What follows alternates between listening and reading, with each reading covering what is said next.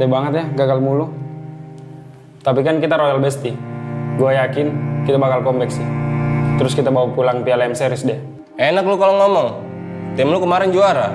Tim gua gagal MSC, MPL runner up 2 kali lagi. Udah, jangan dipikirin lagi. Kita tuh jago kok. Kalau kata pepatah, kita tuh perintis, bukan pewaris. Gak nyambung sih. Tapi gua akui ya, generasi baru sekarang garis ganas. Respect sama veteran dong. Indonesia bakal comeback dan kita kasih paham sih.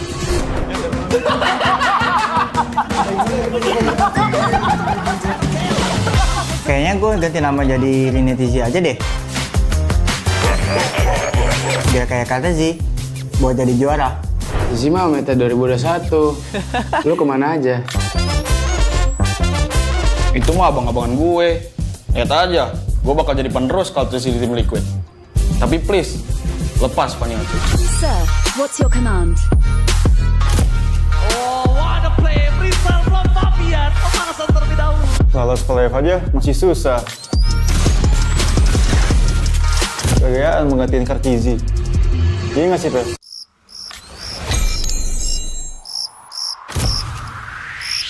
Meskipun gue gak pernah lolos ke playoff, setidaknya gue pernah dipuji juara lah. Berhasil mendorong Vitorino menjadi korban hasil kali ini untuk mendapatkan kesempatan di dasar satu sama sekali dan Pedia. Udah jangan pada ribut-ribut, udah pada pernah punya cincin ini belum?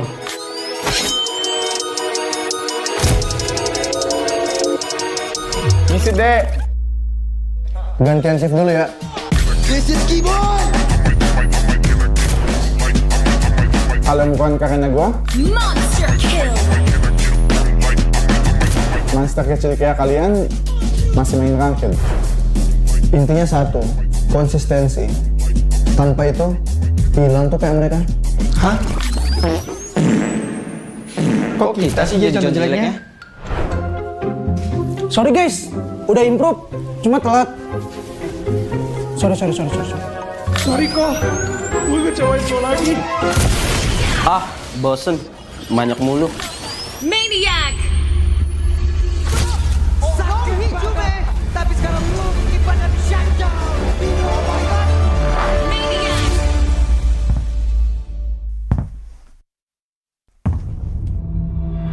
Mau adu maniak season ini? Pada saat daerahnya sendiri adik bisa pisan, tapi masih ada pergerakan di area dan gimana diri yang dikeroyok. Namun itu sekarang satu buah Zigduan. You miss me? Zigduan from Skala. Kita kasih paham bahwa era kita masih ada.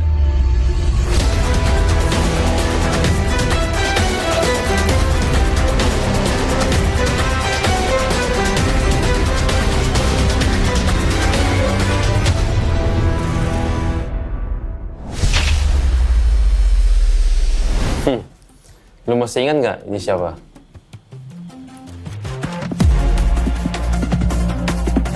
Boleh juga. Tapi lu tahu nggak di atas lu ada siapa?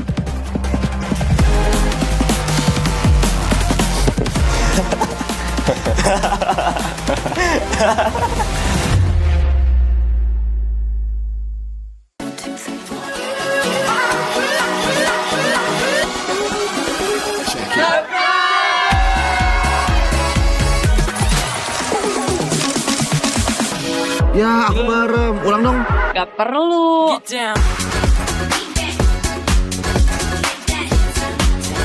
Guys, review.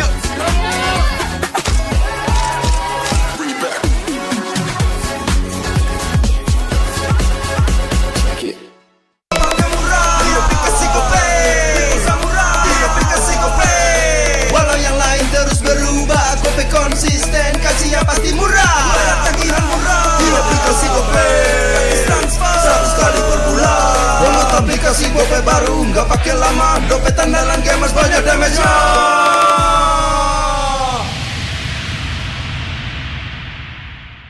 Level up bareng Special Edition Good Day dan MPL. Temukan kode unik, lalu scan QR-nya. Buat kumpulin Diamond Mobile Legends yang banyak dan menangin juga skin kerennya.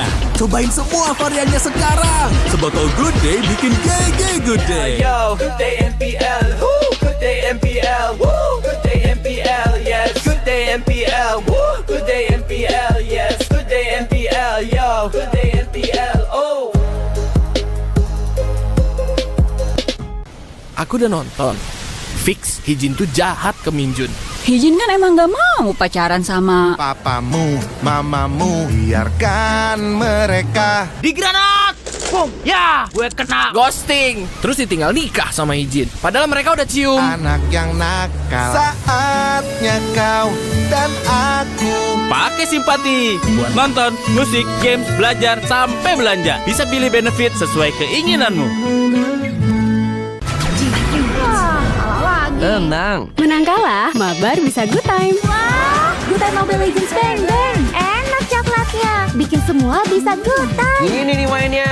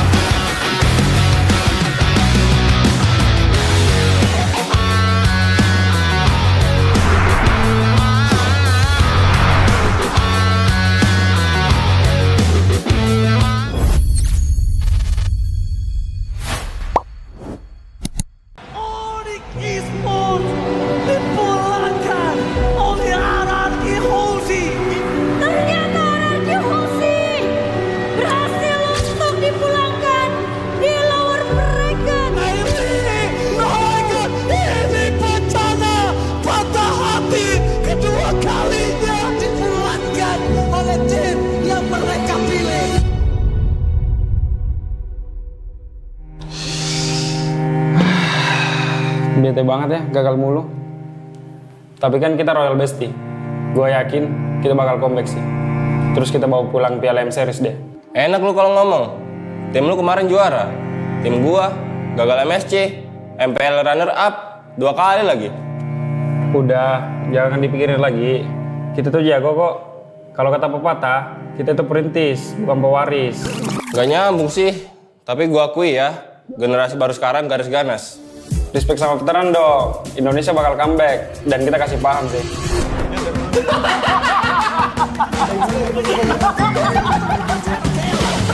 Kayaknya gue ganti nama jadi Rinetizi aja deh. Biar kayak kata sih, buat jadi juara. Zizi mah meta 2021. Lu kemana aja?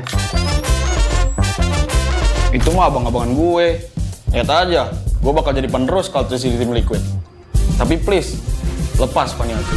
Sir, what's your command? Oh, what a play. Rizal from Fabian. Pemanasan terlebih dahulu. Lolos playoff aja masih susah. Kegayaan menggantiin Kartizi.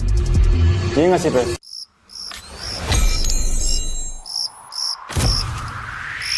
Meskipun gue gak pernah lolos ke playoff, setidaknya gue pernah dipuji KRL lah. Berhasil mendorong Vitorino yang menjadi korban hasil kali ini untuk mendapatkan yang kembali di dasar sama sekali dan Bedian. Udah jangan pada ribut-ribut. Udah pada pernah punya cincin ini belum?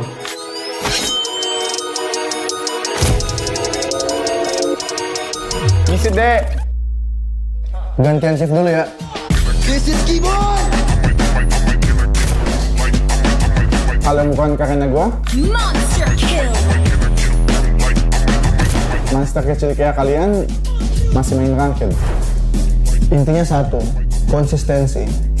Tanpa itu, hilang tuh kayak mereka. Hah? Kok kita sih jadi contoh jeleknya? Sorry guys, udah improve, cuma telat. Sorry. Sorry kok, gue ngecewain lo lagi.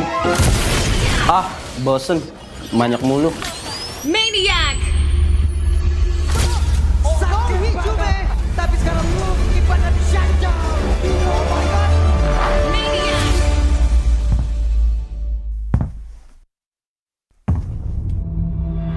Mau adu maniak season ini?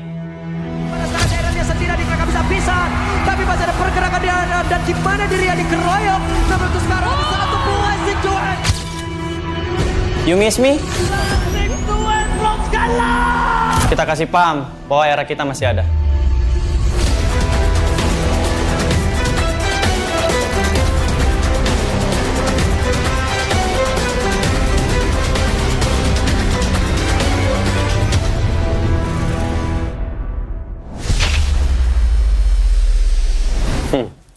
Lu masih ingat nggak ini siapa?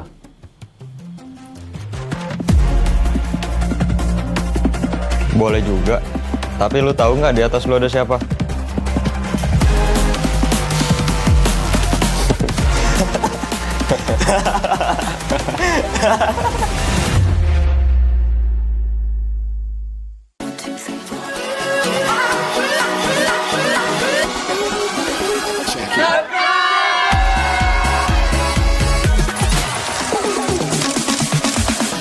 Ya, aku bareng. Ulang dong.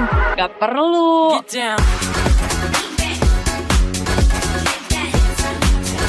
Guys, review.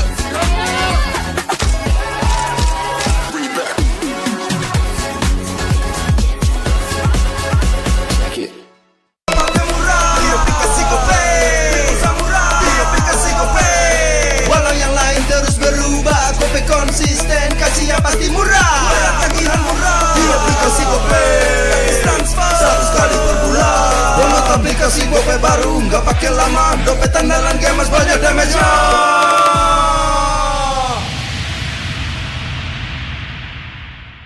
Level up bareng Special Edition Good Day dan MPL. Temukan kode unik, lalu scan QR-nya. Buat kumpulin Diamond Mobile Legends yang banyak dan menangin juga skin kerennya.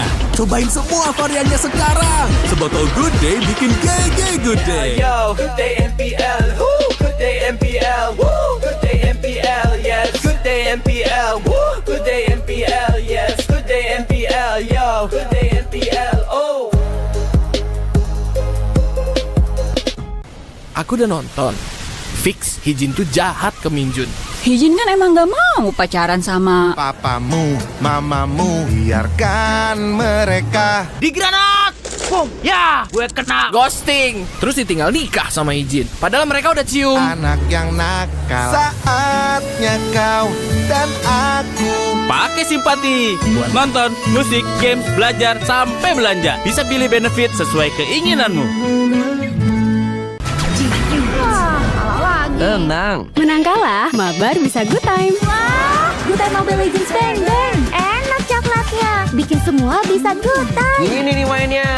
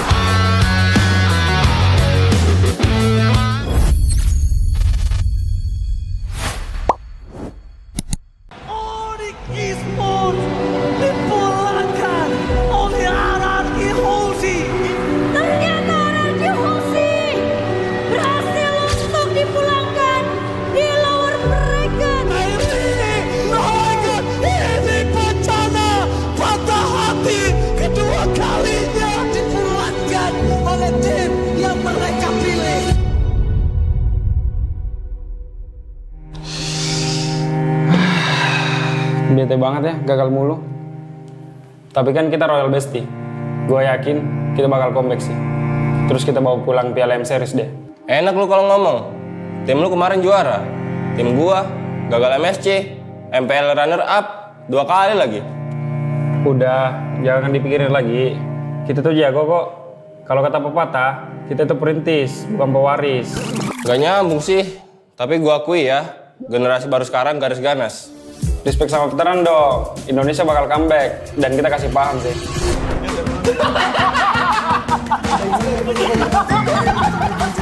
Kayaknya gue ganti nama jadi Rinetizi aja deh. Biar kayak kata Zi, buat jadi juara. Zi mah meta 2021. Lu kemana aja? Itu mah abang-abangan gue. Lihat aja, gue bakal jadi penerus kalau terus di tim Liquid. Tapi please, lepas paniati. Sir, what's your command?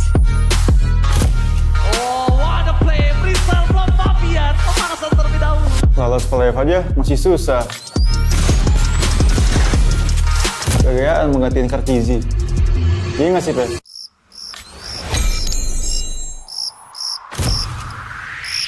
Meskipun gue gak pernah lolos ke playoff,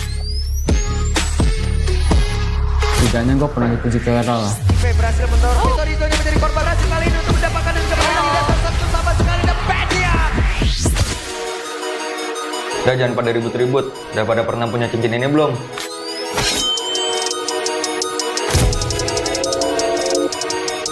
Ngisi deh. Gantian shift dulu ya.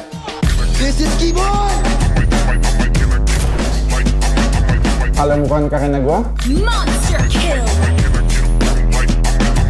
monster kecil kayak kalian masih main ranked.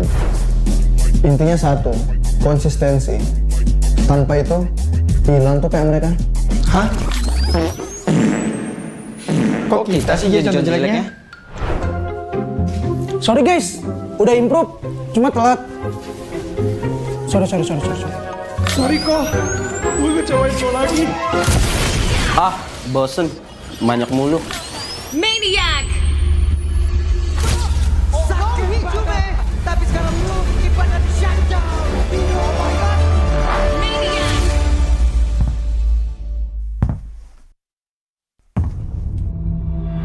Mau adu maniak season ini? Pada saat daerahnya sendiri dikagak bisa pisan, tapi masih ada pergerakan di area dan di mana dirinya dikeroyok. Namun untuk sekarang bisa satu blessing duet. You miss me? Kita kasih paham bahwa era kita masih ada.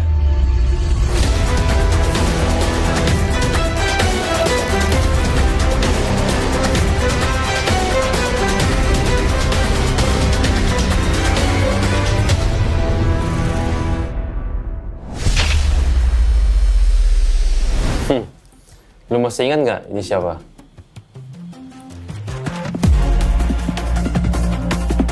Boleh juga. Tapi lu tahu nggak di atas lu ada siapa?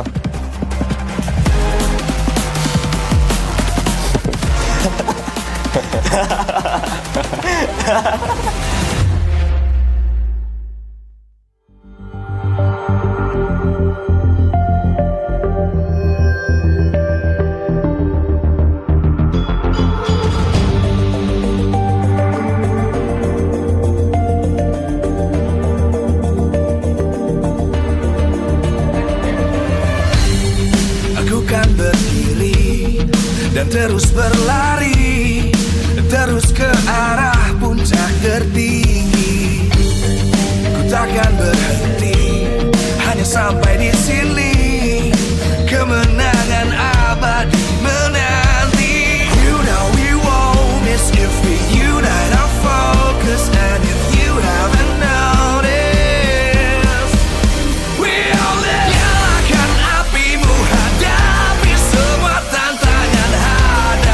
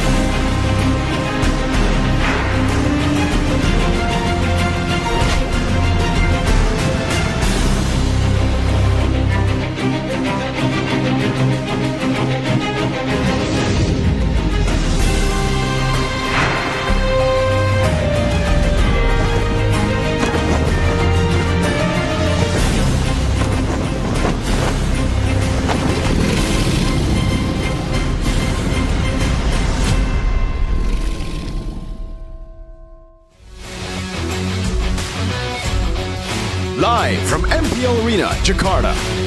MPL Indonesia Season 16 is powered by Moontalk. Supported by Esports Federation of Indonesia. Presented by official tournament smartphone, Samsung Galaxy. Official e-wallet, GoPay. Official coffee, Good Day. We own this.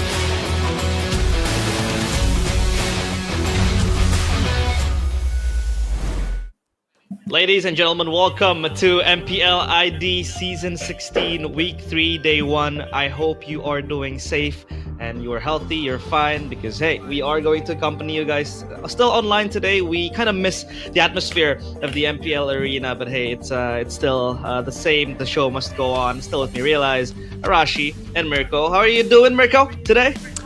Hey man, I'm doing great here at home, chilling with my suit and completely dressed all the way to the bottom with my leather shoes too. It's not just the top part, right? We good. What about you, Rash? I mean, dude, I got the dress shoes on, man. You gotta dress to impress. Even when you're at home, there's definitely nothing casual from the waist down.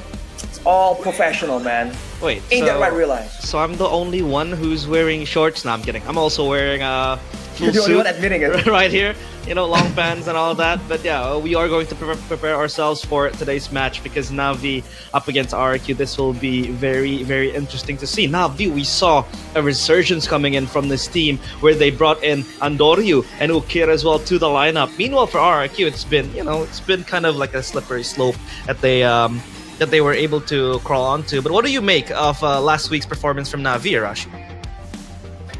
I mean, I think it's really impressive. We already mentioned that there are some things that already seem impressive before, the new additions. Now, I think even more so. So I think a lot of people are losing that confidence when they know exactly what's going to happen. So hey, I think the more exciting the thing goes, the better it is for us in the audience. It is indeed. But of course, MPL ID Season 16 will not be here without our sponsors because MPL ID Season 16 is powered by Moonton, supported by PBSC, presented by the official tournament smartphone Samsung Galaxy, our official e-wallet GoPay, our official coffee, Good Day, by the way, right here, ready, primed up and ready. Partner in esports, we have Sympathy, Dunia Games, GamesMax, and Good Time. And our advertiser, we have Kacang, Sucro, and Yoritos. And of course, our suppliers right here, Head and Shoulders, UBS Gold, Royal Guard, and Imbanjinari. Man, I miss saying the sponsor spiels because now it's all on Bude, but hey, we can't really see Bude right here because we're not in the MPL arena, but yeah, the show still must go on. Now then, to you, Mirko, what did you make of Navi last week? Hey man, I think it's as expected. This was the lineup we expected very early on as well. I think week 1 with Andoryu and Ukir being announced before week 1, we expected them to play, make their debut, and even after week 1, we were like, all right, week 1 might not be the Andoryu Ukir lineup, but for sure, week 2, day 1, it'll be Andoryu Ukir. But even then, it was still Worshipful and X-Magic, so kind of created a big question mark around everyone's minds, including me, as to like, is Andoryu Ukir just not doing good in scrims? Do they still have communication issues? Turns out, I don't know, and I don't think even Navi knew why they were playing, because they played so well in their second match. In the second match of week 2 when they debuted, because dude, it was just clean. Up against Alter Ego's rookie lineup, sure, you can still like say that they must be tested first. They have to go up against tougher opponents, and I think that's what we're gonna get here, right? They're up against RQ, the second place team from last season. They have a few changes of their own as well, but still, it's kind of like the same foundation up against the new 2.0 refined version of what I think is gonna be the winning lineup for Navi against RQ. I'm very happy to see that Navi are able to pick up wins after wins because they try to beat their own record of going winless for quite some time. Especially they were able to get that monumental win up against Alter Ego. But I want to circle back to Andor. You guys had this conversation last week. Goni said that he was very, very selfish, but you said that selfishness sometimes restricts him from utilizing, his utility type of, play style. He doesn't really support his team that much, so I think that might be a line where we want to highlight. But hey, this is the super fans pick leaderboard. where Onyx and RRQ are on 25% and 23%. Hey, Arashi, your team's up there, man. I mean, they're always up there, dude. Let's be real here. But Na'Vi right below, though, I think that's a bit of a surprise here, man. To be fair, they are playing, right? And this is, this is taken from the live chat, if I understand it correctly. So I think it's great that, the Na'Vi Nation is going strong. They've persevered for so long. And if they find success this season, bro, I mean, kudos to them, right? Who else deserves, like, the long-term investment? I mean, the faithful shall be rewarded. So yeah, Na'Vi 13.85%. Beating EVOS as well, because EVOS are known for having hardline fans, Mirko. Well, I mean, I don't know, right? Maybe in the past, but now the hardline fans even are kind of... They have taken a normal route to actually supporting their team. They're not delusional, unlike some Arsenal fans out there. So they know when their teams aren't really doing too well. They're like, all right, you know what? Let me hold back a bit. But it does seem like here, we have the updated Super Fans pick, and it actually looks kind of different. Yo, RQ being number 1, I understand that, the Kingdom are crazy, but Na'Vi beating Onyx to number 2 is wild. And hey, I don't know, maybe Andorio and Ukir are just that good. Maybe they have already changed everything according to you. The faithful must be rewarded. I think it's true. I think they brought a crazy level to MLBB into Na'Vi. Hey, imagine if the M7 tickets are determined by the Superfans pick. Na'Vi would be there right away. But hey, today's schedule, they gotta fight their way onto M7 if they want to dream of having that stage in their hands. Na'Vi up against RRQ in the opening match of today, Friday, September 5, 2025. As long as EVOS, as well as EVOS going with TLID as well. We'll have to take a look at that second match later on because EVOS and TLID themselves are very shaky. EVOS kind of choked that lead against Bigatron in the last match of last week, and for TLID, they haven't been able to pick up a single win, Arashi. What is happening with the Cavalry? They sure seem to be shaken up here lineup-wise. I mean, even strategy-wise, right? You're seeing them try some stuff, which is always impressive, but sometimes you really lose sight of like what exactly they're trying to do. They're on the bottom right now, just second behind EVOS all the way down there. So today, I mean, we're gonna find out who can escape from the red zone, I think, because I believe there's 3 teams there in the danger zone. If they win today, it's gonna move up. I kind of want to give TLID, by the way, going out of topic for a little while, I want to give TLID the benefit of the doubt because they have been competing in the ISF. It's kind of hard to juggle between, 2 competitions at the same time, but still, it's the same roster. So what do you think is the problem for TLID, Mirko? I don't know. Yeah, a lot of teams have said burnout. I believe is just them losing their core members from last season. Again, they were so good with Aaron and Fabian, not just with Witty, Aran, and Yehezkiel. So with both those two being kind of like the strong points of the team when they were succeeding, gone, it's tough. Replacing them with Joe, a rookie, can be good, needs a little bit more time. Kabuki, someone that was, well, for me, already kind of proven that, yes, he might be MPL level, but he's kind of just like mid as a gold laner. I feel like for Aaron Shiki, he has those high highs, he has the super low lows too, and sometimes you kind of need that kind of player. So when he steps up, he carries you. But for Kabuki, he's kind of just there, he's present. He's the participation trophy kind of deal, And PC, I would say, but yeah, we do hope that Kabuki can bounce back alongside Hopefully. TLID. But yeah, we will circle back to Na'Vi and RRQ as we take a look at this poster right here. A very beautiful one at that. Sweet beginning of Na'Vi. Can they dethrone RRQ? Arashi, do you think, is this too early? Should Na'Vi be able to prove us with more wins in the bag? I mean, you can call it bias, but I feel like RRQ is a, true tested team. And technically, I feel like the changes to RRQ, it's going to be difficult, but I think it's something that they can actually adapt to quite fast too, right? I don't think it's going to take them like a whole half season to really find their groove with the new additions. And we've seen great things already. So small mistakes need to be ironed out for sure. But I think that Na'Vi, they're going to put up a great fight, but in the end, I think RRQ still got it, man.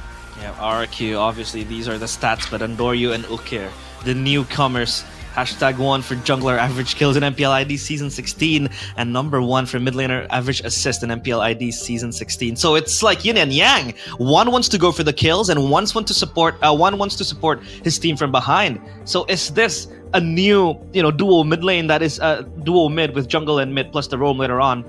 Should this duo be feared in MPL ID, Mirko? Yes, for sure. Okir and Doryu, even when they were part of Smart Omega, who didn't make it to the playoffs, unfortunately, and sometimes actually did make it to the playoffs, but got knocked out on day one, they were still leading the charge when it comes to the stats of most kills in MPL Philippines. Again, that region is kind of notorious for not having a lot of kills. So the fact that they are able to be that aggressive in MPL Philippines, still finding the success in MPL Philippines, a much more competitive league than our own as of yet, it just goes to show you that level of understanding what you need to do in any situation. And I think that's also something that RRQ do really well. That's why this matchup is going to be top-notch. Who will be better? The big question will be, for me, Andoryu versus Zunesh, Edok versus Apro, because it's a veteran, it's a young blood versus a rookie. Yeah, that's going to be very interesting. But for RRQ, Zunesh, Rins, and Edok, the trio mid we've been talking about too. Zunesh, what do you make of this new jungler for RRQ, Arashi? Have you been able to spot out his strengths, his weaknesses maybe? He seems to have a bit more inclination for the aggression, which is always good, right? That's a bit of criticism that a lot of people have had for RRQ. Hey, the jungler, it's great, it's good, but he can't really be aggressive. He can't really be like the main carry. I think Zunesh shows a bit more of that possibility, but again, due to the small sample size, and of course it's very early on in the season, I think we haven't really seen him fully proven yet. I don't think we can really confidently say that he is better or even gonna be anywhere near the best. But again, the signs are there, the building blocks are there, and if you want to trust in Kescute, as RRQ's fans always do, I feel like there's potential there to be built up upon. And I think for now in week 3, that's enough for us to have good expectations at least. Trust in Kescute. There's one team that didn't trust Kescute. You tell me who it is, but yeah, we'll just have to see and wait. Will Zunesh be able to fare up against Andoryu? Because it seems like RRQ are still sticking to their core, still sticking to having a full Indonesian lineup, wherein a few other teams like Na'Vi, for example, brings in Andoryu and Ukir.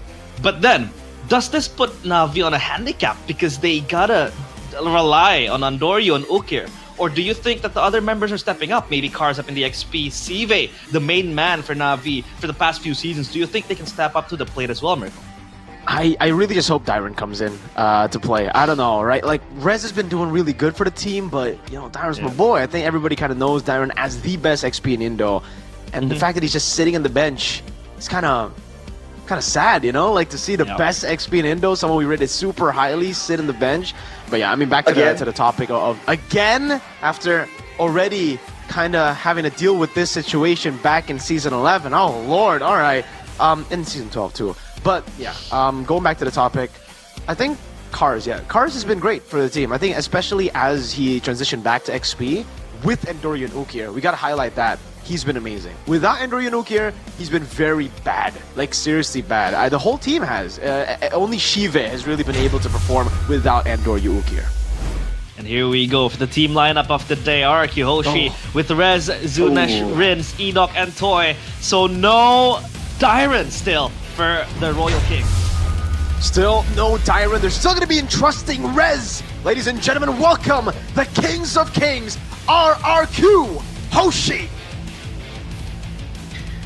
Man, RRQ, let's see how this plays out, man. They're sticking with the res, so not only as aggressive, as playmake heavy, but maybe the stability is what they require against this version of Na'Vi. Yeah, the stability is what they're looking for because they want to ensure that they can get that, footing in the game. But if you take a look at the gaming house from RRQ, Edok is warm behind that blanket, but it won't be warm up against Juve in the lane, it seems like, because Na'Vi, they will enter the stage with Cars, Andoryu, Ukir, Afro, and Sive. Can they continue the win streak with Andoryu and Ukir? Na'Vi Nation, will your trust be rewarded? Welcome to the stage, Na'Vi! Will the improvements they've had be enough to really dethrone the Kings here? Do they have what it takes? Aggression-wise, strategy-wise. We're gonna really see here what's the approach they're gonna use to really get the better of RRQ. All smiles in the Na'Vi base camp right there, with Coach Do as well behind to help them around. So we'll have to see if they can maintain this atmosphere, this environment that they're able to harness and finally create happy moments for them, because it has to be tough losing time and time again. As we take a look at the audience topic voting now, with this lineup, can Na'Vi secure a victory over RRQ? Yes! Na'Vi will take the win. What do you think of this, Arashi, up against your own team? Dude, that's presumptuous. I mean, I see why people would feel that way. I see, the logic behind it. But dude, this is RRQ we're talking about. I feel like it's really early to get a 64% vote. I thought it was going to be a somewhat more even. That's certainly surprising for me. Mirko, any thoughts on that? Surprising for me too, man. But we are on the English stream, so technically we do have more Na'Vi fans maybe than RRQ fans, maybe more haters as well of RRQ, right? With such a massive fan base that RRQ has, you bet you're gonna have to deal with a lot more haters than any other team. So first pick selection 2 for Na'Vi. This is interesting for Na'Vi because unlike most of the teams in MPL ID, they've actually gotten more wins on blue. Again, let's see, for RRQ, their win rate is actually red. There you go. So blue side, I think Na'Vi is one of the only teams who have a positive blue side win rate. Kind of seems like they are able to dictate the draft starting from the first minutes of the drafting phase. But what do you make of that? Is it going to be them again dictating the draft, Arashi? What do they have in their draft that makes them so special?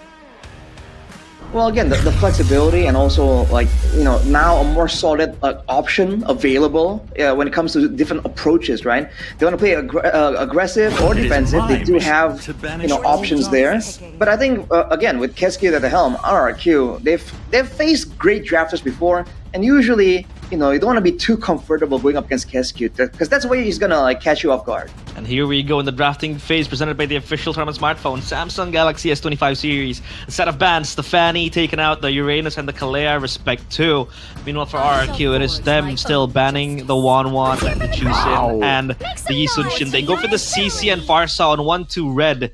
This is a very strong combo coming in from RRQ. Any thoughts though, Mirko? Strong, but honestly, very risky to pick against a Lancelot. Going for the Farsa up against a very highly mechanical player in Endoryu. They actually have witnessed this in real life, right? And the fact that they didn't go for the Phoveus is quite wild in my opinion. Again, the Herod comes in with the Lancelot. That's a double dash for Na'Vi to really start to dive on Farsa and CC a lot of times. And Na'Vi can still also look for just CC, something that has been a common occurrence here in MPL ID ever since week number 2. When you see CC, you just build a composition with more lockdown to shut them down. Long-awaited this glorious day. Yeah, you just want to fight fire with fire, basically. So crowd control is a solution for CC. Now for Na'Vi, they're going with the the different approach. They just want to have the mobility. They want to have the chase down. Now with the addition of that Lapu Lapu, this Farsa pick is looking more and more vulnerable. So, man, I wonder what's in store for RRQ. What do they want to pick here initially in the final pick of the first phase? The Lapu Lapu pick seems to be very strong. But again, up against the CC, I think CC has been the poster girl of XP lane in MPL ID so far. In MPLs, basically. Definitely. It used to be the Terizla, but now it's CC. So, hey, there goes the CC, a very strong pick enough for RRQ. They want to go for the Kacha. What for though, Mirko?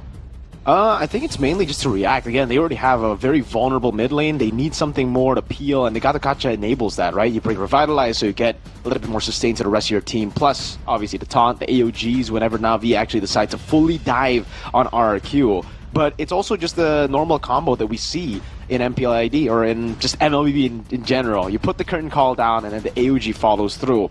Now the big question for me is, why haven't they picked up a jungler? Because I think the jungler is definitely going to get limited even more. Usually you see the Lancelot Yisunshin as, the trade. The Yisunshin was banned by RRQ, so you would think maybe the Joy could come in. But Na'Vi have already stopped that from happening just with the Harith pick.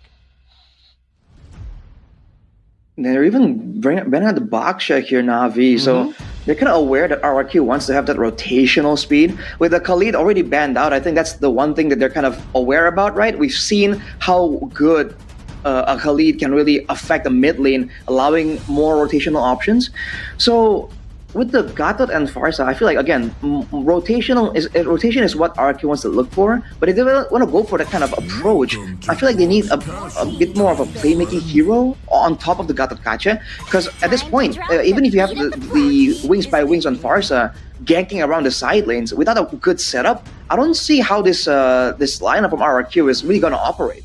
I'd argue that the Gatot Kache was picked up to kind of peel for RRQ, but they go for the Joy Ban. So now, limited picks for the Assassins or for the junglers. It's not going to be the Moskov being picked up.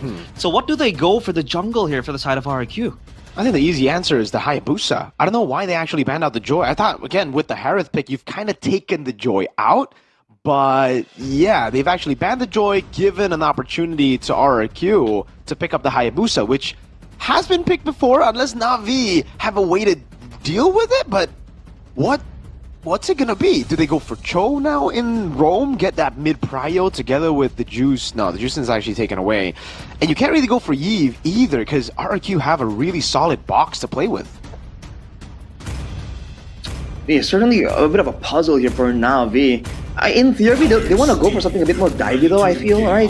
If they go for something like a backline, it's going to leave them vulnerable. So actually, a bit of both technically. A Kimi, good clear, good early game power as well if they want to brawl out the level 1, level 2 situation. And they can kind of bait out engages with the Traction Pulse. Not a bad idea, but I feel like it's going to be tough for them to catch RRQ if they're only relying on the Traction Pulse and the Glorious Pathway. And as you predicted, Mirko, the Hayabusa comes through. Yeah. I don't know about the Hayabusa pick being left open like that. I think RRQ Hoshi got more of the advantage here in the game, just through the snowball though. Big contention point will be on Turtle 1.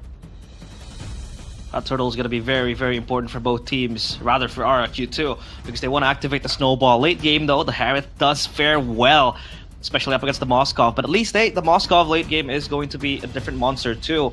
So take a look at the draft here, the counter indexed for both teams, favoring more towards Na'Vi, Arashi. A counter index wise and lineup rating wise, more so on Na'Vi, but hey, you have no idea how this early game is going to play out. I think KSQ definitely have a plan here. Will RRQ cook, or will Na'Vi be able to entrust even more faith in the Na'Vi nation? Welcome to MPL ID today. Land of Dawn we go. First match of day 1. It is Na'Vi up against RRQ Hoshi. Let's see it. Will RRQ be able to derail the hype train of Endoryu and Ukir? Or will it be the Kings forced to bow down to the new kids on the block? Looking at the clash of the young bloods right here, Ukir against Rins. See, again, the aggressive nature from both laners can be understated, but already you can see Rins getting bullied out. Either wasn't there to really contest the early levels. That's a lot of damage though on Ukir. Uh-oh, Kwanchara coming down too. Apro still able to save the Revitalize. Actually not going to be used at all. And Doryu going to be chunked by Rins here. Stunned out the Revitalize finally coming down, and Zunesh will pick it up with the Retribution, and Doryu forced back into his own jungle. Is that a winning trade for RRQ, Arashi? I think it is, man. They did a great job there, stuttering their engage. They didn't really go all in, knowing that Ukir wants that to happen, right? He wants to spray everyone down, do tons of damage. They actually waited and then went for short bursts of damage that kind of suits their composition. Looking at the emblems by GameSmax, though, you see the tenacity built by Rins. He understands that there's a target on his back. Whereas for Na'Vi, again, you're seeing the bargain hunter on both the mid and gold laner, so they aren't really concerned about the aggression of RRQ, and that might come back to haunt them later on.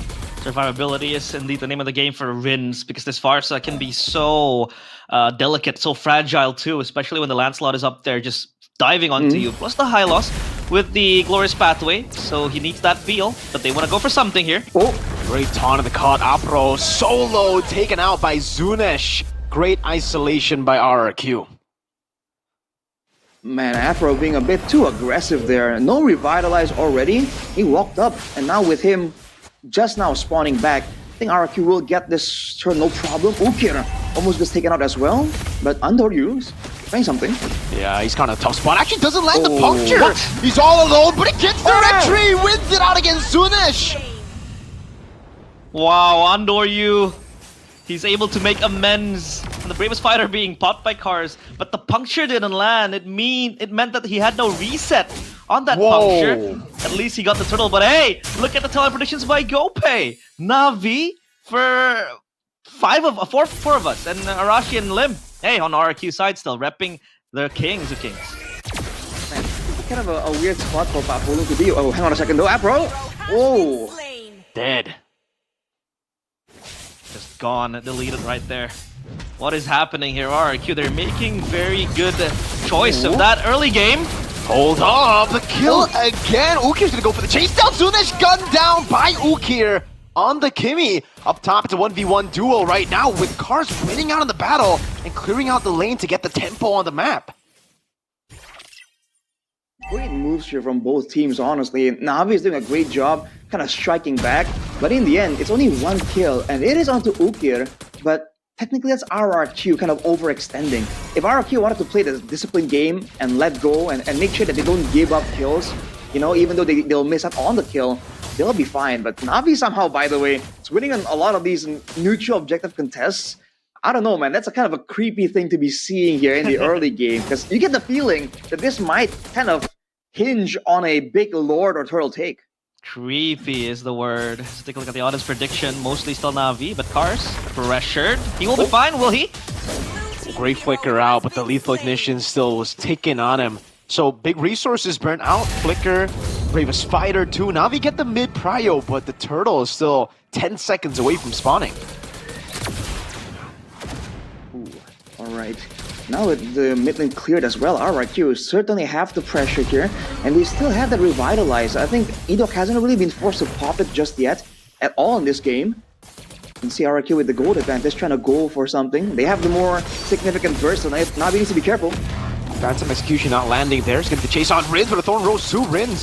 Still able to get away with the wings by wings, and the curtain call locks him down. That's an SOD landing as well as Edok gets caught in. Some on-force coming down with Chive, doing a whole lot of damage with the chrono dashes, and gets one. Cars with the bravest fighter gets a stun over to Toy, who has Flicker. That's a good immobilization, but there's no capitalization just yet. Chive waiting for the cooldown to be back up as Zunesh walks in with a Shadow Kill and Retribution. Used up Chive, able to survive now, and that's no retry on RRQ, which means Navi should get this for free. Rin still flying by, and it is Andoryu without a retreat picking it up. Wow, our RRQ looked lost in that team fight. What happened right there, Arashi?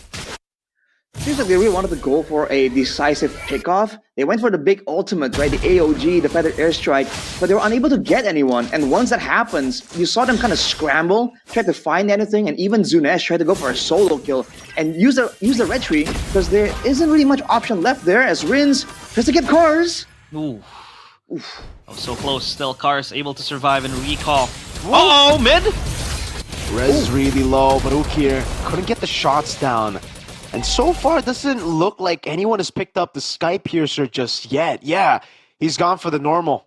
Blue team turret has been destroyed. Right. No real Sky Piercer rushed out just yet. But now that Rez has had the War Axe, I think he's going to have a bit more presence in these team fights, right? More sustain, more damage, more kill threat as well. The thing with Navi's composition is that everyone is so far up in the front, but they can't really force a proper fight. So if they play counter engage, they might just win it out. No AOG for Edok. 2 magic damage dealers doing a lot, but Toy got a great Spear of Misery to stop that from happening. That's a beautiful pin down right there. Just trying to delay the advances of Navi. But yeah, 2 glowing wands purchased by both mid laners means that the roamers don't really need to rush that dominance ice to go for the anti-heal. Edok! Ooh. Great pick. Wow, with the traction pulse, the cancels on the AOG. That's a quad shadow not landing. And RQ, again, are forced back. Their frontliner is down. Again, Edok, no revitalize and on low HP, just walks into the mid lane like that. And it doesn't seem like the team was ready to back him up, worst case scenario. So it seems like when things go their way, they do have that foresight. But when things don't, right, when the plans go south, they seem a bit more lost compared to how they usually are. It's a bit of a skirmish here though. Great Phantom execution there to escape. Toy still gonna hold his ground. Cars walks with the bravest fighter, goes for the stun on Rez. Immobilization, Rez caught under the turret, Feathered Airstrike doing a whole lot over to Cars. The Traction Pulse and a Flicker route from Cars here. And Doryu sent up top. That's into the Quad Shadow landing. Zunesh looking for the kill. But it's a good move by Andoryu with the puncture to escape. And they can't even get the turtle. But it feels like the Lancelot isn't given time and space to play this game, Arashi. What do you think? It's just the rotational speed, right? Again and again, whenever Andoryu is trying to disengage, can't really get anything. Oh, SOD! Kind of grazes by there. Finally, now RRQ goes for the turtle. And Andoryu is nowhere to be seen. Better airstrike. Great AOG with the curtain call, locking him down as Afro pops in the revitalized Edok all alone. Zunesh able to get the retribution down as Cars will fall to Zunesh. Still Edok by a whole lot of time. That's a double kill, but a Thorn Rose finally gets Andoryu on the board. It's still a win, or is it? Wow. It's definitely a win for RRQ there, man. Getting the neutral objective, getting 2 kills as well. That's some value plays there. There was a clear, sustained difference from the main front line there. And I think it's because Edok, if I recall correctly, got the radiant armor. Oh no. But oh, that's a steal. Oh no. This is going to be harder for Andoryu. But hey, at least Lancelot is able to farm and gets the Phantom Execution to secure that jungle camp. However, though, Rins, again with the Feather Airstrike, has been very problematic for Na'Vi to deal with. And you talked about it, Arashi. Sustainability is the name of the game for RRQ. If they can survive and just hold on as long as they could, the carries just go online, and Edok was able to soak up the pressure. 4 players to him. The taunt connects to Andoryu.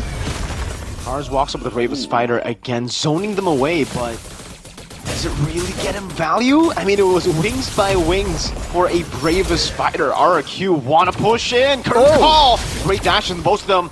SOD landing on Apro, and now Zunesh finding the Quad Shadow, but unable to pop in the Shadow kill. Knows Andoryu can cancel it out with the Thorn Rose, and it's back to playing the wave. Zunesh walking in, goes for the Quad Shadow again, lands on Andoryu, can go for it, he gets it before the Phantom Execution gets used up. A good Shadow kill over to Ukir, and now even in the mid lane, hold up Shive, pops on his Zaman, force res able to stop them from chasing Edok, and RQ just get it with the win. With the high kill pressure here, they're having a great time zoning out, shutting down Andoryu, because again, Ukir and Shibe are gonna require a bit more time before they can actually be like the main threats from Na'Vi. And the fact that Edok has already gotten the Radiant Armor, Rins, It's caught, Bravest Fighter, Rins! Fall in here, Rez with the Vengeance. He's gonna be locked down quite a bit. Cars able to get it, but the AOG only lands onto the high-lows. Shibe with a Synchro Vision coming out. Toy! Doing a whole lot of damage, and Zunesh dismantling the back line of Na'Vi. RRQ shutting down Na'Vi. And Na'Vi now no chance to really contest this, Lord. At least Andoryu. Great Spear of Misery! The angled shot by Toy as he uses skill 1 to reposition. An all-out win for RRQ, and you can see the objective conversion. Oh boy, dude, now you can see the snowball really start for RRQ. We talked about the aggression, and Na'Vi were able to withstand for a long time, but I feel like they miscalculated the mid-game there. I think Edok, again, even though he wasn't catching anyone, he wasn't really making big plays, the fact that he was able to zone so effectively gave RRQ so much more space, so many more ways to dive into the backline, and despite the fact that we were highlighting how vulnerable Rins is going to be on the Pharsa, you're seeing the exact opposite. There is no threat available from Na'Vi because they got screened so early on, and now Rins, with the range advantage, finds a free window of opportunity to just keep using the Feathered Airstrike and do a ton of damage, and Na'Vi can't really do anything about it. Yeah, the Lord marching into the base. This might be the siege where RRQ really wants to topple down the base. At least the outer turrets are going to be the main contention. The Lord charges in. They can clear this out. So for now, Na'Vi take a breather. But you are right. The Lancelot is basically non-existent in the team fights. He can't really dive to the back because Edok dropping yet another masterclass. Zunesh. The Shadow kill with the Feathered Airstrike. Rins getting immense value. Traction Pulse locks Toy down, but there's no follow-up there. Cars unable to get the flicker down now as Apro gets melted down by Rez and Toy. Not even the Glorious Pathway can get him out of harm's way. Is this the end angle, though, for Na'Vi? Arashi, can they end here right here for RRQ? If they get one more pickoff, I think it's very, very possible. And it seems like RRQ have the tools available. Rins, look at how he's positioning.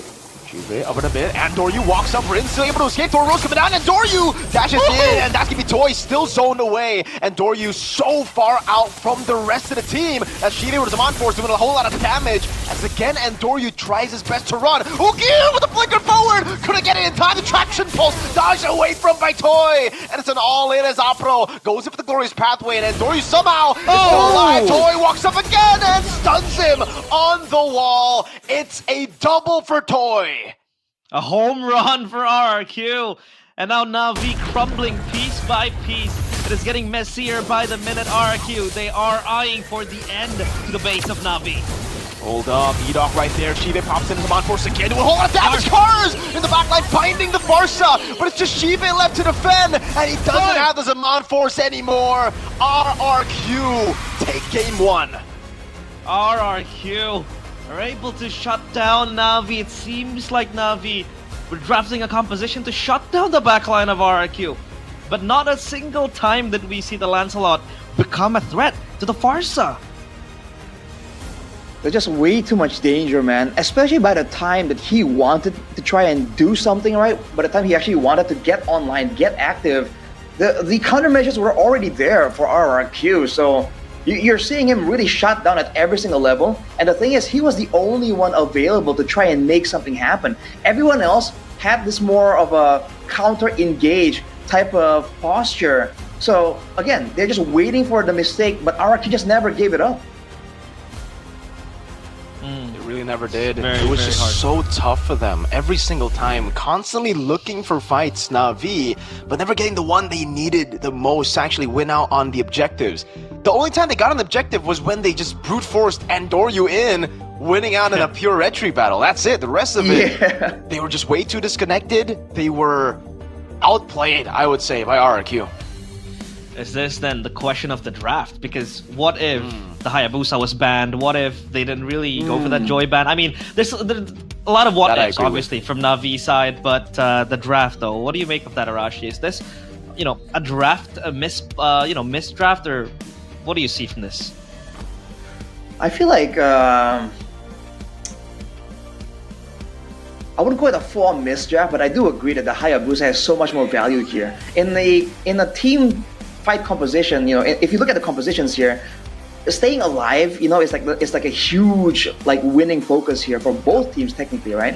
We mentioned how Edok was able to do so by rushing magical resistance, knowing that the physical damage threats on the side of Na'Vi will not be targeting the God of Gacha, right? Most of his damage taken is gonna be coming from the habit from the Kimi, and with that Kimi, the stacks just come through so fast as well. By the way, so that part's really fun. But on the other side, you can see Zunesh gets so much more opportunities because he doesn't have to fear of the punishment of getting caught with a low on order or randomly mobilized, right? Because he has the shadow kill, it kind of allows him to make more risky plays. And just because of that, you're seeing him attempt a lot of crazy deep dives towards the lines of Na'Vi. And for the most part, there wasn't really a good punish. Right? Yeah. I think one way to punish was to use the high loss, to kind of catch him when he's going back to the quad shadow using the Glorious Pathway. But that's where the layers come through for RRQ, man. With the CC in the composition, that kind of negated the high loss presence as well. So not only do they outlast Na'Vi, they also shred down Na'Vi way faster. So in a long team fight, RRQ has an advantage. In a short team fight, technically, more burst damage is available to RRQ as well, until maybe later or much later in the game. So I think it's a great draft from Heskute, more so than a misdraft from Na'Vi. Is what I would, is how I would judge it. Yeah. Agreed. So it's the best of both worlds for RRQ. But what do you think, Mirko? That was RRQ playing I would say a near perfect game for them. Especially they were able to keep the main carries alive. That was Edok, by the way. He constantly landed the AOGs. He was able to screen away the players of Na'Vi. Yeah, I know. I agree with Arashi. I think I said this also right before we saw the lineup rating. The lineup rating actually did favor Na'Vi, but I said, I like RRQ's draft. The way that they can actually set up for everything that they've got in this game just shows you how important Turtle 1 was. And it wasn't really about getting the turtle, more so it was just the setup before that. RRQ got so many wins early before that turtle take, so it ended up being a loss for Na'Vi despite taking the turtle. And yeah, Toy definitely deserves the MVP. A phenomenal performance by him. Yeah, the Moskov I mean, was he- online for him. He landed a lot of SODs, which, by the way, was kind of clutch, Arashi. Oh yeah, man, the accuracy was insane, and the judgment on when to actually follow up and arrive in the fight was really, really good as well. In the late game, that guy definitely is the star of the show. He did a great job negating any kind of counter attack from Navi as well in the early game. And again, when you're up against an assassin, a Moskov is such a valuable tool. And Toy shows again that he knows how to play the heroes well, and also how to really counter. He doesn't only execute his game plan, but he also counters most of the winning conditions for the side of Navi as well. So he's never really trigger happy on those crowd control tools. He just is very patient with it, and he knows that if he doesn't really make a mistake, the rest of the team has what it takes to really go for the the winning setup. Has a better way of winning the front to backs, the burst damage as well. So he didn't have to do anything too crazy, and still he found windows to really impress us. Like there, punishing the mistakes, this SOD backwards to catch Andoryu as well. So these are all plays that did not need to be made by Toy, and they would have still won the game. And the guy still finds ways to impress us, even though technically the game was there, on a silver platter for him to kind of like cruise through. Yeah, he was basically deathless. That was a deathless game from Toy. And I would argue that RRQ's draft, it is a mix of beauty. You have mobility, you have sustain, you have shred from the CC, you have burst from the Farsa. It seems like Navi were left behind their tracks, and RRQ, that was a very, very good good game one. But still, my vote went for Edok. But hey, Toy also showed brilliance with this Moskov. Definitely did. I mean, I also gave my vote to Edok because I feel like the turning point was that fight where he just stood there zoning 3 or 4 members. But again, it depends on how you want to view the game. And honestly, for Navi, I feel like they're going to have a lot more emphasis on crowd control in the next game. With 2 teams with great junglers like this who are willing to take risks, you need ways to deter your opponent. And in this game, it's simply RRQ who has a lot more tools available on multiple people to really zone out and deny Andoryu. So I feel like Navi, they kind of saw the Farsa and they're like, okay, that's the main weapon, right? We find ways to dive towards the Farsa, deny the Farsa, but then afterwards they kind of like fell short on the other threats that RRQ slowly but surely built up upon. So it's all again about maybe not overreacting too far on the first few picks and kind of trying to get a read on the overall game plan that your opposition is trying to get. Yep, this RRQ, obviously, perfect execution, very good draft. But what do you make of Navi? What are your thoughts on Navi in that draft and in the in-game, Mirko? I think it was very, very forced. It was very different to what we saw in their debut, Navi. They were super clean. They knew exactly when to take fights, when to actually stay away from fights and farm up. Maybe it's just because of the nature of the draft being very Turtle One-centric that they kind of forced a lot of these fights. But it was definitely not, that kind of game from Navi. It wasn't the game that we expected, again, with them in their debut, making it really clean. Like, it was just discipline. The whole route, like the whole take for Navi when Andoryu and Ukir joined it was just discipline. That's the one word you can use to describe their performance. Here, it was much more rushed. It was much more aggressive. It's much more Navi. Yeah, I'd argue as well that maybe this is because the fact that they are also facing one of the best teams here in MPL ID, RRQ. Could be. The pressure might be on them as well, but hey, we still have 2 more games to go. They can still reset. A possible Game 3 could be forced by Navi if maybe they go back to their winning ways, if they're able to go back to the drawing board, kind of reinstate of what worked in their debut, especially with Andoryu and Ukir back on the lineup. So yeah, Navi, it's time to fix things and possibly just force RRQ to a Game 3. But do you think this will be a 2-0 rush, or a Game 3 is looming somewhere behind? See, my initial prediction was a full 3-game match, but from the looks of it, it's very possible for RRQ to pull off a 2-0 here. I feel like a big factor we have to talk about as well is Apro's positioning in the early game again. You can say that he's forced to do so as well, but he was walking up into like danger zones, when the team wasn't really ready to do much. And the revitalized difference, you saw that Edok was using it. I saw maybe like 2 or 3 uses from Edok versus like 6 or 8 coming in from Afro. So he was using it almost off cooldown, basically. Yeah. So I feel like if you want to talk about Navi being clean, right? I feel like it needs to start from the roam position as well. He needs to understand, okay, where am I actually gonna full on commit, use the revitalize, sacrifice my life even, and where is it, better to just skirt around the edges, get the info but not really push the advantage too much, especially against a team like this that knows how to punish. Mm-hmm. And yeah, we do hope that Navi are able to, go back to winning ways. But if you want to win, like me in my ranked game, say I go on a win streak, my Moscow is almost like toy. Sounds like because I use the Samsung Galaxy S25 series. Because Samsung Galaxy S25 series is truly my go-to smartphone for gaming. This phone is very powerful because it's equipped with the Snapdragon 8 Elite for Galaxy processor. That's why I'm able to max out my settings. I play on ultra because who the hell plays in low? That's not the way it is in 2025. It has the Snapdragon 8 Elite for it does. To help get that ultra setting as well, and it also has the built-in 3nm architecture, making it the fastest processor in the current Samsung Galaxy lineup. And obviously with these amazing specs, my gaming experience, playing Mobile Legends, playing Magic Chess 2, it's all smooth and lag-free.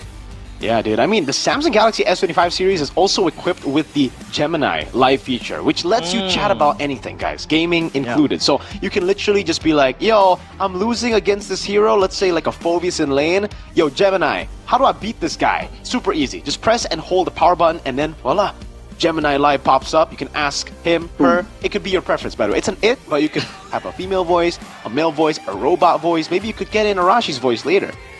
Yeah. Kind of import that voice, Arashi's voice, telling you to maybe build an item that you need, or maybe Arashi's voice telling you to just turn off the game because he thinks you're bad.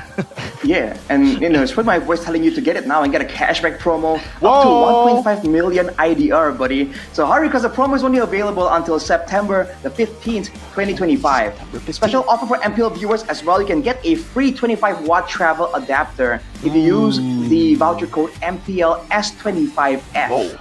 Right? So if you want to try out the features of the Galaxy S25 series, visit and experience it in the near Samsung Experience store, and you can check out that AI, that camera, that battery, that performance. And once you do that, what are you waiting for, man? Buy it now and visit samsung.com/ID, or scan the barcode you saw earlier and click the link in the pinned comment or the YouTube description. Yep, just chill out because AI understands you with the Samsung Galaxy S25 series. Gemini understands me. If I'm very sad, if I'm very, very sad, I'm kind of depressed because I'm on a losing streak. Hey, Gemini becomes my best friend. Talk to her. How can I recover from sadness because of this lose streak? She or he, your preference, helps me a lot.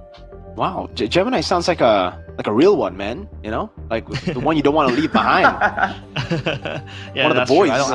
I don't leave my friends behind. You can ask Arashi that. Really? Yeah. Okay, we're united. I thought we were gonna. Never mind. Let's because I was gonna bring up how realized, he goes and does all these fun things and never invites his friends. So I never forget my friends. That's why I always keep my Samsung on my pocket, because I have Gemini everywhere. But hey, it seems like Navi, they need Gemini 2 to ask their winning conditions in game 2. What do you think, Arashi, then, the win con for Navi? Who do they have to play for? Where do they go here? How do they draft for game number 2? I feel like it's not a question of who they should play for, and as much as like deciding exactly who they want to play for. You get what I mean? So it's not like, okay, if Andoryu we play for Andoryu, we win, or we play for Ukir, we win, or we play for Cars, we win. It's more like if we decide to play for one person, we need to make sure that everything is kind of like set up for that guy's success. So if they want to play with Cars as the main carry, I feel like there are ways to make that happen, right? We've seen the EXP lane absolutely pop off in the current meta with all these aggressive picks. But if you want to do so, right, then, you want to add some building blocks on top of that. If you want to have a high damage EXP lane, then maybe you get a roam that can supplement the crowd control and, something like that. So I feel like it's less picking who to carry, more so than like kind of rounding out the composition properly. And again, I think the first step in doing that is from the roam position, because Same thing with like RRQ. This is a team that likes using their roam position so aggressively. And even there, you saw that Ito was playing it very chill, dude. He went for maybe like 1 or 2 like real engages when it comes to like the taunt. The AOG is a different story. It's more of a follow-up, right? Or a peel tool. But he wasn't risking much at all. He knows that there's no real need to do that. And that's how they're able to get that kind of efficiency. They're able to have the Revitalize available in the fights that actually matter. So I feel like there's a bit of a roam gap displayed in game number 1. And that could be from the draft. So we'll see if the drafts can kind of round it out more and allow Afro to actually have a fighting chance here against Ito. Back on the drafting phase, presented by the official tournament smartphone, Samsung Galaxy S25 series. They go for the same bands, Miracle. The YSS also cut off, but they don't want to go for the Lancelot, they go for the CC. Wow, alright. CC first pick here is good because it is rarely a losing lane. But do you really want to give Zunesh a Lancelot here? And I don't know. I don't know. This RQ looks to be, a team that can really punish the CC. We didn't really get to see Na'Vi punish it again. They went Lapu Lapu instead of like a full CC tool. And it's an Arlet that comes through first. They know they don't need to pick up Lancelot just yet. They can go for the Arlet first, wins down in the lane. It's actually a skill matchup, but hey, if you're a good Arlet, you should be able to win out against the CC. The Arlet though, Rashi. Very strong pick, especially for Rez, but they go for the Gatot Kacha to help zone out and have that defensive option. Counter initiation tool for Na'Vi too.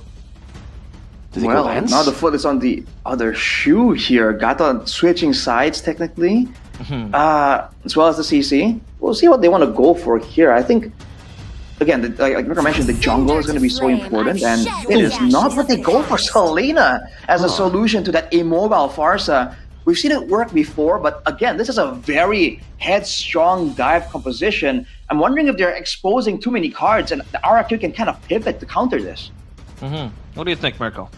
I actually expected the Selena pick last game against the CC and the Pharsa. I think you would have actually found much more value there than here. Again, the Lancelot's up for grabs. RQ just get it. There's no real response for Na'Vi against the Lancelot yet, and RQ could start to ban out those heroes. The Hayabusas, take it away, the Joys as well. Does Na'Vi want to play Baksha? Is that the angle here? I don't know. Because it doesn't even look like a composition that has enough damage per se to go for a pure Baksha. Knowing the RQ has a lot of shred, dude. Like Lance, Pharsa, Arlet, they might not instantly deal with the Baksha like a CC, but hey, they're sustainable enough. They have so many ways to deal with what Na'Vi is building. Yeah, they can hold on for dear life there for RRQ, especially playing behind the Pharsa too. Rin's signature pick. They ban out the Fredrin, so expecting that tall man to appear in the line of Dawn. And it's now out of contention. The Moskov respected, not in the hands of Toy for game 2. Interesting. So Na'Vi banning out the Moskov kind of... I'm wondering if they're really concerned about Toy kiting away from the CC and Selena, or if they want to pick something else that, wants to get on top of the gold laner. For RRQ, I feel like banning the Fredrin makes sense here, because if Na'Vi are only relying on Gatot Kacha to be the main front line, we've seen what happens when the Gatot Kacha overextends, right? You get completely destroyed, punished as well. And there's options to stack on here with the magic damage, with the burst damage, for RRQ to really negate any kind of frontline presence that Na'Vi can get. So I think Na'Vi, in a way, are kind of locked into trying to find some kind of frontliner to supplement the Gatot, because only CC and Gatot, you're going to see a bit of a replay of game number 1. RRQ are going to be able to do so much burst damage that they can't really find windows and space and vision to even try and get anything. Yeah, the Hayabusa taken out, the Grok 2 respected RRQ. They're left with a pick down in the gold lane and possibly the roam 2 to go for the Harith, denying the Joy pick for Na'Vi. So now what do they go for, Mirko? I don't know. It puts them in a tough spot. They end up still going for the Joy, but again, that's why the Harith is already picked up, and they didn't actually see that angle. Banned out the Grok instead. RQ, last pick here. Roam, it can really be anything at this point. They have set up for everything. What would be the best choice here for Edok? Would it just be a Cho, clear the wave in the mid lane and get the prio? Go back to Oh, your Tig. I was about to say. Edok AoE. special. Arashi. Yeah, I mean, good crowd control against a full-on dive composition, a ways to push away everyone away from your backline. Technically, if Na'Vi are still trying to dive onto that Farsa, it's not as dynamic, but I think it will do the job. I was thinking something like big crowd control or sustain, and crowd control is the way they've gone for. With Edok available to them, I feel like it's a bit of a no-brainer. We know what Edok can do on this Tig. Well, let's take a look at the draft index, though. Counter index favors RRQ 0.1, but still lineup rating favors Na'Vi. Let's see if Na'Vi can still hold on to the faithful and possibly push us to game number 3. Because if you want to be the best, you gotta beat the best too. It's Na'Vi against RRQ Hoshi in game number 2. Lineup Dawn, we go. Let's see whether it's going to be a full clean sweep with a signature Tigreal on the hands on the machine. That's not the machine, it's the engine. I mean, we've called him so many different names here, Edok, man. What do we call him, guys? Do we call him the X Factor, the Catalyst? I call him Mr. Handsome. What do you call him, Arashi? Interesting. Mr. Handsome. Yeah, I completely forgot. We don't have a locked-in moniker for Edok just yet. I mean, Nope. Oh man, we should come up with something like off cam, dude. Because I think he deserves one at this point. He's been so consistent. And looking at the emblems here by GamesMax, you're seeing again the pull yourself together for Edok. He wants to make those plays happen. Rins dodges away from that, still with the tenacity. Arguably, there's going to be more danger for Rin, so the tenacity is going to be so beneficial for him. From the side of Na'Vi, again, it's more so on the aggression. They are more concerned about beating RRQ instead of surviving the initial onslaught. We'll see if RRQ, again, will be able to get the better of Na'Vi just purely from having a better sustain. Yeah, the Festival of Blood pickup from the Arlet 2 has been so meta, mostly in this patch. Gives sustainability, and can just go for the Oracle later on for the Arlet. Both junglers hitting level 4 now. The Joy in this composition. Kind of hard to pull against the Harith, but what do you think of this Joy, Arashi? Hold on a minute, nor you! A lot of damage. Alright. Wasn't want to go full commit on that play there. Oh! Great arrow landing on Zunish of all people! And that's first blood to Endoryu! A pick that Arashi was about to talk about. Is this Selena the answer, though, Arashi? I mean, dude, he got so greedy for that buff, man. And as a result now, free turtle for Na'Vi. Definitely an overstep from RRQ there. Gotta respect it, man. Early game Selena, that's a massive problem. Honestly, the Joy against the Harith, I feel like, again, it's more so that there's not a lot of options here. Na'Vi, again, are planning on shutting down the Farsa more so than anything. But remember, the Gatot Kacha, it really isn't as tanky against a Harith Farsa combo. Although, again, there's going to be a bit of a window here before Toy can actually get some more items and scale properly to be the threat that Acro can't really, tank off. Still, audience prediction by GoPay, 76% for RRQ. Nothing changing quite significant just yet. So as of now, the Kings of Kings are still the favorites. But if you take a look at the rotations now coming from Na'Vi, it seems like they are exerting more pressure early on, giving Noryu time and space to just farm up a bunch because he was doing that as Lancelot, but only the turtle was his highlight play. So at least for now, the Joy can kind of dive in constantly to the back. Edok will try to scout for information, but Afro is just waiting in the wings. So for now, Na'Vi just focusing on that early game, playing discipline and not forcing fights like they used to in game number 1. No real need to actually force out these fights, man. They can play it slow as much as they want and then just build up to a lead that they already have technically, right? So they can just constantly use this lead. Rins is very compromised in this position. RRQ will have to group up together up top. Shive able to dash away. Almost getting the kill. Last turret shot, not able to get Zunish down. RRQ find a cheeky pickoff in the gold lane. Shive was not expecting that, man. That's a small win with only 2 members, so the rest of the team are rotating towards cars. Was able to get away. Again, RRQ just trying to get as much pressure as they can here to set up for the neutral objective. And Doryu popping electrifying beats right as the turtle spawns. Yeah, temporal rain, but I don't know. Is it going to be up in time? Fight this. Oh, final slash. Ooh. Oh, he's out of there, man. That's an Abyssal Arrow landing on Edok. Apro doing a bit of damage, but it's only Agatha Catcha sent there. Edok is such a threat. He's there, not using Implosion, and that makes him such a big threat. Again, the AOG comes down. That's going to be the shove. Apro able to fight it in time. Now it's an all-in over to the two members, and Doryu taken down. Apro will follow next as well. Great rotation by Toy. RRQ, 5-man strong in that team fight. The rotations coming through. So now Na'Vi, they have a wound in their legs, not walking as stable as they were. And Cars constantly pressured down bottom. Yeah, it's gonna be fine. Alright. Well, Zunesh, again, gets more camps here.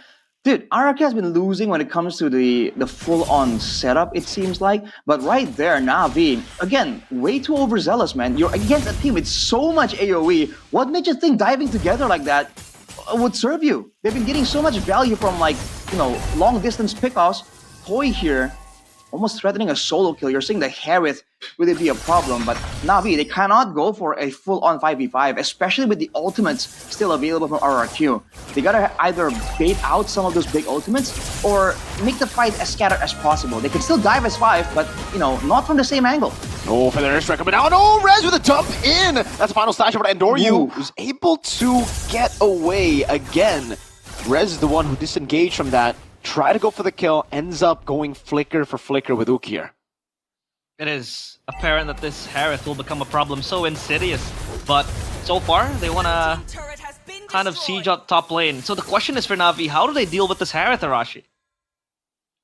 Well, they gotta shut it down somehow, get a pick off, get a catch, but it's a Purify Harith, so oof. Scary stuff there from RRQ, man. They have so many ways to really start a fight off with Rez and Edok. This is the kind of combo we were talking about. EXP lane and roam position, able to actually coordinate, you know, the mind games, the trades, right? Who's gonna engage this time? The feints almost. Edok running nose first into Shive. But again, this is the control that RRQ have, just purely off crowd control advantage. Yep. It's the Tigreal, man. Edok always utilizing the space. Rin's gonna be caught by the Abyssal Arrow and a trap. Meanwhile, in the mid lane, Zunesh tries his best to get in. Phantom execution, and Doryu with electrified beats takes Zunesh down. An Abyssal Arrow not landing. Rez looking for the final slash, able to find 2 on the board, but it's just the front line now. And Doryu on the purple buff, still they're taking a fight, but the airstrike coming down. Card still able to survive with a chrono dash of Toy gets him down. Apro forced to back away, and Na'Vi, despite that pickoff on Zunesh, can't get the turtle. It's now Endoryu in the mid lane, looking for Edok, who doesn't have the implosion anymore. Rez, what? Walks up, taunts down, and an Abyssal Arrow lands again, forcing the Purify out of Rins. Na'Vi getting a lot from that trade, and this turtle will be next on the menu for them. Edok still without the implosion, Toy is close by. They want to fight this. Apro walks over to taunt now. Zunesh walking away as well. That's even the AOG locking 2 members down, even with Toy. But Edok gets away. Zaman Force used already. Rins, no feather airstrike. And Doryu walks up. Zunesh gets the combo in as Doryu tries to dive in with electrifying beats and will be able to get a bit of damage down the curtain call. And the Abyssal Arrow lands. Toy gets very low. And Doryu burning down Rez with a flicker. Gets the vengeance and the kill over. RRQ still able to reply, but is this the turnaround that Na'Vi is looking for, Arashi? They haven't really gotten the goal lead just yet, and Zunesh, while all that was happening, has been keeping busy, but he's falling short to Andoryu right there. Oh, Abyssal Arrow! What a read with the Abyssal Arrow! Ukir! No! Reads the puncture! Oh, from downtown. He's cheating. He's got Amax. He's cheating. Check his phone right now. Might have that aimbot or something. But that was beautiful. That shutdown to Zuna. She's suffering 1-3-3 for the Lancelot. But will this Lancelot be a problem for Na'Vi later on, Arashi? Well, later on, there are going to be targets available, but for the most part, I feel like his job is more so to pressure the backline and to follow up on a big implosion. I feel like that's the best way to really go about this. Because there's not a lot of heroes available from Na'Vi that, you know, he can kind of like decisively assassinate technically. So he's better off kind of forcing Afro to play a bit more defensive, you know, to kind of be on bodyguard duty instead of going for an AOG. But so far, again, these Abyssal Arrows, these individual burst damage is what's allowing RRQ, allowing Na'Vi to kind of shut down RRQ. Edok! doesn't really get that Sacred Hammer, unfortunately. And Andoryu is really outdoing Zunesh in terms of damage and also in mobility, though. You're seeing that Zunesh can't really get away from that joy, so you're seeing the value there. But again, in a 5v5, especially when the Lord is in the picture, fully expect RRQ to get a bit more, a bit more pressure, a bit more position in the neutral objectives. Unless battle, though, purchased by Zunesh. Same goes for the Blood Wings for Rin, so he has that safety net, the shield, but as of now, Na'Vi, they're still scrambling, looking for scraps to feed on themselves. RRQ always on guard with a very high shield up on the skies for them. But it feels like a game where Edog holds the Tigreal. I would never count them out. One moment is what it takes for RRQ to just turn the tides around. But not for the Lord, it's going to be danced upon RRQ. They have the rotations coming in, and they want to get prio on this Lord. And don't forget that RRQ, they have like 2 Purifiers to work with. Na'Vi only have 1. So again, that implosion threat becomes that much more fatal here if Na'Vi don't position correctly. So far with the advantage that they have, even though it's only a 500 gold lead, they've done enough to kind of demand RRQ's respect. So fortunately, almost a read on the flicker there, but yeah, continue Arashi. That's just a flicker burn for Ook here. I think RRQ might just go and set up for the Lord again, this time holding it. Yeah, I was about to say that they've demanded RRQ's respect. As I say that, though, RRQ wrestle it back immediately. They spot Andoryu here, so what's the move? They can kind of go for a punish, get him on low enough that they can't be a 50-50? No. Or, no, they might go for just wait for a bigger full-on team fight. The Joy is up there, though, very far. The junglers are close by Andoryu. That's an all-in, great stun! Andoryu able to escape just a bit, but Zunesh gets the basic attack. And Andoryu is down, and Na'Vi will have to concede this one. There's no way they fight it. Curtain Call already over to Rez and Edok. Big resource burnt down to Zunesh. Goes for the Thorn Rose. Seems like they still want to, despite the kill on Andoryu, want to look for it. Rez of the Vengeance constantly here. 2 times, I believe he actually missed the reset of the second one. Gives Cars all the free reign. That's going to be the final signs of the Vengeance coming down as well, but there's no follow-up just yet. Edok still looking for the play. Shiva in the back, poking him down. Cars very low, gets away with a dash again. That's an arrow, dodged away from Apro, looking for the play, but Zunesh sticks his red tree and gets it down. Na'Vi again, just crumbling. Cars want to go for something. No, couldn't get it. The EOG didn't land. A taunt does, however. Rez! Final slash, bringing the 2 all back. Apro able to dodge away now. Zunesh caught in a very tough spot, but gets away in time. Edok gets the implosion, brings him back over to Toy, but will end up dying as well. Arashi, break that down for us. Man, it's just RRQ again with this Sir Rin special. He walked up to a Joy on a Farsa and kind of facilitated the assassination. What the heck was that, dude? That is not the usual Farsa gameplay. And afterwards, again, the setup layering. There hasn't been a fight where Edok and Rez have used their ultimates at the same time. So there's just so much danger, so many things to kind of consider. And now look at this. Andoryu is kind of stuck behind enemy lines. He will be able to get out though, but look at what RRQ are able to get off that sequence of events. The big fight, the Lord, the turrets as well. With the vision depleting for Na'Vi, there's going to be less opportunities for Ukir to go for those abyssal arrows as well. So RRQ, they got a lot of value from that that chain of events. It's a party for the Kings of Kings. And so far, Na'Vi are caged in the second half of their map, their own territory. For RRQ, it's all about the farms. They're able to get the shove down bottom too. So they're able to accelerate the minions just marching in. But yeah, again, Na'Vi just looking to stabilize things. Now the question is, how do Na'Vi get their own victory here? How do they turn this around, Arashi? They don't want to play with the side wave pressure. They tried to do that. That's why Andoryu was kind of all the way up there, but RRQ responded fast. Again, the rotational speed of the Wings by Wings is allowing them to do so much more. Purple Steel as well right there, but Rez, Yeah, all alone. Pops in the final slash. Edok leave her to play again. Apro still holding him down. Rez gets a solo assassination. Cars and Ukir looking for the trade down. Rez taken low, taken down by Ukir. Still Andori waiting in the bush now as Rince pops in a feather. Airstrike on his Mod Force. Takes Cars down, even with the vengeance. And Doryu running him down. Doesn't have enough damage. He knows it. With the Zaman Force still there. The sides are clear out in the mid lane. Zunash still there as well. Phantom execution. Walking over to Thorn Rose too. Zunash making a big mistake, but the base is wide open. Ukir and Doryu, the two new recruits there to fight it. Rince gets taken down by the turret. Ukir looking to clear, and Doryu very low. Still Toy jumps in again, saves the game. 2 seconds for Shive. A big cannon minion still alive, but Shive gets up in time to stop RRQ from taking the game away. Na'Vi still holding on a thin thread. RRQ, their celebrations halted because the minion, that cannon minion actually, did not push further. So now Na'Vi, they have to reset. But how long can they hold, Arashi? In theory, right, if they really get the ball rolling, they can only rely on Shive still to go for a wave clear. So this composition off the bat doesn't really have the best clear. I feel like if RRQ get a solid Lord take in the next one, they can set up for a proper 3-way push, a big team fight, and they can end. So Na'Vi's window is now to try and find something, right? A big Abyssal Arrow, an AOG, something like that. They gotta try and make the move before RRQ make the move for them.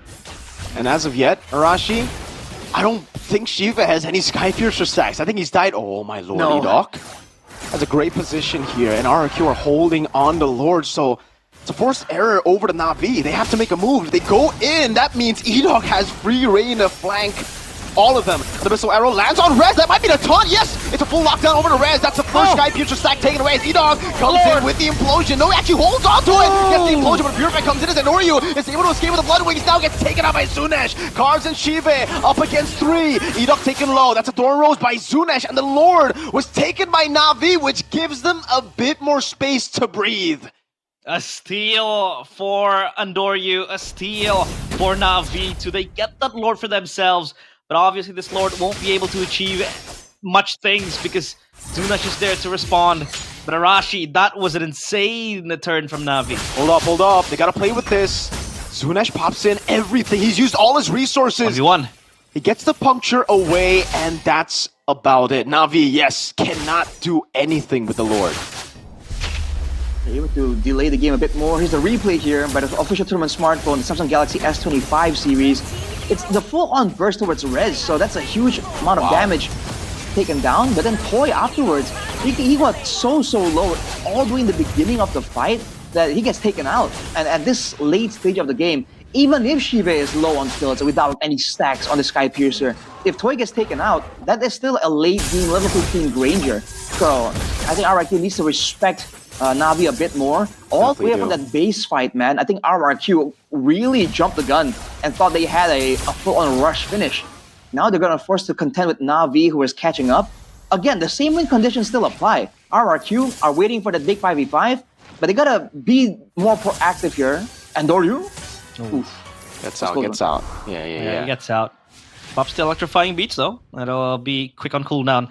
But I think another underrated aspect of Na'Vi is the fact that they can poke from afar. I mean, sure, Rince can do that too, but they have the Granger with a Death Sonata and the Rhapsody, plus maybe Ukir just zoning out, looking for information, scouting with an Abyssal Arrow. So at least they can open up the bushes and maybe just force RRQ into an unfavorable position.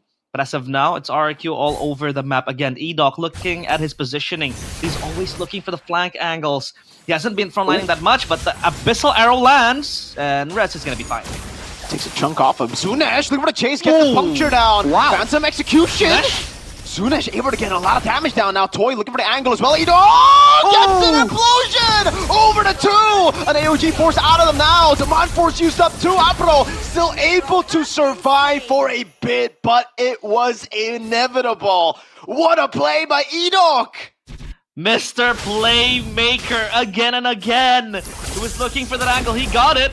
And Doryu stunned up, buys. Oh, it was Apro with Immortality by Andor. Here comes in Shiva! Taken out by the final slash of Rez. Rince walks up a bit too aggressively. Pops in for the airstrike too. Andoryu can't get anywhere out. Rince gets a solo, and RRQ clean sweep, not me.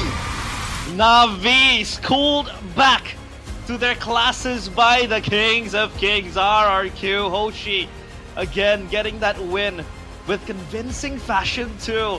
So Na'Vi, they're gonna stumble after what was a honeymoon phase yesterday against Alter Ego. Man, what a game there. RRQ, they kind of lost control towards the end, but man, they recovered so well. And the moment we see the Tigreal, you mentioned it, Realize, it's never really over. You don't really count the game out when the Tigreal is in the picture. But this fight, dude, the RRQ were able to force so much from Na'Vi before the engagement happens, and Edok just came in all sneaky like. Yep, he was looking for that angle. He was waiting for that moment to happen. You can always take a look at how he's positioned. He's able to get that flank angle from behind. We saw glimpses of that in the, I think, mid game too, where he was just chilling in that red buff camp and just going for positions to look for and to scout for. And there goes the implosion connecting, which we haven't really seen a big moment come from him, but that was the game-defining moment coming in from Edok. So RRQ, with this win, they're looking much more confident after what was a stumbly road last week. But for Na'Vi, man, it looked like they recovered, but it seems like there are still holes in this team that needs fixing, Mirko. Yeah, I think there definitely are still holes in their game. I think, again, especially up against a team like this, like RRQ, who are just so systematic and who have an amazing drafter, it's very hard to punish on mistakes. Because I think for Na'Vi, again, just being disciplined alone has been their strength in the previous matchup against Alter Ego. Being disciplined means having better setup, right? And being able to constantly capitalize on small mistakes from your opponents. If your opponents don't make those small mistakes, instead are the ones being very proactive and being clean with the leads that they get in the early game, it's really tough to look for those angles if you're just relying on mistakes. So it's still a good show for Na'Vi. They went toe-to-toe up against our runner-up of MPL ID. Was it enough? No, but this shows again the potential that they have. They still have a whole lot of it. Hopefully they can improve as we get to the second leg later on. I mean, we're still in week 3. Still a long way to go. 6 weeks, if my math is correct. We are still 6 weeks to go. So yeah, this potential, the ceiling is still there for Na'Vi Rush. Yeah, definitely can build on it, and you can at least confidently say that you cannot count Na'Vi out, which, considering the context, right, is already a massive deal. And honestly, for RRQ, I really feel like it's tough for Na'Vi as well, because back then you kind of know where the plays are going to come from.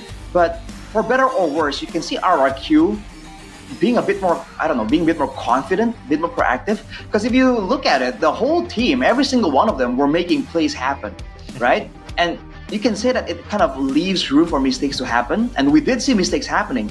But dude, when it works out, it looks so good. Zunesh burning out the flicker, burning out the ultimates. You saw Edok, after there was one fight where his implosion was kind of lackluster, and then finding that one. Rins with that 1v1 play. This guy is the guy who's been hated on for so much for being too aggressive on the Farsa, up close and personal. He, 2 or 3 times this game, he went up close and personal against a Joy. Not just any Joy, Andoryu, who's doing really well in that position. On the Farsa, he just brushed off the criticism and says, hey, this is what you get, okay? You take it or you leave it. And you can, when it works, it's just great, man. You can see how it can be punished, but if they can clean up overall, S5, and have every single one of them, be active as a playmaker, but still be that much more polished and calculated, I feel like this is a scary version of RRQ, man, because you have no idea where the play is going to come from. And that's partially why Na'Vi got completely blindsided there, because they had their eyes on Reds. Yep, that kind of left the Farsa unscathed, I think, for what, two games now, because the Farsa was basically just untouchable. So yeah, that ends up match number 1 between RRQ and Na'Vi. So we do hope that Na'Vi can bounce back, and RRQ, they have to prepare themselves for the match in the Royal Derby. But hey, as of now, we want to give away GoPay coins, in which in our annual, weekly Buggy GoPay, because GoPay is MPL's trusted wallet and we will be giving rewards worth of 5 million rupiah. I gotta scan it, bro. I gotta scan it, bro. Balance. Hey, you're on duty. I'm ready. I'm Marco, ready. So you gotta hold I'm it. ready to scan it. As always, don't forget to download the GoPay app first. Log in and get your phones and your cameras ready. Get your Samsung phones ready. And once the QR code appears on the screen, scan it right away and claim your GoPay reward. Usually this is Bude, always giving away. We want to be generous too. We want to be philanthropic, if that's the word, to you guys as well at home. So yeah, just have to wait and see until the QR code pops. 3, 2, 1. There you go. I got it. Scan right away. I got it. You got it? I'm the first guy to get it. I'm the first guy. Oh, how much did you get? 5 million rupiah? Hold up. I'm still waiting. I'm still waiting, yo. Give a lump sum of 5 mil. I'm still waiting. Hold up. Okay. Is it working? Are you blacklisted? Because you've been scanning quite a few codes, man. I'm just saying. Not only the GoPay codes. They might be on Good day codes, the diamond codes. He has been scanning all Gotta kinds find of value codes. everywhere you see value, That's all right? true. You gotta That's find true. it here. The Ube's goal, when you saw the vending machine just, 3 seasons ago, you had to go for it. Me and Arashi didn't realize you weren't there yet, man. But we I are wasn't. always value abusers. We're VAs, man. Value of Exactly, users. man. But hey, the reward is worth 5 million rupiah in GoPay balance. Wow. 5 million rupiah. What do you want to do with that money, Rush? 5 million. 5 million? Dude, I can think of a lot of things, Buy a Man. new jungler? Give us one thing that you would do One? with that money, Arash. With that money. Dude, I wanna... 5 mil. There's some trips I'm planning on going on, some figurines. I'm thinking of sniping as well. So, it's about the value again, right? We're not gonna get the lump sum of 5 mil, but every step counts, right? That's how you kind of build up the lead. That's how the MPL teams are able to get such massive leads as well. They don't start off the game and get a bam 10k gold lead. Now, dude, it starts with 100 gold and then 200. And Yeah. before you know it, you snowballing. Be good. Exactly. So don't forget to always stay tuned on MPL ID because we have Buggy GoPay, or in English it's like I got GoPay 10K giveaways. IDR. You got 10k? 10K GoPay Restricted. points. This guy's restricted as Giving of away now. So, GoPay? yeah, he's Buggy limited. GoPay? He's limited to 10k. So yeah, don't forget to always peel your eyes on the screen because Buggy GoPay will always be around as long as the regular season goes. Even leading up to the playoffs later on, maybe you could just accumulate that 10k, 20k, 30k. It adds up to 5 mil. So yeah, that wraps up match number 1, RRQ with the 2-0. Are you confident they'll be able to beat Onyx tomorrow, Mirko? Or is this a stretch? I think Onyx are on a different level, but if RQ can do it with Rez and Zunesh, I'll just do the pose. This is what it will Dude. be. Absolute Rashi? cinema. What do you think? I think there's a really good chance. I see the potential here, right? Again, I told you, if they can really be that clean, right? The playmaking, the mind is there. The cleanliness, for lack of a better term, the polishedness is what I think they kind of like right now. Because again, new members and all that. But again, if they can go for the small values, build up on it, grind like David Goggins, you can make a small thing, multiply by so many times, man, like by 9 times, 10 times, you name it, dude. So it's only about that consistency and that, that polish. If they can get the gameplay clean, I think they got it. As Goggins once said, Arashi, don't stop when you're tired, stop when you're done. Goggins. David. Yes, sir. Goggins. Also, that might be what he the usually mindset. says, motivation is bleep. He also says, who's going to carry the boats? And the Stay log? hard, is what he said. Stay hard. He does say that, dude. And RQ did stay hard in that game. They were able to pummel down Na'Vi. Oh, man. So yeah, we'll just have to wait and see what is in the table for number 1 Na'Vi, obviously, because we talked about it. They have a high ceiling with this roster. How far can Andoryu go? How far can Ukir go? How far can this team go? Because it has been quite some time since we have seen them grace the stage in playoffs. But for RRQ, it's a matter of if they can kind of fulfill the big shoes that have been left open. I mean, Dyron obviously not in the starting lineup anymore. We haven't seen him for weeks. Man. And then you have Zunes just replacing Sutsujin, right? So yeah, we'll just have to see if RRQ will be able to maintain this level But I do think we have an interview with RRQ, so we'll just have to wait and load up. I think Arashi wants to take this one because you love your RRQ boys, Arashi. He's the kingdom messenger. He's the kingdom's messenger, bro. He's the prophet. All right. From the kingdom. Whoa. The prophet okay. of the kingdom is wild.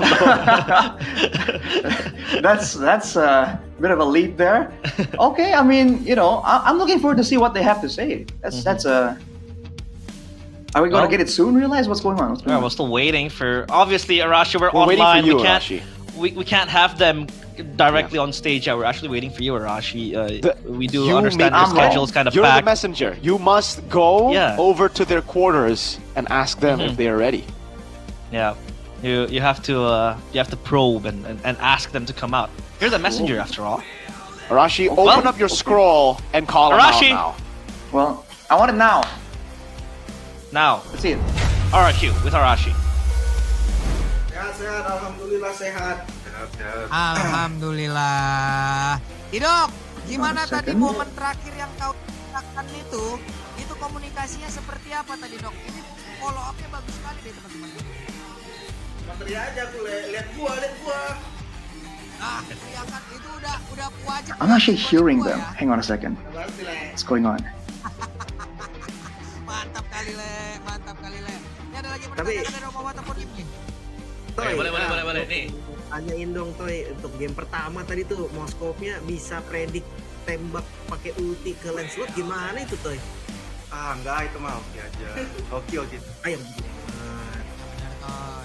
Ya serius, oke aja tuh. Tapi match up sama Sive susah nggak sih planning? Susah. Kenapa tuh susah? Tapi apa? Susahnya kenapa? I'm actually not hearing anything from my end, so karena Sive kan bisa dibilang powernya di harit bat kan, jadi susah lah banget. Oke. Om lanjut, silakan Om. Oke. Tapi pertanyaan satu sih, kan tadi katanya Toy itu susah nih ya buat ketemu dengan Sive. Menurut Toy sendiri, Toy gak digengking sama sekali sama Navi, kenapa tuh? Apa? Coba suaranya kecil. Gimana Om? Kok tidak digeng sama sekali dengan pemain Navi? Emang rotetnya Navi ini cuma seputar EXP, jadi kamu cuma 1v1 aja tuh di gold lane. Well, seems like Mirko needs, or rather Arashi needs his scrolls ready. And yeah, we can't really hear them from our end, so we'll just have to wait. And I think Mirko will be the new messenger.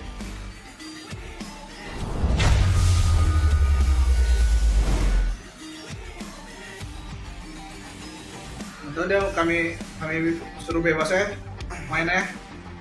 Jadi dia minta anci, tapi dikasih Arlot. Ya udah, Arlotnya kayak lanci tadi. Iya, dia sempat solo kill. So they initially wanted Lancelot, but they just picked up the Arlet. They said, whatever, they'll just let the boys play whatever. Mana bebas tuh ya? Bebas. Kami ikut aja ya. Nah, tapi We'll just follow whatever Cascade says for the draft. Tanggapanmu untuk mereka itu? Ya, dua player luarnya berpengaruh lah dari segi gameplay buat ngerangkul yang tiga yang lain sih. Jadi banyak perubahan di gameplay Navi. There's a lot of difference between the gameplay of Navi with and without Endorian Ukir. They really have impacted the team. Pertama perdana nih ketemu nih. Menurut kalian ada chance nggak mereka lolos ke babak playoff Navi? Will they make it to playoffs according to you guys? Chance masuk playoff sih ada. Soalnya kan bisa dibilang mereka baru main For the chance to playoffs, yes, I think they have a chance. Kelihatan banget lah. Mungkin butuh beberapa match lagi untuk mereka bisa. They haven't really seen their full potential. They need a few more matches, I think, for them to show their potential. Oke, ini terakhir nih, Le ya. Jadi di Navi tadi ada 2 orang baru. Kalian juga nih kan ada 2 orang baru. Jadi lebih kuat mana? There are 2 new players on Navi. You got 2 new players too. Orang baru anak-anakmu yang sekarang. Who's better, 2 new players from Navi or RQ? Of course, it's our 2 new players. Of course, we got the better new duo. Zunesh is a crazy carry. He always carries us. Gue sih boleh saya thank you juga dong sama teman-teman Kingdom yang lagi nonton. Any final remarks or thank you to the Kingdom? Message to the Kingdom. Buat Kingdom. Ya, pesan-pesan buat Kingdom, tetap dukung kita terus. Message to the Kingdom, keep on supporting us. Terima kasih yang udah dukung. We still have a lot of matches left, and thank you for supporting. Sehat-sehat kalian lah ya. Sehat-sehat Toy ya. Salam baik-baik. Thank you, Edok. Thank you, Toy, for the wonderful interview. We'll see you later, alligator.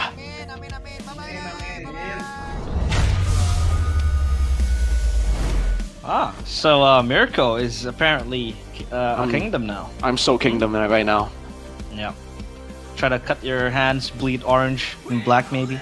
No, I'll bleed BTR. That sounds terrifying, dude. You bleed orange and black? That sounds like Yeah, an you gotta go infection. check with the doctor there. If that's what happens, That's you know. true. Yeah, But that's also, true. But don't cut yourself. Don't. Just don't. Don't. Don't inflict self-harm upon yourself Ew. unless you No, like to no. play Harith. But yeah, we'll have to see the replay later on as we take a look at the replays and the highlights here. What would you make out of this, Arashi? Anything you want to highlight maybe?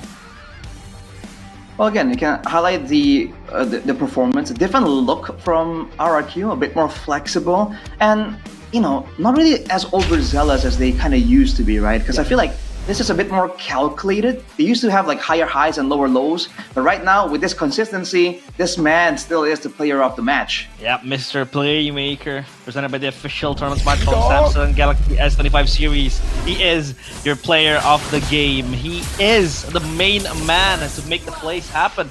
But, early on, it looks like it was coming up roses for Na'Vi. They were able to get a pick off on towards Zunesh, the man you really want to take down early on. But it seems like from there on, it crumbled. And I would give a shout out to Rez too. With the Arlet, he was so brilliant. The final slashers connected. He was able to chase down with the Vengeance too, getting the resets and just pinning down the members of RRQ when Edok wasn't there, when he was far away from his teammates too. And the solo kill towards Sive was also the icing on the cake. And because of Rez's presence in this game, again, they were kind of caught blindsided by Edok, first of all. Later on, I think we're going to see that moment again. But aside from that, it also allows Edok to play this Tigreal as like a bit more of a Franco, right? He's here to kind of catch your main damage dealer and make sure that the damage output goes down to 0. That's what he's able to do, and that's how he's positioning, always in the back. And this is also the fight where he went for a big, multi-person implosion, but it ends up being a bit late, right? That's why I think Toy got so low there, because he was looking for that perfect moment. But afterwards, he identified, what his job was, goes for this pick right here, understanding that if Na'Vi get caught, probably a done deal, a full-on end or even a Lord take. And from that play, I think Na'Vi lost all semblance of control. They tried to go for these big plays, try and match RRQ as well. And again, if it worked out, Na'Vi would have gotten some more time, but unfortunately, RRQ, every single one of them were just doing really, really well. So I think this is a wrench thrown in the plans of a lot of people when it comes to trying to deal with RRQ. Because for the longest time, if you can stop the engageability, right, from the EXP lane and the roaming position, then you're good against RRQ. But now you're seeing that, man, Zunesh, despite the fact that he got taken out 4 times here, there were moments there, man. He was willing to try and take those opportunities and be a real problem. He at least demanded that respect, even though, he is not that clean kind of player. So if he gets a bit more experience, he can get a bit more of a read on these MPL level games, I think he can be that X factor that RRQ have been needing for a long time. Any thoughts, Mirko? I think so. I agree with Arashi. I think it really comes down to how they clop together, right? Like, so far, we've seen very mixed results from this team. Again, sometimes doing really well, sometimes being a bit slow on a lot of those rotations. Again, even the Kingdom have been kind of vocal on social media saying like, yo, I don't really like Rez, I want Darren, I don't really like Zunesh, I want Sutsujin. But it's always a process when you have new members on the team. And for RRQ, that's what it looks like right now. It looks like they are just trusting this lineup. Initially, all of us thought this was an experimental lineup. This was only going to last the first 2 weeks. Maybe even a lot of us, even me included, thought it was just going to be a 1 week thing. Turns out, no. This is what they think is their strongest 5. At least at this point, right? There's no way they would go back and say, yeah, never mind. This whole thing was an experiment. It was a social experiment to see what you guys think. And then now we'll deploy Darren and Sutsujin, right? I don't think so. And this kind of adds up, to RRQ too. This team is a legendary team and is not known for trusting the process. They are mainly just trying to replace their best players with even greater players. For an org as legendary as RRQ, So with them now trusting the process, giving time for the players coming in from MDL, giving time for the younger players to develop and to bloom, it adds even, greater, I think, horizons for the team. Yeah, I think there's definitely a lot of potential here, and I wouldn't put it beyond RRQ to come up in like week 4 and be like, hey, you know what? Actually, I think that's something we can't really say is impossible. But again, I feel like with the performance they're having right now, we still have to wait and see how they do against the higher tier teams in MPL ID for sure. But the signs are there, right? The signs are there, and if you want to trust the process, I think it's quite the encouraging thing for RRQ thus far. So I think if they, I think they can have a lot more surprises available as well. Because if you look at the hero pool as well, I feel like we're seeing a lot more differences, right? And there are a lot more options available when it comes to the flexibility of the players. So in a way, even if they don't perform as well individually, if they can perform at an adequate level that allows our KSQ to get so much more value in the drafting phase, I feel like that alone, right, is something that you have to kind of account for. Yeah, I think their true test will come tomorrow in the Royal Derby, right?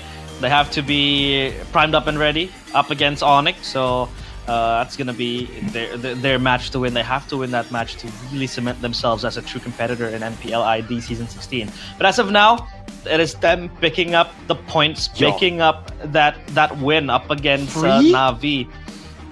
Free? Did you hear free? Oh, free! Oh, actually free? WDP? Free? Just like that win that RRQ got, it is as free as that win with the WDP. Come on, dude. Now we have with GoPay Games. GoPay Games is your go-to app and you want to top up for your games, diamonds and all that. If you want to buy the Starlight later on, you can get that through the free WDP. Scan the QR code straight away and get yourself free WDPs. What's a WDP, Arashi? Weekly diamond pass. So you can get those diamonds and you can pass your class on those lame skins and get the good skins, right? Because skins get wins, that's a fact, right? There's a reason why your favorite players run those in the Land of Dawn, right? If skins don't matter, right, they'll just run default. Exactly. Do we have a player? Never uses skins, so there you go. Yeah, I was about to ask, do we have a player that uses vanilla skins? He's kind of weird, weird. It seems like Iman is there. He's an outlier. That's my goat, though. He's statistically irrelevant. He's statistically irrelevant. That's one guy, and then everybody else who's good uses skins, right? Even Carl Teasy, the goat of MLBB, uses skins. So yeah, skins wins games, but sometimes it feels like it's visual clutter in a long drawn team fight.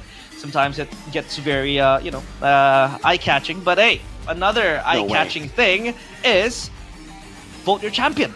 In the GoPay app, you can always open up the GoPay app and you can look for the teams you want to vote for, the players you think is your MVP, who will win the match, and so on and so forth. There are a lot of things you can vote for in Vote Your Champion on the GoPay app. Just as simple as scanning the QR code or just opening your GoPay app and look for Vote Your Champion and you can just cast your vote in. It's a democratic country. Just vote. This season, though, there are even bigger prizes. 16 electric motorcycles, 16 gaming phones up for grabs. Wow. And of course, there are other rewards like MLBB skins, GoPay coins, headphones, and power banks waiting for you. That's everything that you... Power banks. Dude, every single reward they have there, I could use. Right? There's always really? a place for them. And, something else I could always use is Good Day. Good day. It's a good day today. It's a brand new day too, because with Good Day, every day is a good day. So don't forget to get yourselves beautiful this Good Day. It's a beautiful drink what flavor to is that? have. I have the fantastic mochaccino, mate. Mochaccino. What about I you, love Ash? this because we can now close up the product straight in the camera, right, like this. Let's see. Look at this beautiful piece of bottle. Realize I'll pour this Fantastic in your mouth. mochaccino as well. Okay. Wait. Go. This side. I'm not gonna yes, disconnect. Yes. Where's the Good Day? There you go. Oh yeah. There you go. You should kind of get your hand outside of the frame, so it kind of peeks in like that, so. Here, realize, like here. so. Here, realize, here. Where do I have to look? There. Here, come on. This side. Okay, I'm looking at this side, and then what do you want me to do? You curve your You gotta arm pull and yours. Make it you gotta seem like it's coming make it out like my arm. Okay. It's gonna look like okay, this. Hang on. Like that. Wait, I'm confused. Is it this? Yeah. Come on, it's on you now. It's on you. Lock in. On me. Good day, guys. Good day, everybody. He's bailing. I'm bailing out. My brain can't process. By the way, if you guys missed it, there are QR codes behind the bottles that you can scan for Here, free scan this one. items. Yeah, this one right here. Hey, don't scan this one. This is mine. Mirko! Hey. It's confidential. What if I already scanned it though? That's That true. sounds like something that means Mirko would do.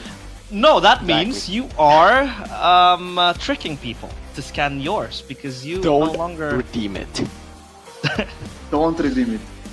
Don't redeem it. Just don't. Because this is mine, so please don't redeem it. What about you, Arashi? Are you gonna redeem it? Of course. That's why I haven't been showing my code. I'm saving it for later. Okay. You know what? I'm gonna give another code. Just kidding. That's the same one. Yeah, I knew it. Dude. I knew it. Wait, okay. Let's do it again. Mirko. So it was Mirko with his long hands, right? Long And hand. then we want to extend to Arashi, right? Oh, okay. Wait, where do I go? No, I don't know. I have to look that way, but then I'm not looking at the camera, so that's problematic. This is like this. Is it like this? Oh, this is Mirko giving me the bottle. There you go. Have There you a go. good day. Oh, we it's start on you, from Mirko. here. I'm gonna give it over. We go pan over to Realize now. Yeah, it's on me. It's on me. Pass it away. Pass it away. The good day, Arashi, where's you the gotta good drink day? it. You gotta drink it. Drink it, Arashi. It's missing. Oh no! Drink it. Drink it. It's gonna spill if I do that, dude. Oh, I can't drink it like that. All right, we'll do it I've next. been We'll do it drinking it, next. though. Don't worry. I love the shenanigans we have here, but hey, you don't forget if you're drinking coffee too, you gotta have some snacks with it. So obviously, Sucro is your go-to snack because gamers juggle a million Sucro, which means professional gamers, good gamers, pro gamers, they eat Sucro. Hashtag Gasla. I have a confession to make. You ran out. You ran We were out. sent these chips or these nuts yesterday, and I have consumed a lot of them. I knew it. So now I have to be very conservative with the rest of my products. So I will show you later because right now the package I have in front of me is I'll finish the packaging too. Well, for me, I gave mine away to Goni. Because I felt bad for him not able to catch the nuts that was thrown by Sheffin. That was hilarious, man. Yeah, that was good. so comedic. And then he was like stood there for like 2 seconds, 3 seconds, and he was just freezing. But no sucrose for us today. I gave mine to Goni. Open it up, Rash. Oh, okay, Rash, you open it up. I bet you Throw it over to us. Throw it over to us. jealous. Throw it over. Oh, man, we're doing this wrong again? direction. Wrong direction. I'll go here. I'm ready to catch it, bro. I'm ready too. Right. If you don't get this, is a skill issue, right? All right. Okay. I got it. All right. I'm gonna act like I froze. All right. I didn't Realize froze. I this didn't one's for freeze. you. This one's for you. Okay. Realize. Lock in, man. I'm locking in. Oh. That's an feels imaginary. good. That's imaginary. Oh my Gasla. lord. All right, don't worry. We'll get better at this, chat. All right, we'll get better at this. We will. Online casting has been quite strange for us because FYI, if you want to see how it looks like if you actually catch something. There you go. That's how it looks like. He's crunching, he's munching. Oh man, that's on good. It. But that's so good. if you have your drinks ready, the good day goes in, right? Sucro as well goes in your tummy, in your belly. You're gonna prepare yourself and play the game that everybody plays. Nah, I'm kidding. Only KB plays, and me too, and Papulong, and Lim, and Owl, and Gio maybe. That's everybody, bro. That's Magic Chess, because Magic Chess will arrive with its, first ever World Champion title. So don't forget to join in. And if you think that you are gifted, if you're talented with MCGG, you can always grind up and sign in for the MCGG World Championships. It's gonna be, I believe, at the end of the year. So yeah, don't forget, MCGG Rising Stars 2 will be there starting 12th of September 2025. So it's going to be that ladder where if you want to play in the World Championships of MCGG, you're gonna start first from MCGG Rising Stars. And hey, that's like me. Every time I play MLBB, every time I play MCGG, I'm rising my stars, you know? Whoa. Hey, That's a you know bold what? statement. If The MLBB World Championship is called the M Series. What is the MCGG going to be called? And if it's not the G Series, I'll be kind of mad. I think it's gonna be the, I don't know, Chess World Championship? Nah, That's just chess. What? That sounds awful. Magnus Carlsen. By the way, Mirko, Arashi, we are back offline. Let's go! Because starting next week, 12th, or rather, starting the 12th of September 2025 on a Friday, we will be back on the MPL Arena. So don't forget to get your tickets at idstripmpl.com/ticket. I got that right, by the way. So yeah, don't forget to buy your tickets and just be ready to glaze the stage again on the MPL Arena. You see glaze so the ready. stage? Glaze the stage. Because you're gonna glaze it. Because the players are on the stage and you want to glaze the players, right? Yeah, That's it's true, like that's Mirko true. glazing Eman 24/7. So Glazing my boy Nanail as well, man. Look at them. They're looking Nanail. clean in their game. How about Jew, Outside bro? is it? what about Joe. Joe? It's not Jew, man. It's Joe. Alright? It's Joe. It's Gobs and Yazuki as well. I don't know if Yazuki is actually going to play after his performance against Na'Vi. I think Rin might be the main man, but Shogun versus Zunesh. Shogun. Shogun was great, man, but you know, Zunesh was pretty good too. Solid stuff. Oh my lord. That's Arashi's biased. favorite, Mueza against Beloy. Mueza and Baloyski. But hey, that has been us in match number 1. We still have match number 2. EVOS against TLID. TLID still winless. Can they get their win? Don't forget to stay tuned because we'll be back after the break in MPL ID Season 16. We own this. We own this.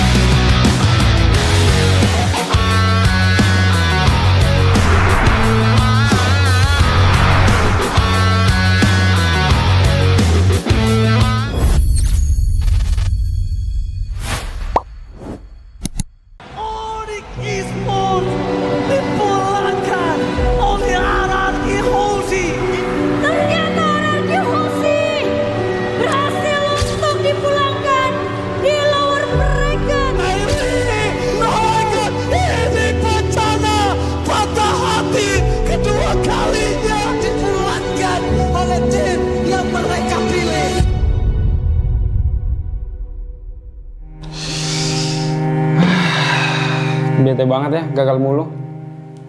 Tapi kan kita Royal Bestie. Gue yakin kita bakal comeback sih. Terus kita bawa pulang Piala M Series deh. Enak lu kalau ngomong.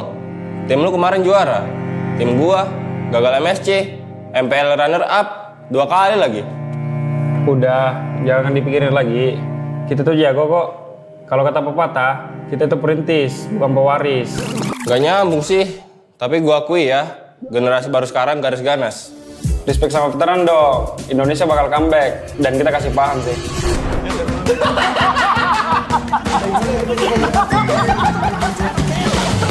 Kayaknya gue ganti nama jadi Rinetizi aja deh. Biar kayak kata Zi, buat jadi juara. Zima meta 2021. Lu kemana aja? Itu mah abang-abangan gue. Lihat aja, gue bakal jadi penerus kalau terus di tim Liquid. Tapi please, lepas Paniati. Sir, what's your command? Oh, what a play! Brisal from Fabian. Pemanasan terlebih dahulu. Lolos ke live aja masih susah. Kegayaan menggantiin Kartizi. Iya nggak sih, Pe?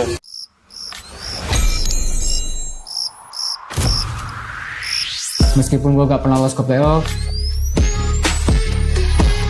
setidaknya gue pernah dipuji viral lah. Berhasil mendorong Vitorino menjadi korban berhasil kali ini untuk mendapatkan dan kembali di atas satu sama sekali dan Bedian. Udah jangan pada ribut-ribut. Udah pada pernah punya cincin ini belum?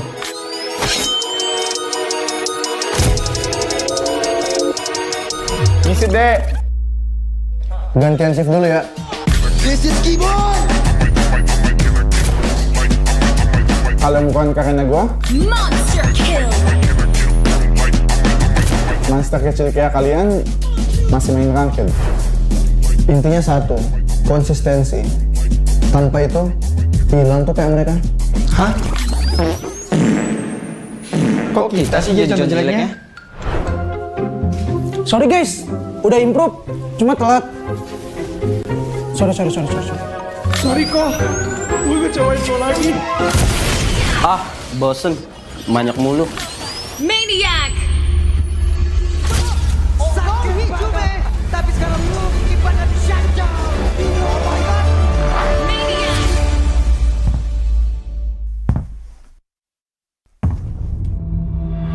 Mau adu Maniac season ini? Pada saat daerah dia sendiri mereka bisa pisah, tapi masih ada pergerakan di dalam dan gimana dirinya dikeroyok. Namun untuk sekarang ada satu peluang Zigduan. You miss me? Zigduan belum kalah. Kita kasih paham bahwa era kita masih ada.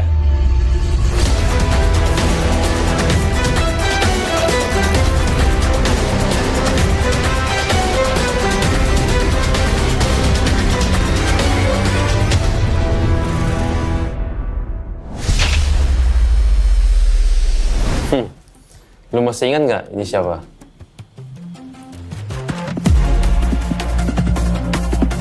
Boleh juga. Tapi lu tahu nggak di atas lu ada siapa?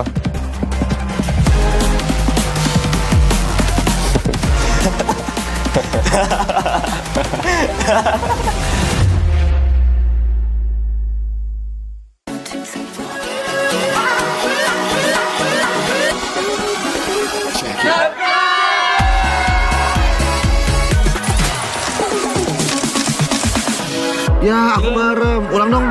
Gak perlu.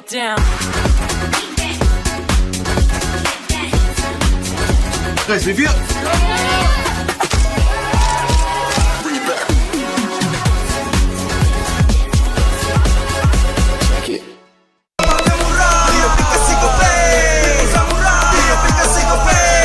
Walau yang lain terus berubah, Gope konsisten, kasih yang pasti murah.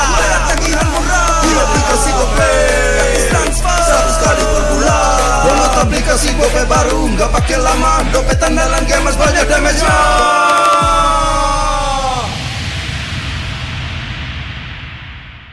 Level up bareng Special Edition Good Day dan MPL. Temukan kode unik, lalu scan QR-nya. Buat kumpulin Diamond Mobile Legends yang banyak dan menangin juga skin kerennya.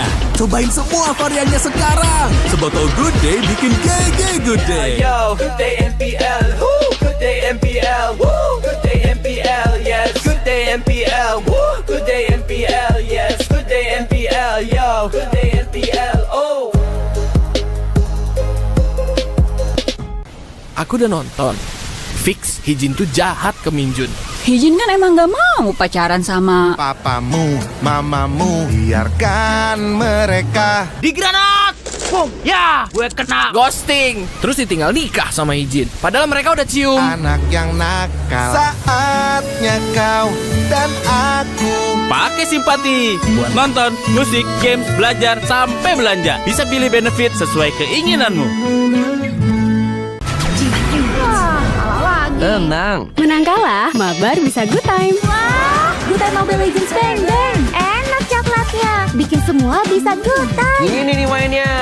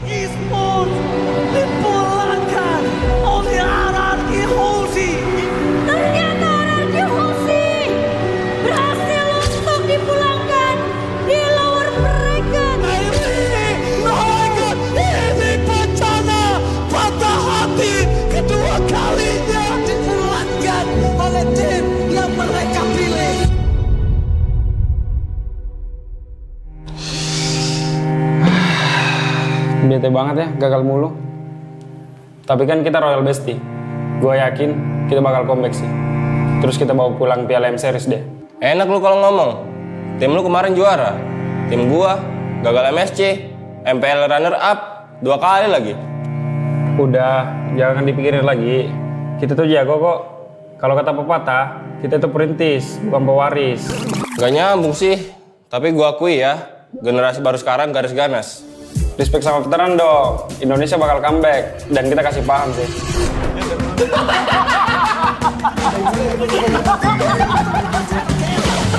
Kayaknya gue ganti nama jadi Rinetizi aja deh. Biar kayak kata Zi, buat jadi juara. Zi mah meta 2021. Lu kemana aja? Itu mah abang-abangan gue. Lihat aja, gue bakal jadi penerus kalau di tim Liquid. Tapi please, lepas Paniaki. Sir, what's your command? Oh, what a play! Rizal from Fabian. Pemanasan terlebih dahulu. Lolos playoff aja masih susah. Gayaan menggantiin Kartizi. Ini nggak sih, Pe?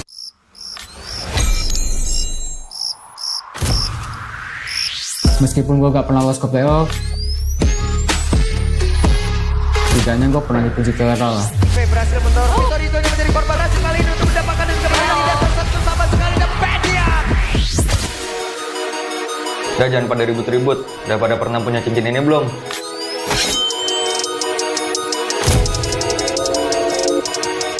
Ngisi deh. Gantian shift dulu ya. This is Keyboard. Kalau bukan karena gua, Monster kill. monster kecil kayak kalian masih main ranked. Intinya satu, konsistensi. Tanpa itu, hilang tuh kayak mereka. Hah? Kok kita sih jadi contoh jeleknya? Sorry guys, udah improve, cuma telat. Sorry. Sorry kok, gue ngecewain lo lagi. Ah, bosen. Banyak mulu. Maniac. Sakit cuma, tapi sekarang lu ibadah di shutdown. Oh my god. Maniac.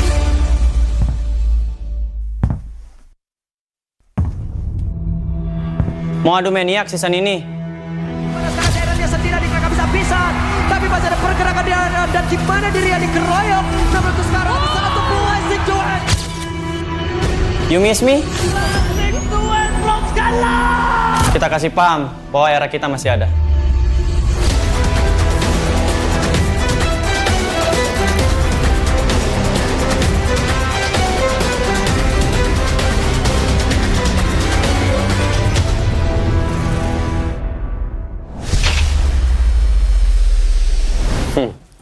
Lu masih ingat nggak ini siapa?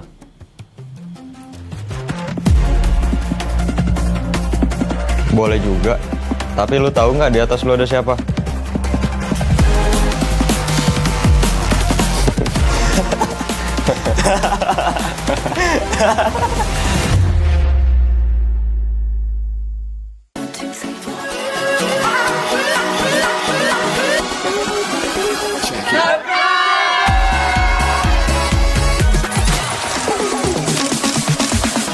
Ya, aku merem. Ulang dong. Gak perlu.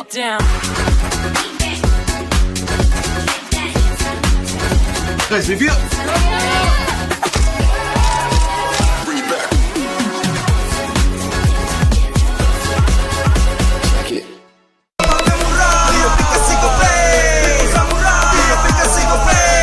Walau yang lain terus berubah, Gope konsisten, kasihnya pasti murah. Bayar tagihan murah di aplikasi Gope, gratis transfer 100 kali per bulan. Download aplikasi Gope baru, nggak pakai lama. Dompet andalan gamers banyak damage-nya.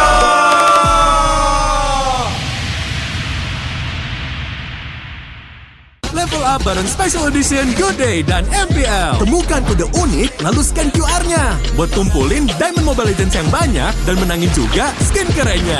Cobain semua variannya sekarang. Sebotol Good Day bikin GG Good Day. Yo, good day MPL, woo, good day MPL, woo, good day MPL, yes, good day MPL, woo, good day MPL, yes, good day MPL, yo, good day MPL, oh. Aku udah nonton. Fix, Hijin tuh jahat ke Minjun. Hijin kan emang gak mau pacaran sama Papamu, mamamu, biarkan mereka. Di granat! Boom! Ya! Gue kena ghosting. Terus ditinggal nikah sama Hijin. Padahal mereka udah cium. Anak yang nakal. Saatnya kau dan aku Pakai simpati buat nonton, musik, games, belajar, sampai belanja. Bisa pilih benefit sesuai keinginanmu. Tenang. Menang kalah, mabar bisa good time. Wah, good time Mobile Legends Bang Bang. Enak coklatnya, bikin semua bisa good time. Ini nih mainnya.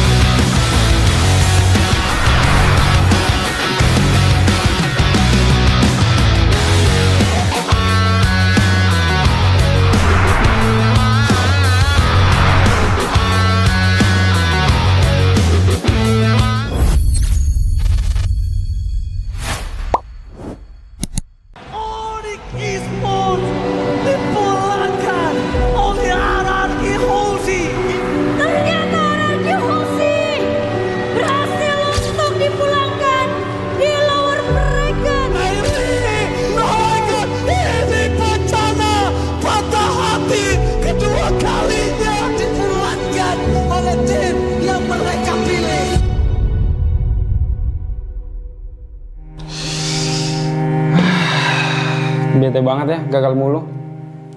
Tapi kan kita Royal Bestie. Gue yakin kita bakal comeback sih. Terus kita bawa pulang Piala M Series deh. Enak lu kalau ngomong.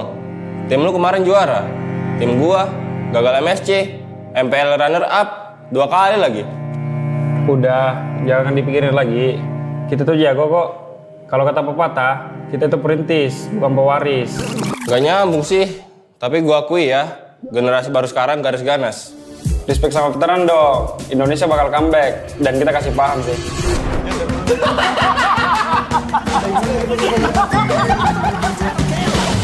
Kayaknya gue ganti nama jadi Rinetizi aja deh.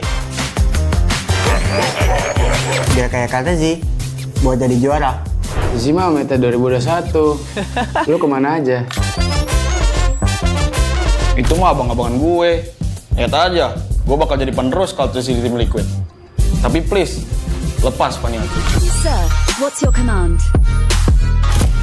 Oh, what a play! Freestyle from Fabian. Pemanasan terlebih dahulu. Lolos ke live aja masih susah. Gayaan menggantiin Karkizi. Iya nggak sih, Pe?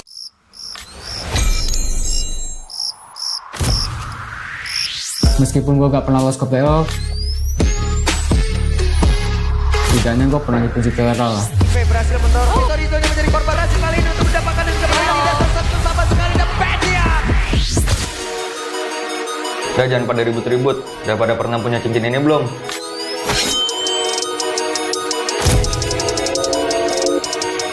Ngisi deh. Gantian shift dulu ya. This is Keyboy. Kalau bukan karena gue, Monster kill. monster kecil kayak kalian masih main ranked. Intinya satu, konsistensi. Tanpa itu, hilang tuh kayak mereka. Hah? Kok kita sih jadi contoh jeleknya? Sorry guys, udah improve, cuma telat. Sorry. Sorry kok, gue ngecewain lo lagi. Ah, bosen. Banyak mulu. Maniac. Sakti Hijume, tapi sekarang lu kipannya shutdown. Oh my god. Maniac.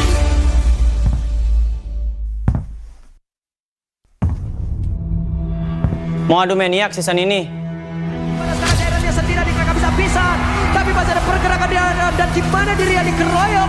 Namun untuk sekarang ada satu blessing to end. You miss me? Blessing to end from Skala. Kita kasih paham bahwa era kita masih ada.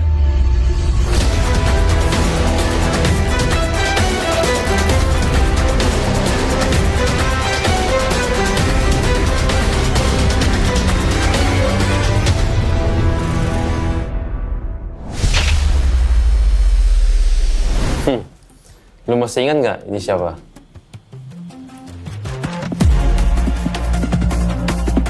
Boleh juga. Tapi lu tahu nggak di atas lu ada siapa?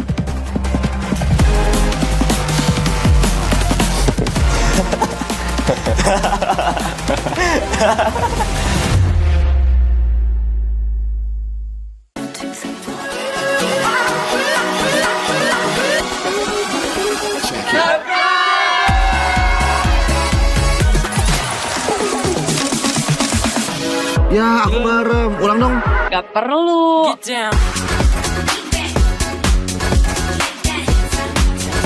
Guys, review.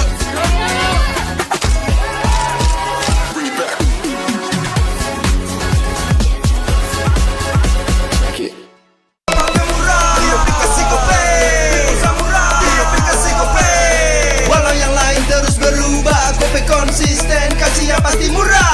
Tagihan murah di aplikasi Kope, gratis transfer 100 kali per bulan. Download aplikasi Kope baru, nggak pakai lama. Dompet andalan gamers banyak damage-nya.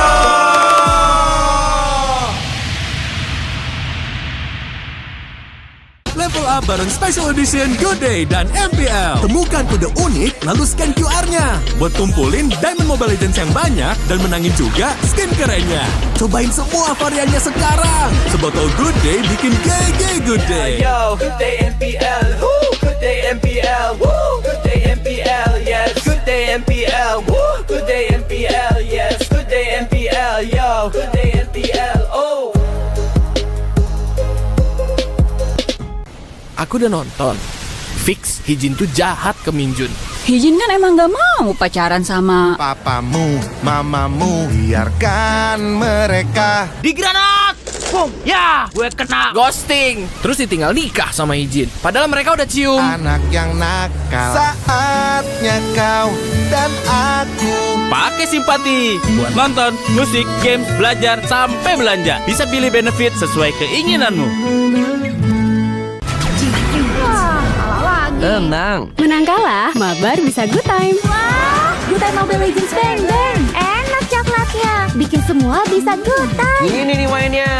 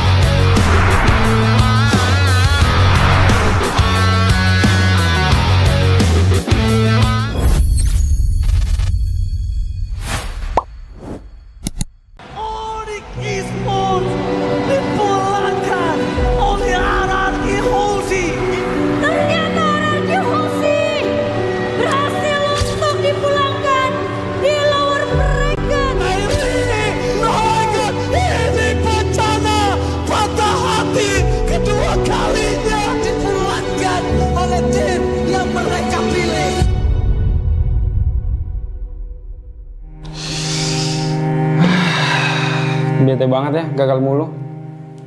Tapi kan kita Royal Bestie. Gue yakin kita bakal comeback sih.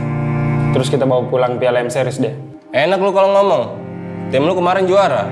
Tim gua gagal MSC, MPL runner up 2 kali lagi.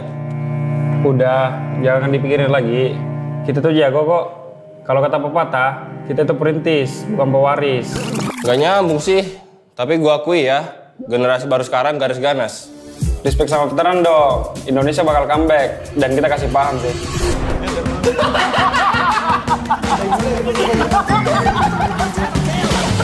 Kayaknya gue ganti nama jadi Rinetizi aja deh. Biar kayak kata sih, buat jadi juara. Zizi mah meta 2021. Lu kemana aja? Itu mah abang-abangan gue. Lihat aja, gue bakal jadi penerus kalau di tim Liquid. Tapi please, lepas Paniati. Sir, what's your command? Oh, what a play! Rizal from Fabian, pemanasan terlebih dahulu. Lolos playoff aja masih susah. Gagayaan menggantiin Kartizi. Iya nggak sih, Pe?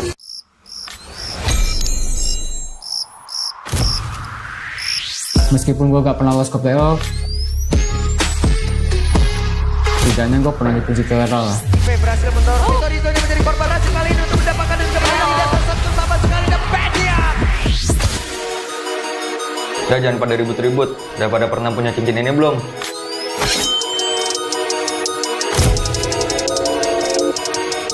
Ngisi deh. Gantian shift dulu ya.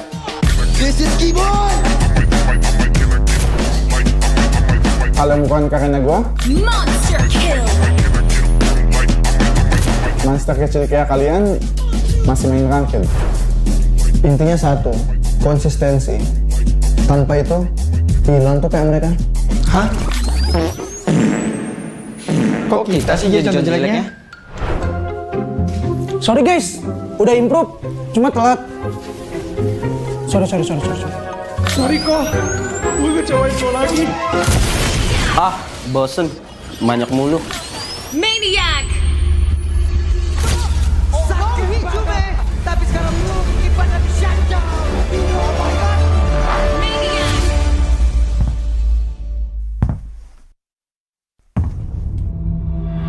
Mau adu maniak season ini? Sekarang daerahnya sendiri mereka bisa pisah, tapi masih ada pergerakan di dalam dan di mana dirinya dikeroyok. Namun untuk sekarang ada satu buah situasi.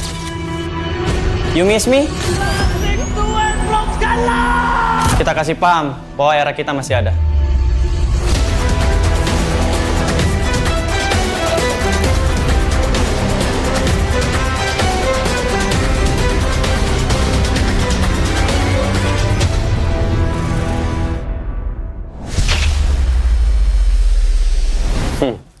Lu masih ingat nggak ini siapa?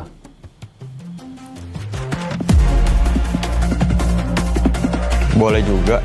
Tapi lu tahu nggak di atas lu ada siapa?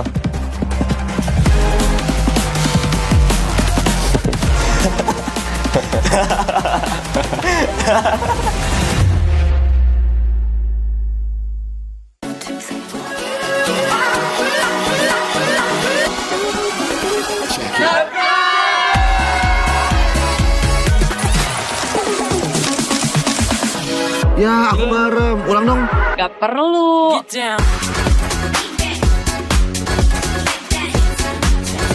Guys, review.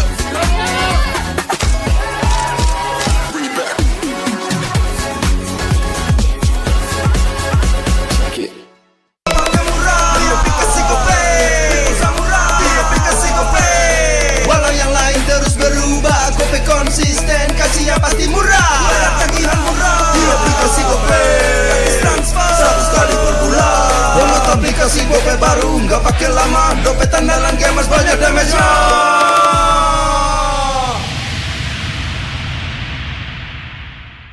Level up bareng Special Edition Good Day dan MPL. Temukan kode unik, lalu scan QR-nya. Buat tumpulin Diamond Mobile Legends yang banyak dan menangin juga skin kerennya. Cobain semua variannya sekarang. Sebotol Good Day bikin GG Good Day. Yo, good day MPL, woo, good day MPL, woo, good day MPL, yes, good day MPL, woo, good day MPL, yes, good day MPL, yo, good day MPL, oh. Aku udah nonton. Fix Hijin tuh jahat ke Minjun. Hijin kan emang gak mau pacaran sama Papamu, mamamu, biarkan mereka. Di granat! Boom! Ya! Gue kena ghosting. Terus ditinggal nikah sama Hijin. Padahal mereka udah cium. Anak yang nakal. Saatnya kau dan aku. Pakai simpati buat nonton, musik, games, belajar, sampai belanja. Bisa pilih benefit sesuai keinginanmu. Tenang. Menang kalah, mabar bisa good time. Wah, good time Mobile Legends Bang Bang. Enak coklatnya, bikin semua bisa good time. Ini nih mainnya.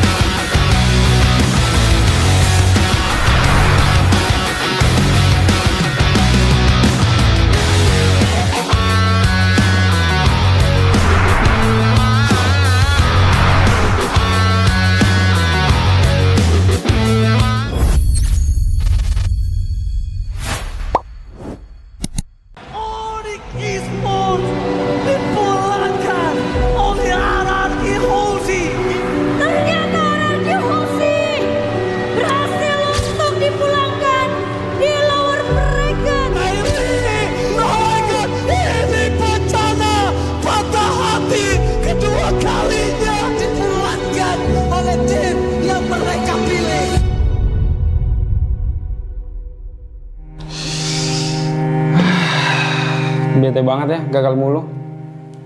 Tapi kan kita Royal Bestie. Gue yakin kita bakal comeback sih. Terus kita bawa pulang Piala M Series deh. Enak lu kalau ngomong. Tim lu kemarin juara. Tim gua gagal MSC, MPL runner up 2 kali lagi. Udah, jangan dipikirin lagi. Kita tuh jago kok. Kalau kata pepatah, kita tuh perintis, bukan pewaris. Gak nyambung sih. Tapi gua akui ya, generasi baru sekarang garis ganas. Respect sama veteran dong. Indonesia bakal comeback dan kita kasih paham sih.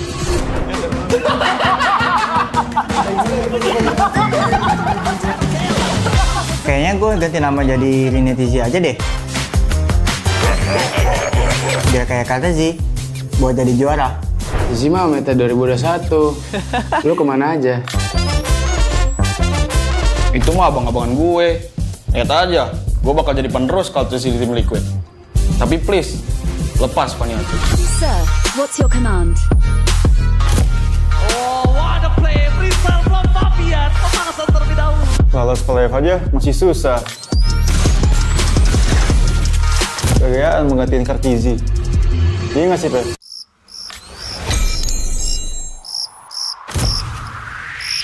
Meskipun gue gak pernah lolos ke playoff, setidaknya gue pernah dipuji ke lah. Berhasil mendorong Toritonya menjadi korban hasil kali ini untuk mendapatkan dan kembali di atas satu sama sekali dan Badian. Udah jangan pada ribut-ribut. Udah pada pernah punya cincin ini belum?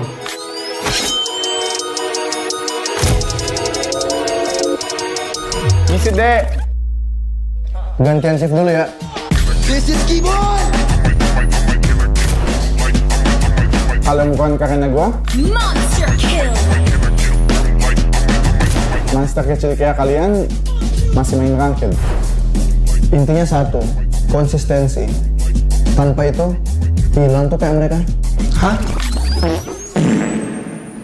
Kok kita sih jadi contoh jeleknya?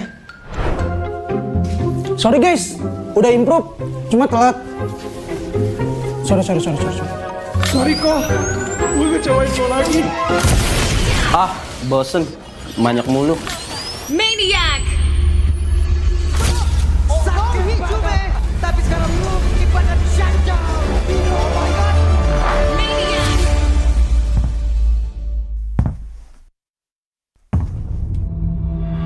Mau adu Maniac season ini? Pada saat daerahnya sendiri di kakak bisa pisan, tapi masih ada pergerakan di dan di mana dirinya dikeroyok. Sampai untuk sekarang bisa satu blessing duet. You miss me?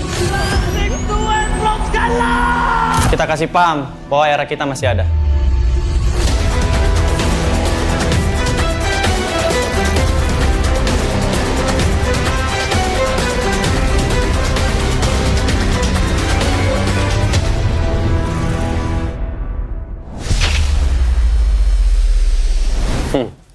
Lu masih ingat nggak ini siapa?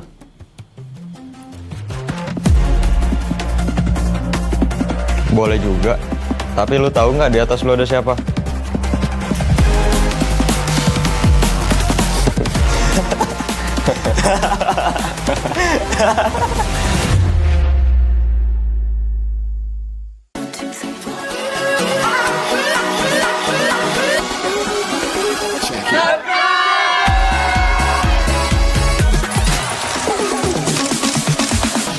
Ya, aku merem. Ulang dong. Gak perlu.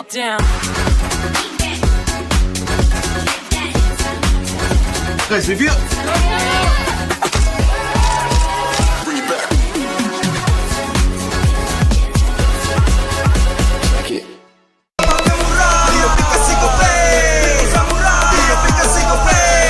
Walau yang lain terus berubah, Gope konsisten, kasih yang pasti murah.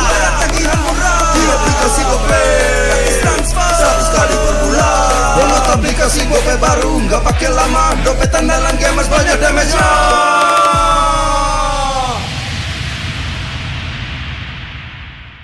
Level up bareng Special Edition Good Day dan MPL. Temukan kode unik, lalu scan QR-nya. Buat tumpulin Diamond Mobile Legends yang banyak dan menangin juga skin kerennya.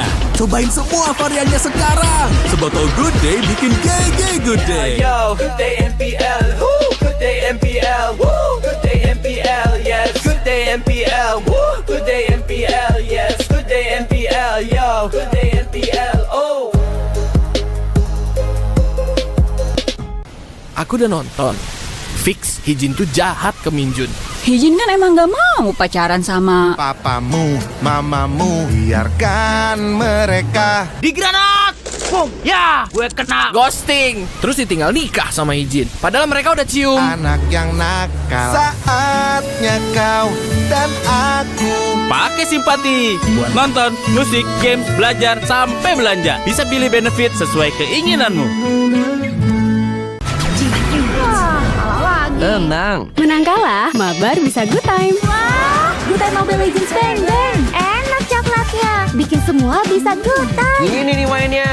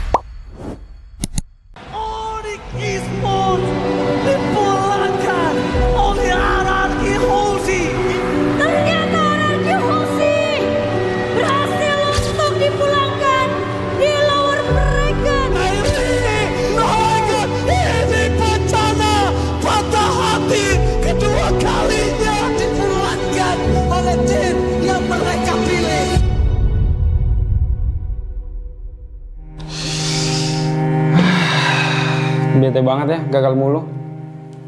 Tapi kan kita Royal Bestie. Gue yakin kita bakal comeback sih. Terus kita bawa pulang Piala M Series deh. Enak lu kalau ngomong. Tim lu kemarin juara. Tim gua gagal MSC, MPL runner up 2 kali lagi. Udah, jangan dipikirin lagi. Kita tuh jago kok.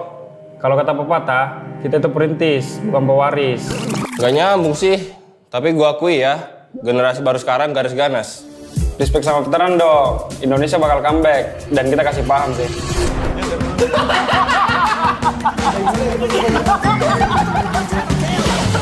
Kayaknya gue ganti nama jadi Rinetizi aja deh. Biar kayak kata Zi, buat jadi juara. Zi mah meta 2021. Lu kemana aja? Itu mah abang-abangan gue. Lihat aja, gue bakal jadi penerus kalau terus di tim Liquid. Tapi please, lepas Paniati. Sir, what's your command? Oh, what a play. Freestyle from Fabian. Pemanasan terlebih dahulu. Lolos ke live aja masih susah. Kegayaan menggantiin Kartizi. Iya nggak sih, Pes?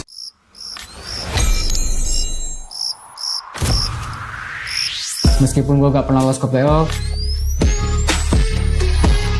setidaknya gue pernah dipuji ke lah.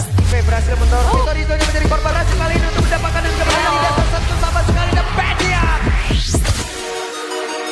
Udah jangan pada ribut-ribut. Udah pada pernah punya cincin ini belum?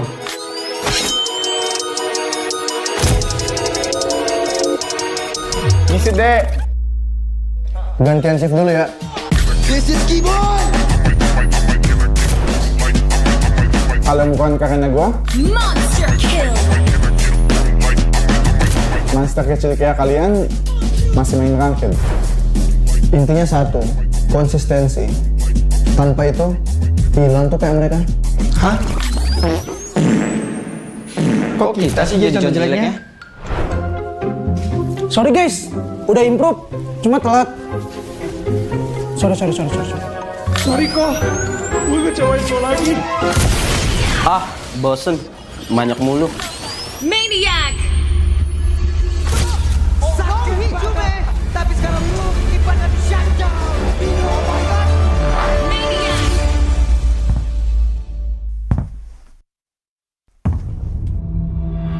Mau adu maniak season ini? Pada saat daerahnya sendiri di mereka bisa tapi masih ada pergerakan di dalam dan di mana diri yang dikeroyok. Namun itu sekarang di satu buah situasi. You miss me? Tuan belum kalah. Kita kasih paham bahwa era kita masih ada.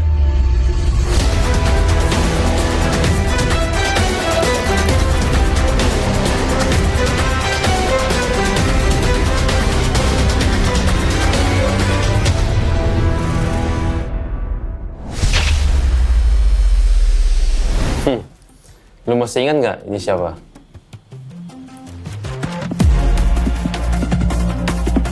Boleh juga. Tapi lu tahu nggak di atas lu ada siapa?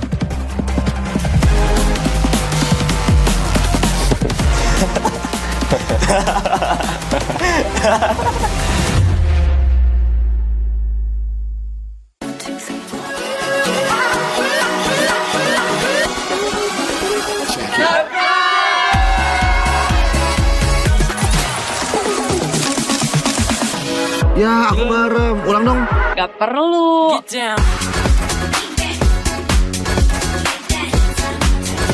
Guys, review.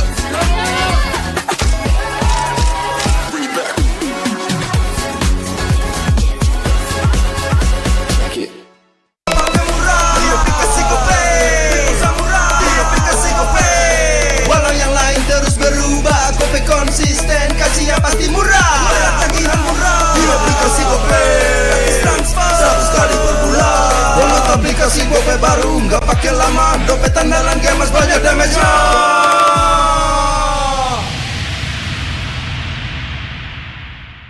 Level up bareng Special Edition Good Day dan MPL. Temukan kode unik, lalu scan QR-nya. Buat tumpulin Diamond Mobile Legends yang banyak dan menangin juga skin kerennya. Cobain semua variannya sekarang. Sebotol Good Day bikin GG Good Day. Yo, good day MPL. Woo, good day MPL. Woo, good day MPL. Yes, good day MPL. Woo, good day MPL. Yes, good day MPL. Yo, good day MPL. Oh. Aku udah nonton. Fix, Hijin tuh jahat ke Minjun. Hijin kan emang gak mau pacaran sama Papamu, mamamu, biarkan mereka. Di granat! Boom! Ya! Gue kena ghosting. Terus ditinggal nikah sama Hijin. Padahal mereka udah cium. Anak yang nakal. Saatnya kau dan aku Pakai simpati buat nonton, musik, games, belajar, sampai belanja. Bisa pilih benefit sesuai keinginanmu. Tenang. Menang kalah, mabar bisa good time. Wah, good time Mobile Legends Bang Bang. Enak coklatnya, bikin semua bisa good time. Ini nih mainnya.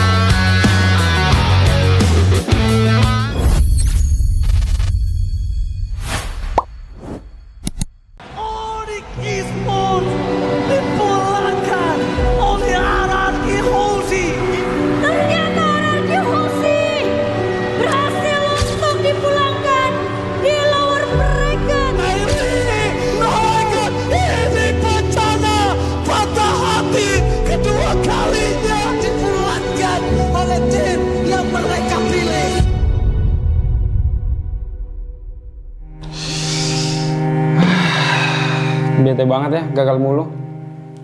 Tapi kan kita Royal Bestie. Gue yakin kita bakal comeback sih. Terus kita bawa pulang Piala M Series deh. Enak lu kalau ngomong. Tim lu kemarin juara. Tim gua gagal MSC, MPL runner up 2 kali lagi. Udah, jangan dipikirin lagi. Kita tuh jago kok. Kalau kata pepatah, kita tuh perintis, bukan pewaris. Gak nyambung sih. Tapi gua akui ya, generasi baru sekarang garis ganas. Respect sama veteran dong. Indonesia bakal comeback dan kita kasih paham sih.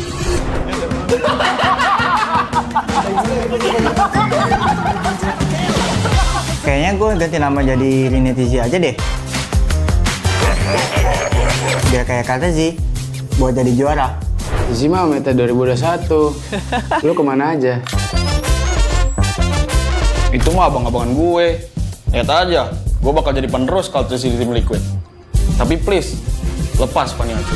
Sir, what's your command? Oh, what a play! Freestyle from Fabian. Pemanasan terlebih dahulu. Lolos ke live aja masih susah. Kegayaan menggantiin Kartizi. Iya nggak sih, Pe?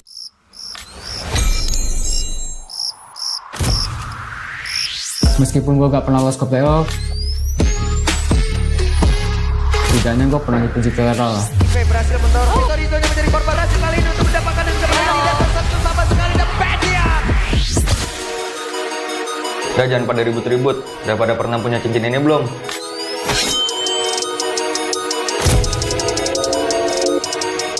Ngisi deh. Gantian shift dulu ya. This is Keyboard. Kalau bukan karena gue, Monster kill!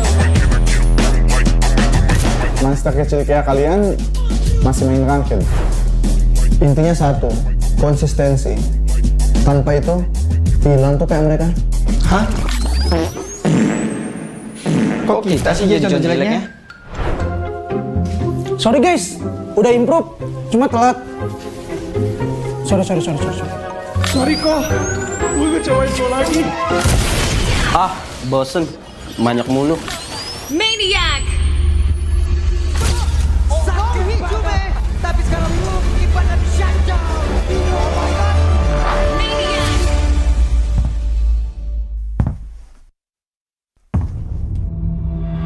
Mau adu Maniac season ini? Pada saat daerahnya sendiri adik kakak bisa pisan, tapi masih ada pergerakan di dan gimana diri adik keroyok. Namun itu sekarang satu blessing Johan. You miss me? Kita kasih paham bahwa era kita masih ada.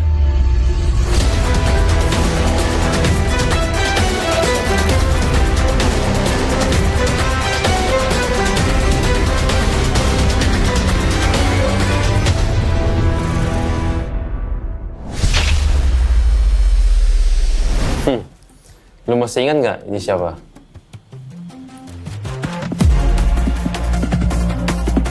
Boleh juga. Tapi lu tahu nggak di atas lu ada siapa?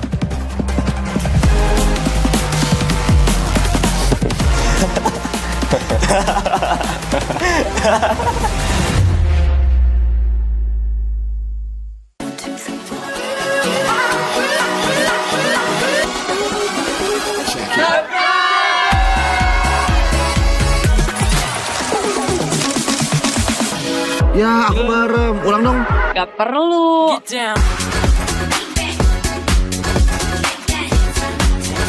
Guys, review.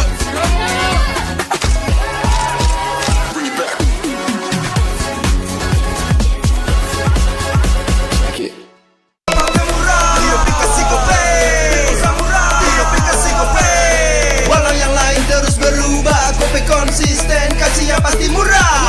Tagihan murah di aplikasi Gope, gratis transfer 100 kali per bulan. Download aplikasi Gope baru, nggak pakai lama. Dompet andalan gamers banyak damage-nya.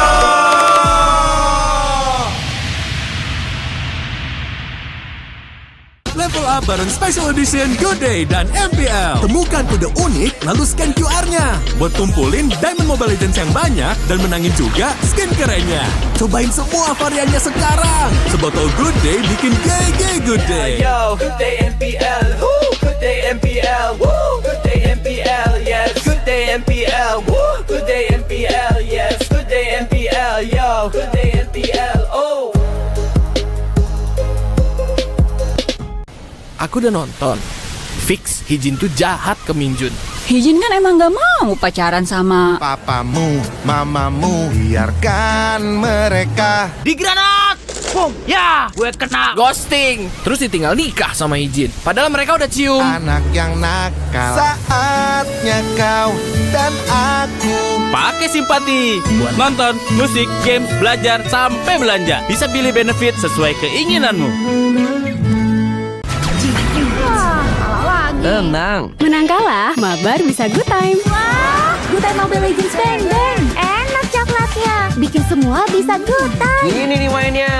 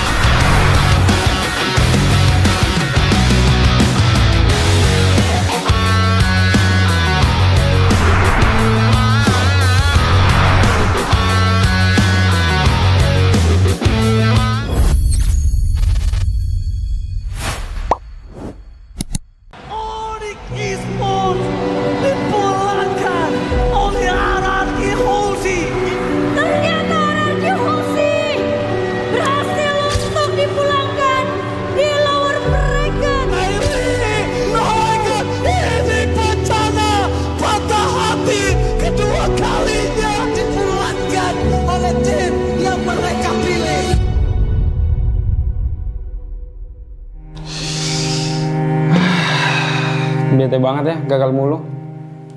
Tapi kan kita Royal Bestie. Gue yakin kita bakal comeback sih. Terus kita bawa pulang Piala M Series deh. Enak lu kalau ngomong. Tim lu kemarin juara. Tim gua gagal MSC, MPL runner up 2 kali lagi. Udah, jangan dipikirin lagi. Kita tuh jago kok. Kalau kata pepatah, kita tuh perintis, bukan pewaris. Gak nyambung sih. Tapi gua akui ya, generasi baru sekarang garis ganas. Respect sama veteran dong. Indonesia bakal comeback dan kita kasih paham sih.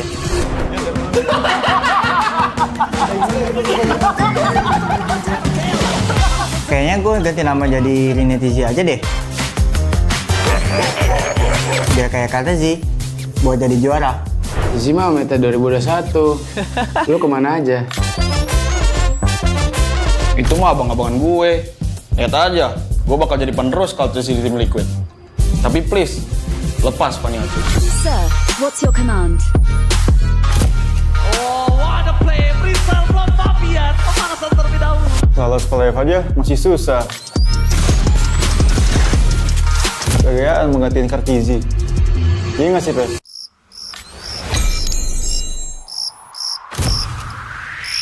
Meskipun gue gak pernah lolos ke playoff, setidaknya gue pernah dipuji viral lah. Berhasil mendorong Vitorino menjadi korban hasil kali ini untuk mendapatkan yang sebenarnya tidak tersentuh sama sekali dan Pedia. Udah jangan pada ribut-ribut. Udah pada pernah punya cincin ini belum?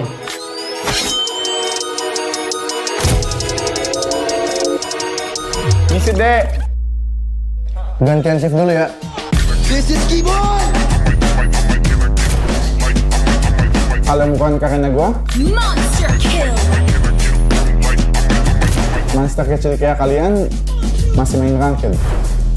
Intinya satu, konsistensi. Tanpa itu, hilang tuh kayak mereka. Hah? Kok kita sih jadi contoh jeleknya? Sorry guys, udah improve, cuma telat. Sorry. Sorry kok, gue ngecewain lo lagi. Ah, bosen. Banyak mulu. Maniac! Sakti Hijume, tapi sekarang belum ibadah di shutdown. Oh my god.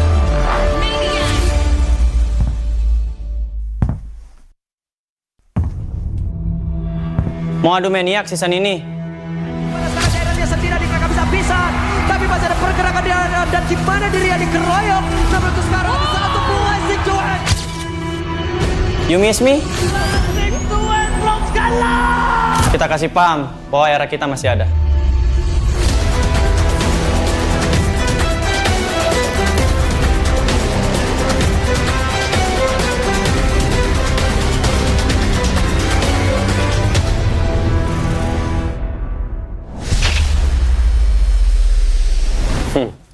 Lu masih ingat nggak ini siapa?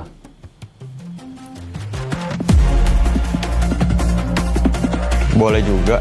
Tapi lu tahu nggak di atas lu ada siapa?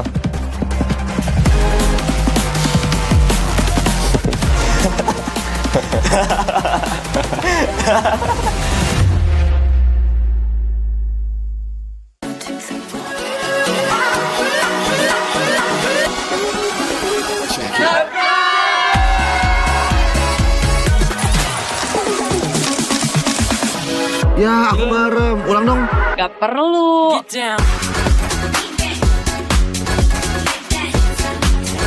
Guys, review.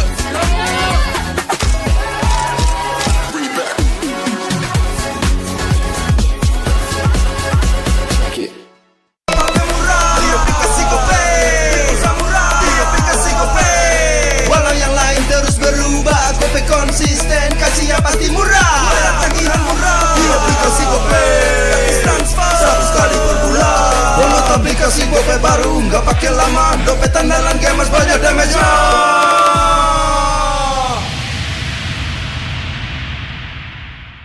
Level up bareng Special Edition Good Day dan MPL. Temukan kode unik, lalu scan QR-nya. Buat kumpulin Diamond Mobile Legends yang banyak dan menangin juga skin kerennya.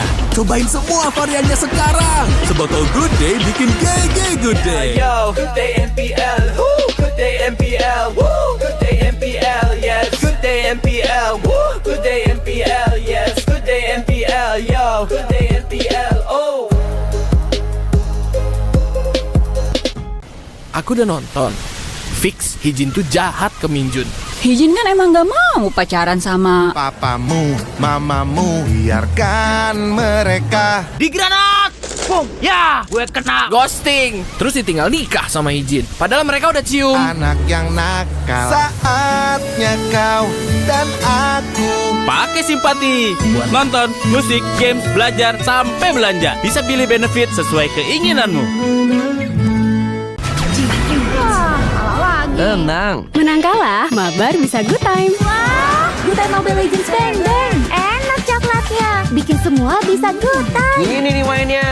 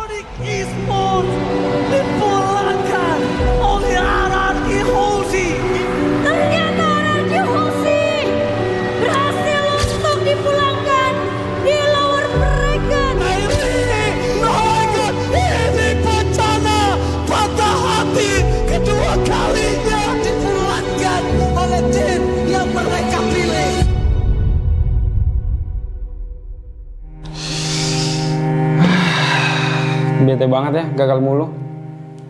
Tapi kan kita Royal Bestie. Gue yakin kita bakal comeback sih. Terus kita bawa pulang Piala M Series deh. Enak lu kalau ngomong. Tim lu kemarin juara. Tim gua gagal MSC, MPL runner up 2 kali lagi. Udah, jangan dipikirin lagi. Kita tuh jago kok. Kalau kata pepatah, kita tuh perintis, bukan pewaris. Gak nyambung sih. Tapi gua akui ya, generasi baru sekarang garis ganas. Respect sama veteran dong. Indonesia bakal comeback dan kita kasih paham sih.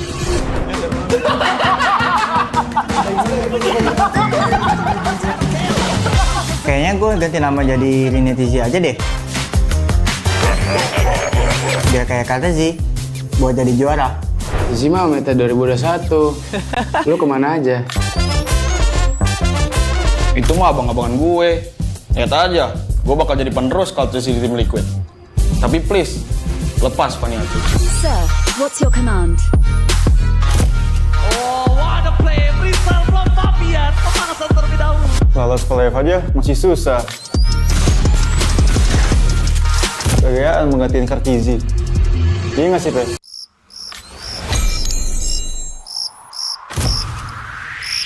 Meskipun gue gak pernah lolos ke playoff, setidaknya gue pernah dipuji ke lah. Berhasil mendorong Vitorino menjadi korban berhasil kali ini untuk mendapatkan dan kemenangan di atas sama sekali dan Pedia. Udah jangan pada ribut-ribut. Udah pada pernah punya cincin ini belum?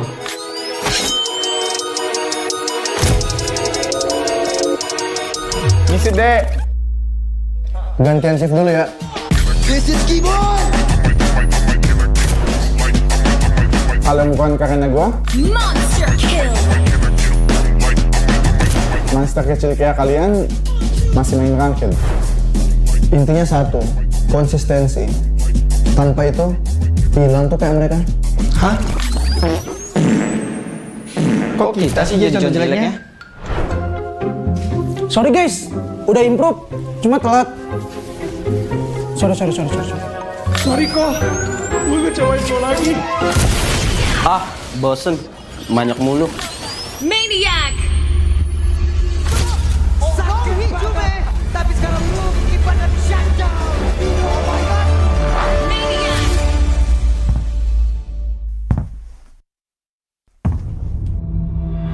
Mau adu Maniac season ini? Pada saat dia sendiri bisa pisan, tapi masih ada pergerakan di dan di mana dirinya dikeroyok. Namun untuk sekarang bisa satu blessing Johan. You miss me? Tuan belum kalah. Kita kasih paham bahwa era kita masih ada.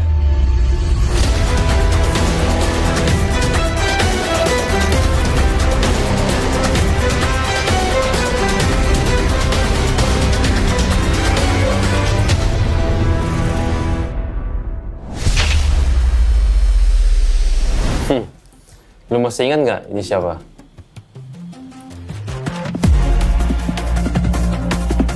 Boleh juga. Tapi lu tahu nggak di atas lu ada siapa?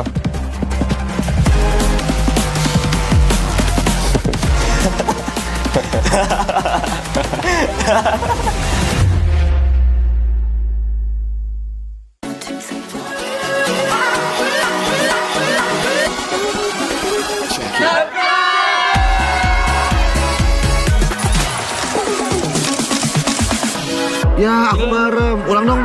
Gak perlu.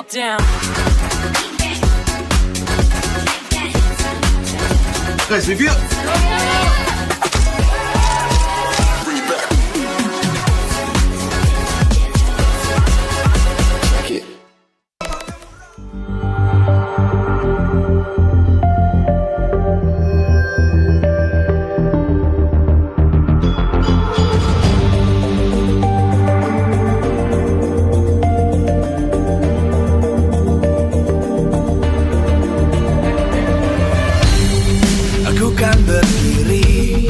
Dan terus berlari, terus ke arah puncak tertinggi. Ku takkan berhenti, hanya sampai di sini. Kemenangan abadi menanti. You know we won't miss if we unite our focus. And if you haven't noticed, we all live. Nyalakan apimu, hadapi semua.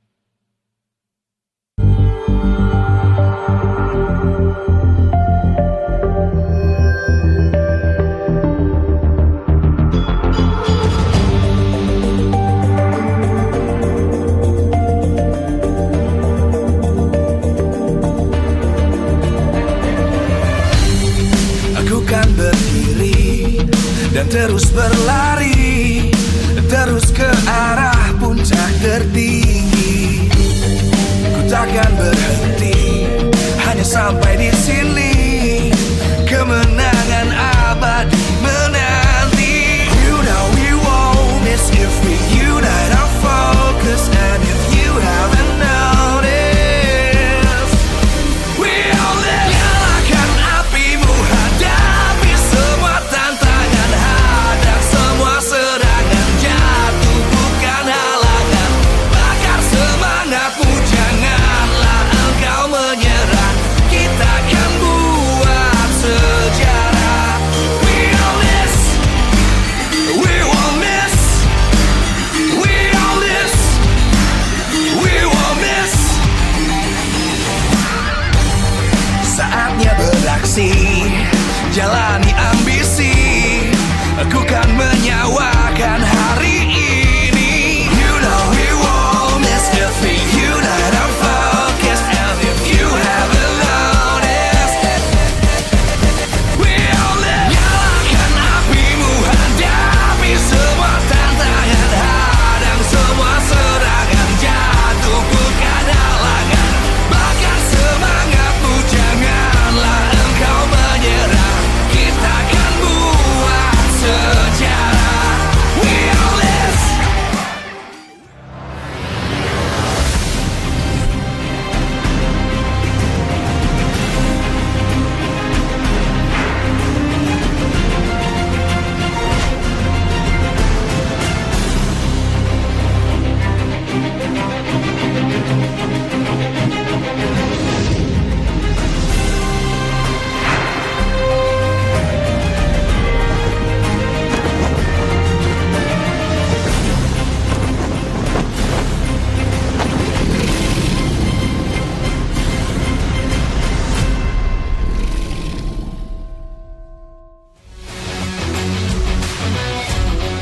Live from MPL Arena, Jakarta. MPL Indonesia Season 16 is powered by Moonton. Supported by Esports Federation of Indonesia. Presented by official tournament smartphone, Samsung Galaxy. Official e-wallet, GoPay. Official coffee, Good Day. We own this.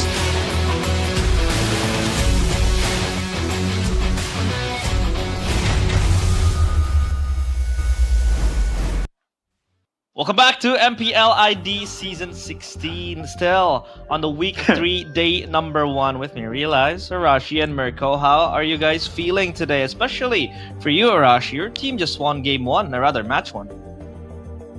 Yeah, man, they won decisive fashion. They're looking good. It was a fun match overall, good back and forth. I'm pretty happy, but now it's a different time. Time for match number 2, and I feel like a lot of questions are in the air, man. Both these teams, they're kind of inconsistent with it, man. Inconsistent, especially TLID. One of the teams that are going to play up against EVOS, they are winless, Mirko. What is going on right there in the cavalry? Yeah, I don't know, man. Again, shifting different lineups here and there constantly. I don't know if they still want to trust this lineup. I don't know if they want to make some changes, right? Because again, Fabian and Aaron Chiki are technically in the lineup still of MPL ID Season 16, so it isn't too wild to expect them to actually play.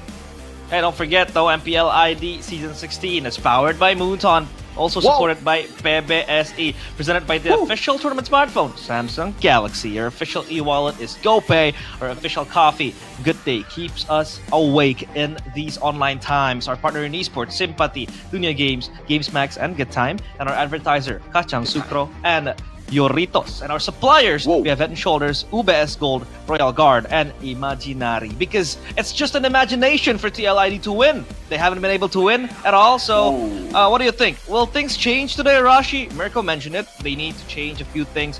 What needs to be changed, though? Man, it's kind of hard to really place your finger on the issue, because it feels like there's still decent drafts coming through, good game plan, it just seems like they're not in the same kind of like mental state, you know. So the execution, the aggression, when they decide to fully commit, when they kind of back off, it just seems kind of off somehow, you know. Like sometimes they just make bad decisions, and they're not really as, you know, they're not like unified as one whole unit. So I think it's a bit of a issue with a lot of there's not one big problem, but there's a lot of small problems, which is always the worst kind of problems to have, right? I feel like with a change in players, there could be a good result, but there's also a risk of making it worse. You know what I mean? Because they haven't been doing so well, but at least some factors are reliable. If they shift it around now, this is the time to do it at week number 3, you know, early on, plenty of time to build up the chemistry. But it really is a tough situation with no easy answer.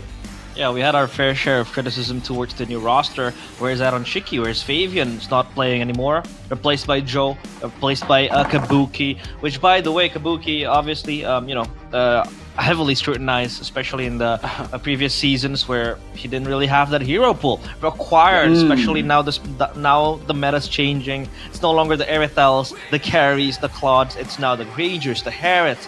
What do you think, Mirko? Will Kabuki be able to survive? Will he be swapped again? But with who? Will it be Aaron Shiki? Will it be, Kyo? We don't know.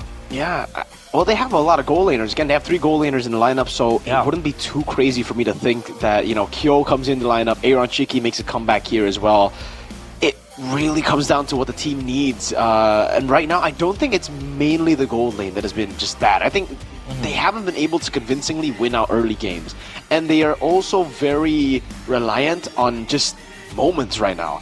The old TLID were reliant on their own discipline, making smart moves around the map, getting the tempo, and setting up for objectives through their aggression. Now it just seems like it's the aggression, and when it doesn't work, they don't get the wins. That's why they're very inconsistent. Legacy on hold for both these teams, and for both these teams, Evo's got this last season, Albert and Key, right? The duo, the Prot duo coming in. They were able to do really well to start, but then they dipped. Joe and Kabuki, I'm hoping for their sake that, this is the opposite of the duo Prot. They're doing really bad now, and they'll pull a liquid somehow later on in the season. Titans in decline, Albert and Key alongside Kabuki and Joe. EVOS only able to get 1 win from 3 matches. Liquid, they're winless. 0 wins from 3 matches, excuse me. So now then begs the question, if we can circle back to M6 maybe. We talked about it, TLID. They were able to win out MPL ID for the first time, I think, in the organization's history. Correct me if I'm wrong. And then they were able to get to the grand finals of M6. And we had questions back then when we were casting M6. Will this team be able to hold its performance? Will it be able to just continue on and be consistent, right? Because we talked about them maybe having that honeymoon phase. They were players without anything to lose. They were players coming in from MDL, and they were players obviously in the squad like Iran, for example. But I think for them, back then, they play like they had nothing to lose. And now, it feels like they always have something to lose, Arashi. Well, again, managing the expectation is a huge part of being a professional.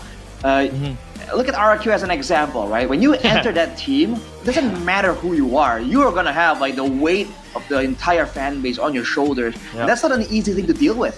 And for Team Liquid, even if you're not talking about them having nothing to lose back then, even if they're rookies now, right, it's a whole different situation. They have represented us, Indonesia, in the World Series. They have, they won the championship. They've been doing well. So a lot more expectations and a lot more pressure as well from their own fans, right? If now you're in Team Liquid and you don't perform well, there's a bar that has been elevated by that rookie lineup back then, that now all the new players and even the older players have to kind of live up to time and time again. And maintaining the consistency really isn't easy, man. It's been a while, it's not. It feels quite fast in terms of seasons, but it's a long time to maintain that sharpness, that edge mentally. Yeah, and I feel like this is a two-way street. Like for EVOS, it applies as well. It seems like their relationship with playoffs have been very estranged since I think the last we saw them was season 12, 13. And then 13. Yeah, excuse me. 13 was that one was them in the finals. Yeah, up against Onyx and Velodrome. 14, they were non-existent. 15 as well.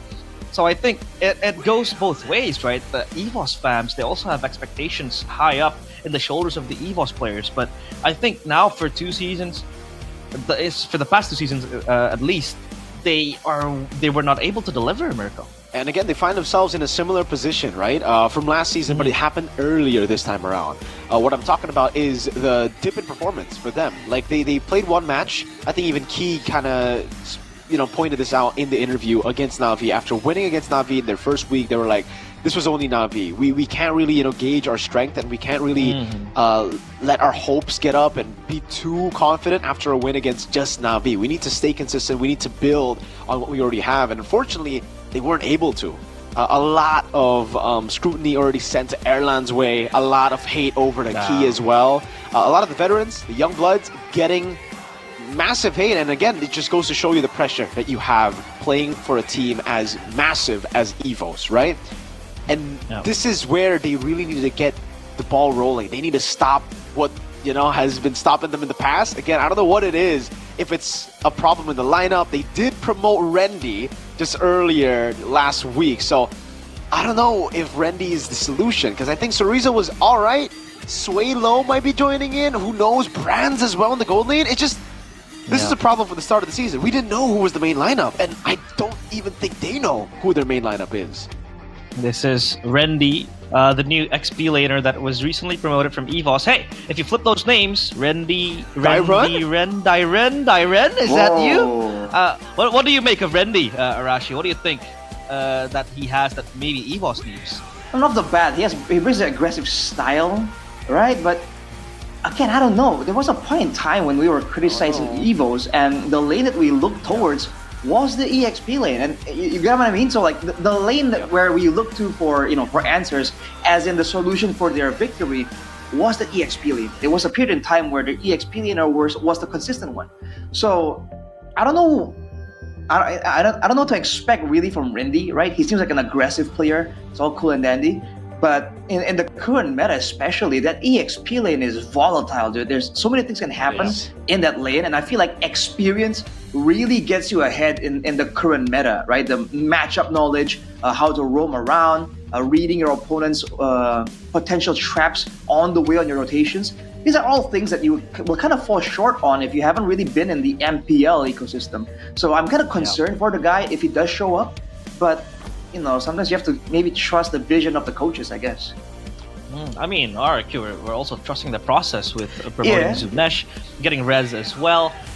So, this might be the same case. But again, I feel like this is a repeated pattern coming in from EVOS. They promoted lineups or players coming in from their MDL, and when they were gracing that MPL stage, it feels like they didn't really have capacity to play on that level. What do you think, Mirko? Yeah.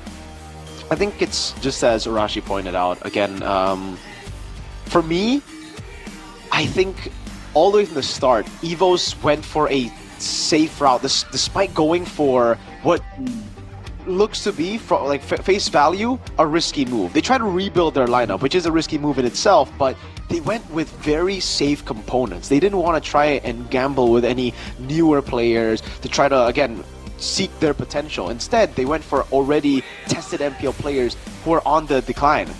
I'm talking about Sorizo, unfortunately. I'm talking about Sway Low as well. I'm talking about Roundel. Every new player that they've added, before Rendy, obviously, were just safe choices. And in MPL, you can't really get wins. You can't really find success with just safety. You need to take some risks. You need to be able to trust the process again. And EVOS have always failed to do everything that I mentioned earlier so consistently, unfortunately. Like, even trusting the process, they couldn't do it. When Erlan first joined the scene, he played one game, lost despite having a good game, and then taking him off. We saw this again last season. After it happening so many times, I thought it would be finally, the chance for Erlan to get space, play on the MPL stage, get that experience that he desperately needs. But even then, they decided to promote a Brands who hasn't played an MPL for 3-4 weeks. Tried and put all their marbles on Brands, didn't work out. Went back to Erlan. Now we see Erlan back at it again, and it just seems like now they've kind of wasted his potential. His potential that you saw 2-3 seasons ago was at its peak. Now you see a player who, after a few losses, just loses confidence because of the pattern and the constant switch ups that EVOS have done in the past. Yeah, just mixing up things, recycling things over and over again, expecting it to work. At the same time, I think it is quite problematic, especially for Evo. So we do hope they're able to pick up the pieces again, you know, piece together the bigger picture for TLID as well. I hope it goes the same way. But let's welcome the teams today playing. Fabian? What? Wait! Fabian in the mid lane! What is this? Ladies and gentlemen, the usurper comes back to MPL, but not in the jungle, as we all know him to be ferocious in. It's him in the mid lane. Welcome Fabian back on stage with the rest of the boys. It's Team Liquid ID. Oh man, what is going on? Even if you look at the play style, it's not exactly a transferable type of knowledge between Fabian and the mid lane. This is a curveball, dude. I don't know if it's born through necessity or if it's a mind game from Coach St. DeLucas, but this is not what we're expecting at all. Hey, desperate times calls for desperate measures, but same goes for EVOS. Rendy will play straight out the bat. It's going to be Rendy, Albert, Sway low as well, replacing Roundel with Key and Erlan. It seems it's the same approach for both the blue teams. EVOS will try out Rendy and Sway low. Can they try to turn the tides around here by getting a win, or will it be more of the same from week 1 to 2? Ladies and gentlemen, the White Tigers, EVOS! We talk about swaps, EVOS comes to mind for sure, but again, this is early on, this is what they should be doing, but there's that layer of concern definitely for EVOS right now. Oh, okay. These two teams very volatile. Still under a lot of scrutiny as well. Winless for one, and just difficult for them to get the win, especially for EVOS. Now, look at the audience topic voting. 2 blues with a new lineup. Who will come out on top? A, EVOS will be back on track.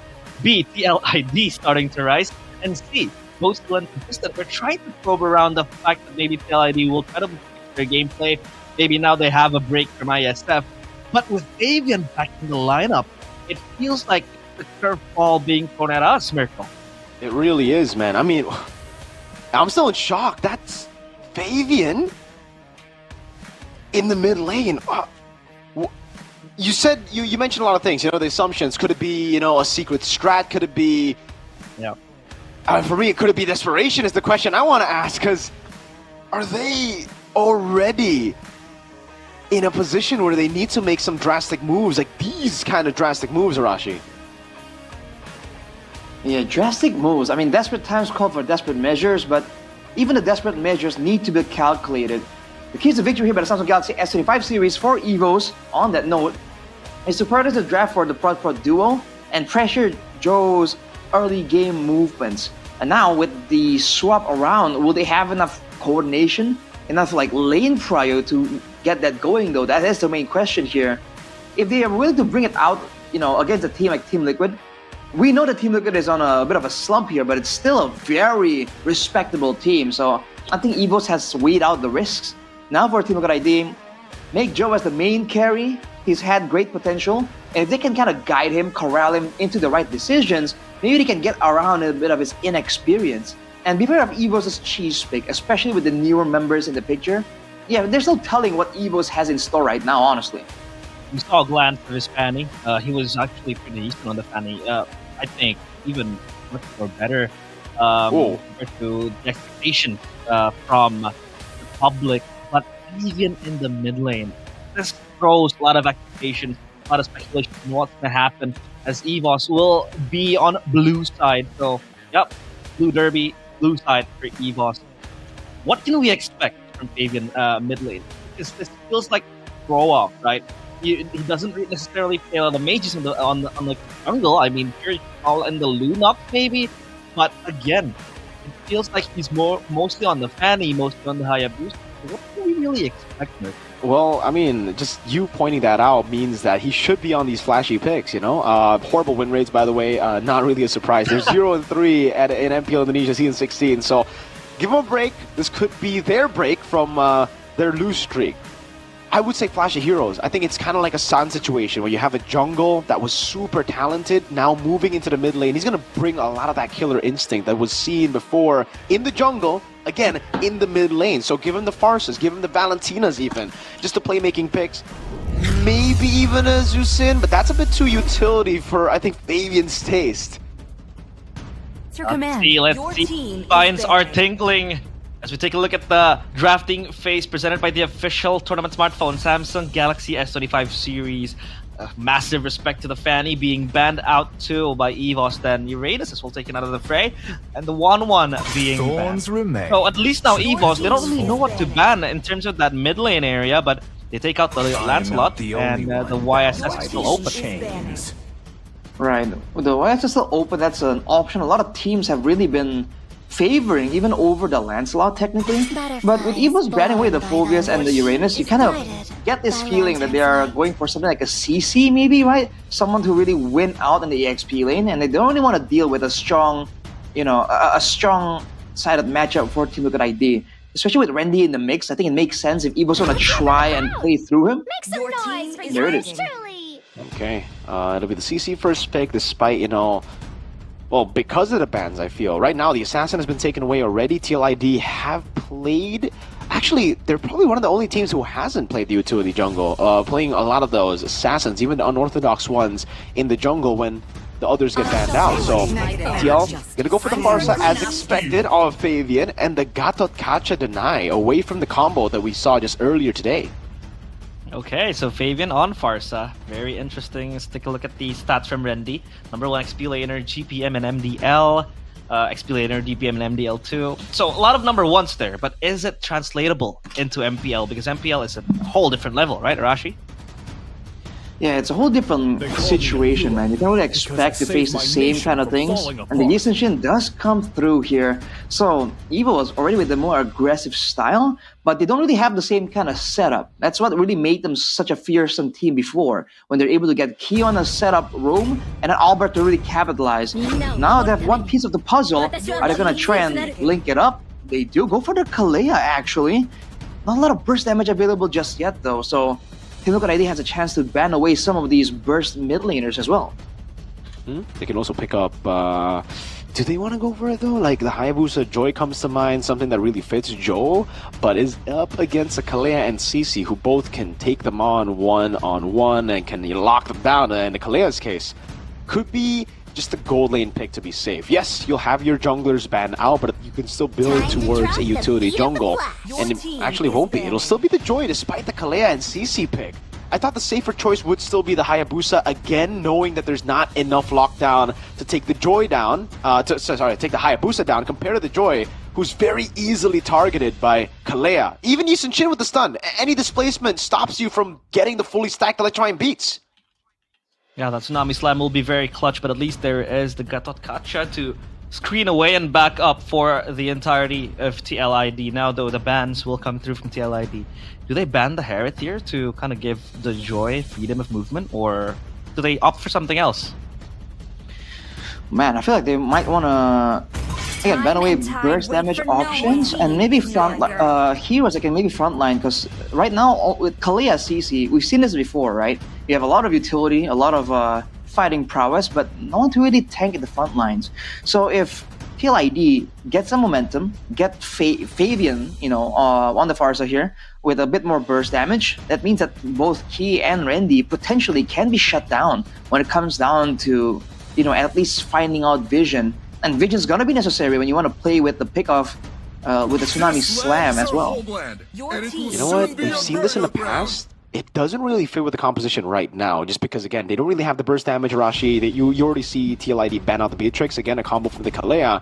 But could EVOS possibly be going for a Ruby Gold and then like a Selena mid, looking for like an Aurora Turkey combination here? Yes, again, it is risky, but it does seem like, at least right now, TLID have a composition that wants to dive, and the Ruby, plus everything they've already picked up now, gets a lot of value from that.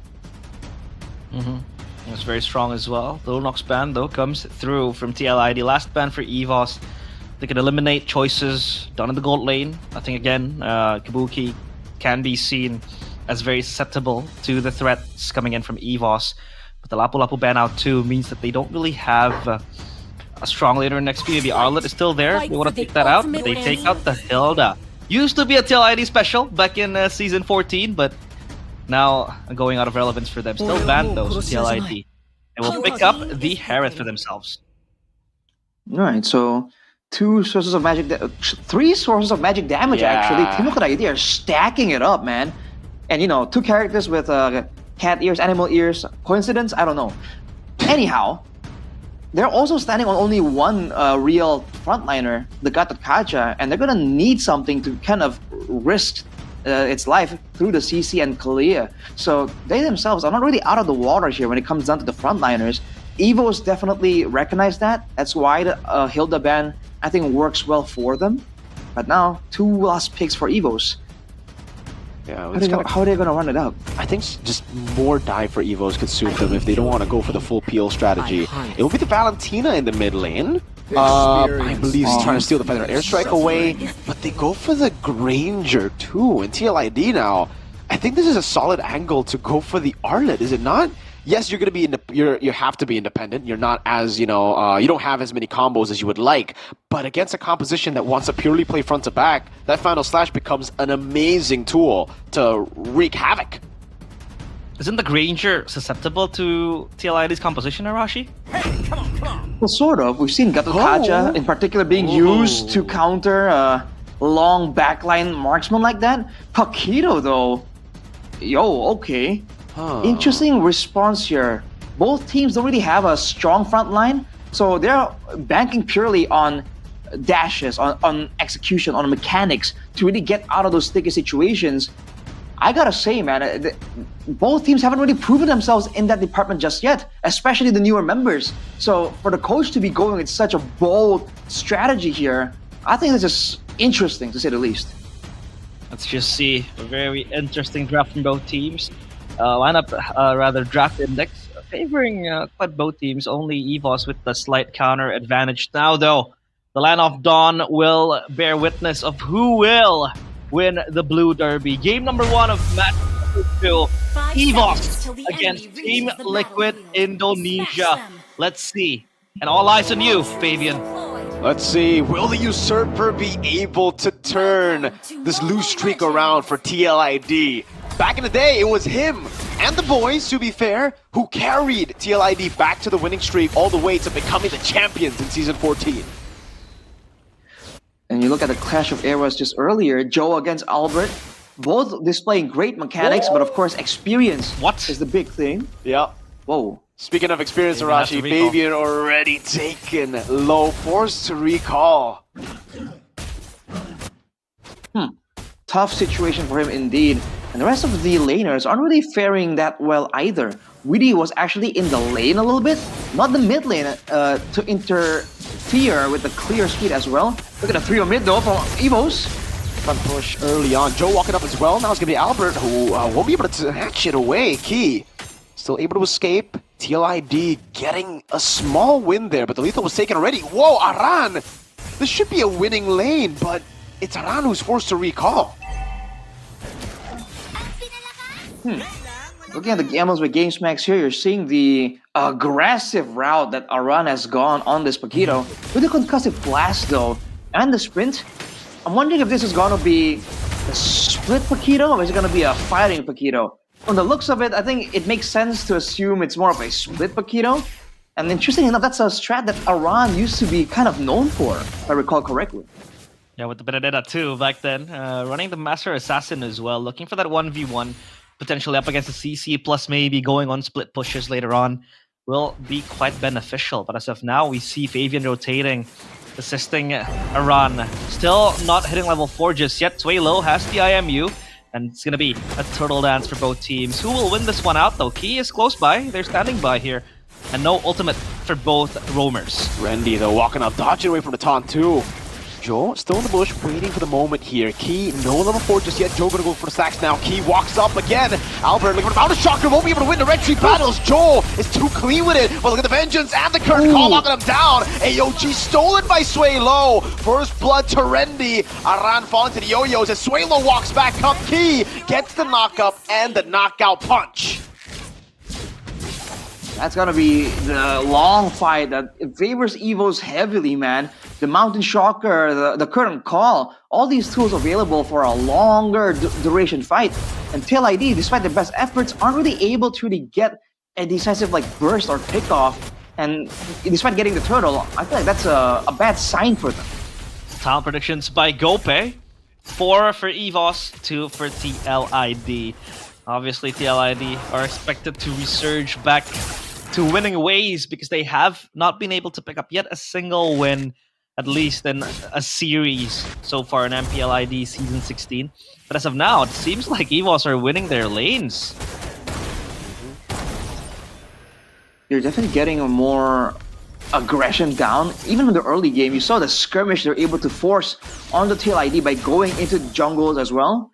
Right now, it's a bit more of a slowdown. But even if both teams take it easy, I do say that EVOS' late game ain't that bad either, right? They want to scale up and get some more items. So TLID can't really relax and, play with time here.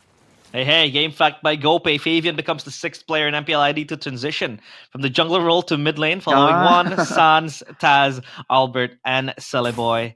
So, yeah, welcome to the club. Hopefully, he's able to at least supplement his teammate and his team back to winning a point so far in MPL ID Season 16. And power spikes now for Favian, rather. Glowing One purchased. So at least they have that extra bit of damage in the mid lane, in the skirmishes later on is going to happen. The turtle has spawned. Key is close by. Rendy, level 7 achieved, and he will be very, very annoying to deal with the CC as well. The yo-yos does shred quite a bit of damage coming in from TLID, and now they are only waiting in the wings watching. It seems like Joe doesn't really want to contest this, but Key is preparing for Tsunami Slam. Great Tsunami Slam into the burst with the stolen feather airstrike. Still able to survive for a bit longer, but look at the combo coming in. Kabuki with the Zaman Force, unable to do much as Albert picks up a double kill and a turtle. Aran just barely surviving there. Gets away, but yeah, TL on the back foot. Not much they can do. It's just a difference in damage and sustain again. For EVOS, they have a lot of damage off the bat. They don't really need some really massive power spikes to really get the ball rolling. And they have the built-in healing in the kit of that Kalea in the hands of Key. So for TLID, to try and match them in a long fight, it's a bit too difficult, but a bit of a mini dive there from EVOS. Trying their best They're to gonna go be fine. They kind of want to pressure the Harith too. You don't want to give a winning lane to the Harith, especially now. Key, Tsunami Slam! Oh man, Witty's not having a good game, and it continues! He's gonna get bursted down. Aran will at least get some compensation up top of the trade. Whoa, purple buff falls as well. So, Joe's farming pattern, his level lead that you would expect against Yisun Shin to be the case here in the mid to late game is compromised. Airline, oh, way too overextended, gets taken down. Key though walks up with the feather airstrike, comes in from Sway Low, good moves by Joe to escape. Another feather airstrike coming down from Favian too to shoo EVOS away as Aran continues to utilize the concussive blast to push in. Both teams duking it out non-stop. Aran wants to go for the knockout. Where's Rendy? Ooh, Rendy gets away, doesn't even need to use the vengeance. Composed rookie. Gotta be careful though. I was looking for the moment here where Key or Rendy is gonna get magical resistance. That's gonna be a huge moment, a huge swing in momentum. Key has an Oracle now, but oh, look at this. Wow, just picked off instantly. There's not much against Swaylo could do there. No time to react. Gets taunted, no Purify, has to bite the dust. At least Favian is proactive in terms of the rotation, especially syncing up with Witty to get pickoffs, to pressure the objectives, but now they want to go for this. Aran and Favian in the flank angle. This could be very close for both teams. Oh, great taunt by Witty, goes in for the AOG as well, but he, goes just for the jump over, but it's only onto the boy. Aran here, still able to get the shutdown, and it is a TLID win from out of nowhere. Dude, EVOS just weren't respecting the damage potential. Albert got deleted almost instantly. It seemed like EVOS weren't really sure how they wanted to play that out, if they were going for a 50-50 or a team fight, and Team Liquid ID were. They jumped straight onto EVOS, and they got those big shutdowns technically, so it's a great moment for Joe to really catch up. Because if you saw earlier, Evo's rotated Randy over and gave up the top turret just to ensure that Randy is going to be able to pressure PLID away from the purple buff. So despite that sacrifice early on, PLID has equalized. They're slowly getting that lead, stabilizing all their losses. Gold difference though for Albert, 6k in his pocket. Same goes for Erlan, at least a slight advantage ahead of Kabuki right there. But at least the Harith will scale towards the late game. The Granger though, with the Skypiercer, looking for picks, looking for those stacks, but so far have been non-existent in the team fight. So at least the Granger still can contribute to the pokes. And so far, TLID clearing their lanes because they have lost one down bottom. Gonna be a waiting game still, and honestly, the poke damage from Evos can't be understated. The Death Sonatas, but also Randy with the yo-yos.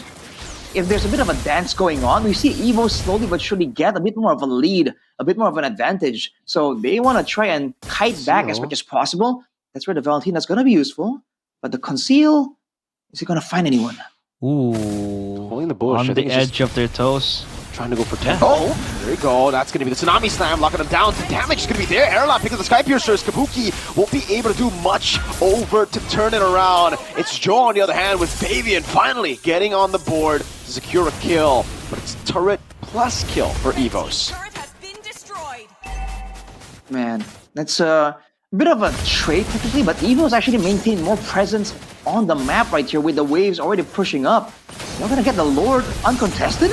Free, nothing he can do. Joe walks up, but it's a bit too late. Aran's gonna be caught. Mountain shot there from Albert lands on him, even despite the sprint.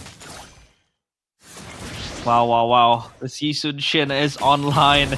Take a look at the damage. It seems like every time Evos pull the trigger first, they have all the resources to burst the players of TLID. Joe walking up way too aggressively. Good AOG. Albert with taking out Kabuki. Getting another, but it's Witty, unfortunately, who gets an AOG for Swalo! And a shot by Erlan. Gonna escape by Swalo, but the Chrono Dash follows through, and now Erlan continues to shoot a shot with the Rhapsody to get another on the Skypiercer. Dude, I was thinking that Evos are a bit too overzealous here, especially Albert, getting taken out multiple times like that. But if you think about it, oh, hang on a second. Oh, Aran with the punches there. Think about it, 10 minutes. This is about where they want to transition. Now they sacrifice Albert, but they gave Erlan 2 kills with the Skypiercer. So is that coordinated? Is that planned? I don't know. But overall, I don't think that's the worst case scenario for Evos at all. Especially with the mid turret falling right here. More areas where he can actually look for those Tsunami Slams. More items for the Granger too. Skypiercer unlocked. Tsunami Slam again! Joe way too aggressive, and it's just so predictable from Evos. They've constantly been able to find Joe lacking, walking up in his own jungle way too, again, aggressively. Oh, Mountain Shocker again over to Oran! He gets away, but he's forced back, and this should be a free. Holy shield down below, taken! Erlan with the shots, forcing out the feather airstrike, and Swalo steals it away as well. Mid lane, Holy Shield gonna go down as well as Randy walks up the curtain call for their airstrike by Swalo. A bit late there, could have possibly gotten a kill with Erlan, but again it's a Tsunami Slam. Witty cannot handle the burst. Erlan cutting back now. Joe still able to get in with the electrifying beats, but Albert shuts him down again. It's Aran who dies to the Mountain Shocker. Walks in there way too long. That was a great team fight from Evos, man. Like, immediately, they go for the aggressive moves, but they identify who was being targeted. So Albert and Erlan are doing a great job coordinating who is going to be moving forward doing damage. Because in that fight, PLID, they went for Erlan knowing that he's building up on those Skypiercer stacks, and Albert, recognizing that fact, held his ground and just started slashing, started doing tons of damage there. And you're seeing PLID pay for it, and they weren't even able to secure the kill onto Erlan, so... Man, this game is slipping away from their hands fast. Whoa. Oh, MPL ID Extremer by Good Day. It's Raze Boy. Hey, he used to be your GOAT as well, Mirko. Back in the Bigatron days. Now he is donning that white fur alongside Evos as their talent. But back to the game we go, right? Seems like Evos, they can always orchestrate those quick pickups. Because the Kalea also has the fleeting time now. Oh man. What? Oh, they're so innocent. They just walk in. and they get scammed by Evos. Evos didn't even have to put effort to scam them. I mean, TLID just walked into it. They wanted to get robbed there in their own jungle. So they don't have a choice either. But technically, Aran can be sent on like a split push mission.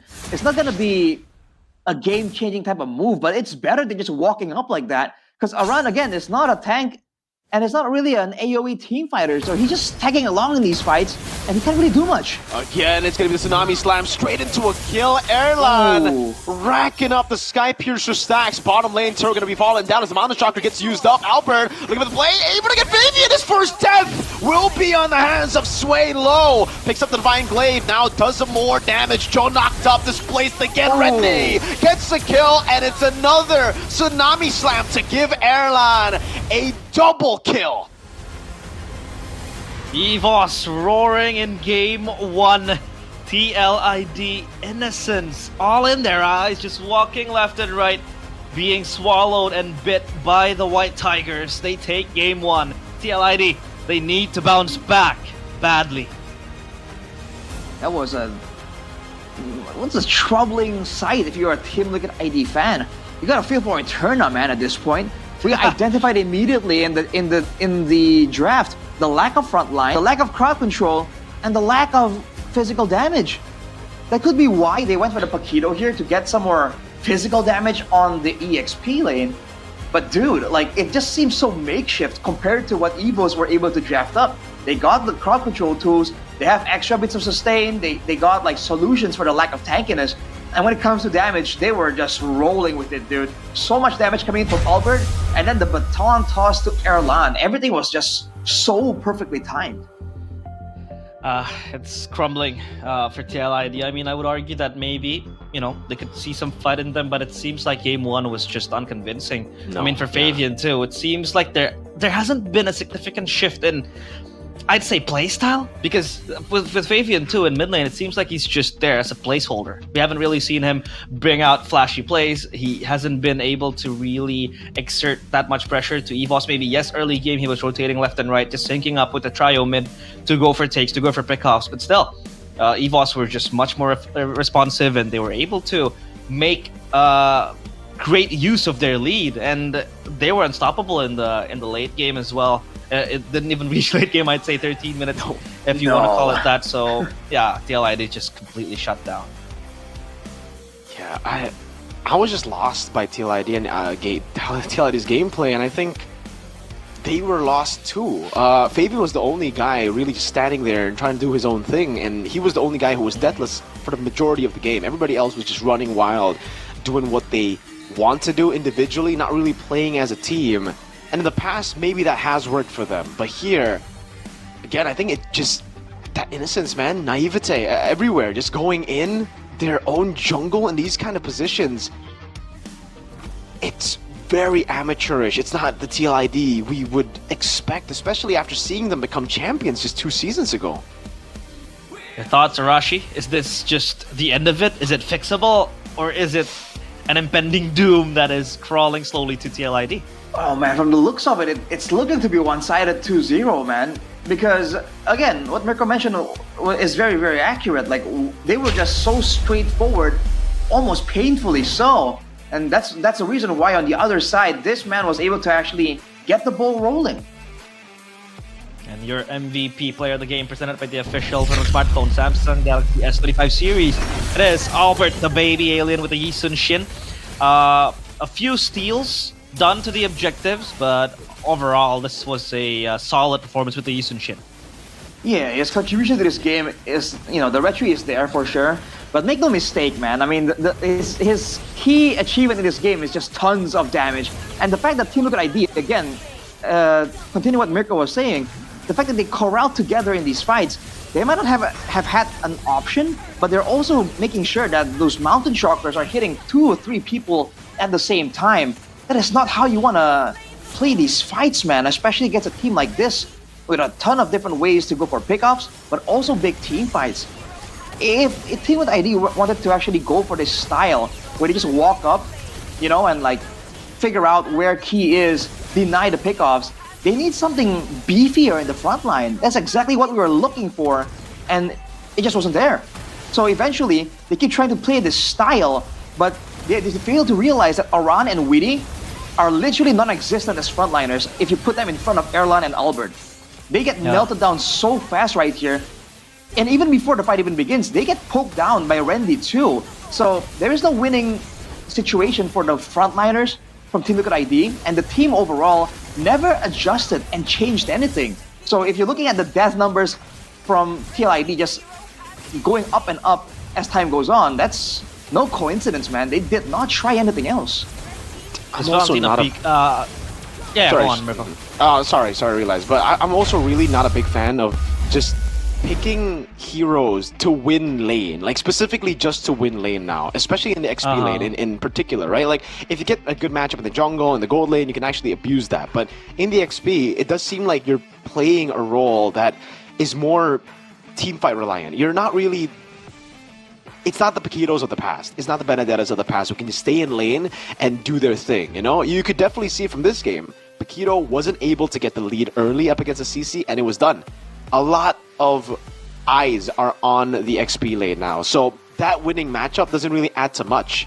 It's a winning matchup if you're 1v1. If the Valentina shows up top, which he always does, again, to get the prio, or if the CC, after clearing up wave, goes to mid and avoids the matchup, your winning matchup isn't even there 70-60% of the game.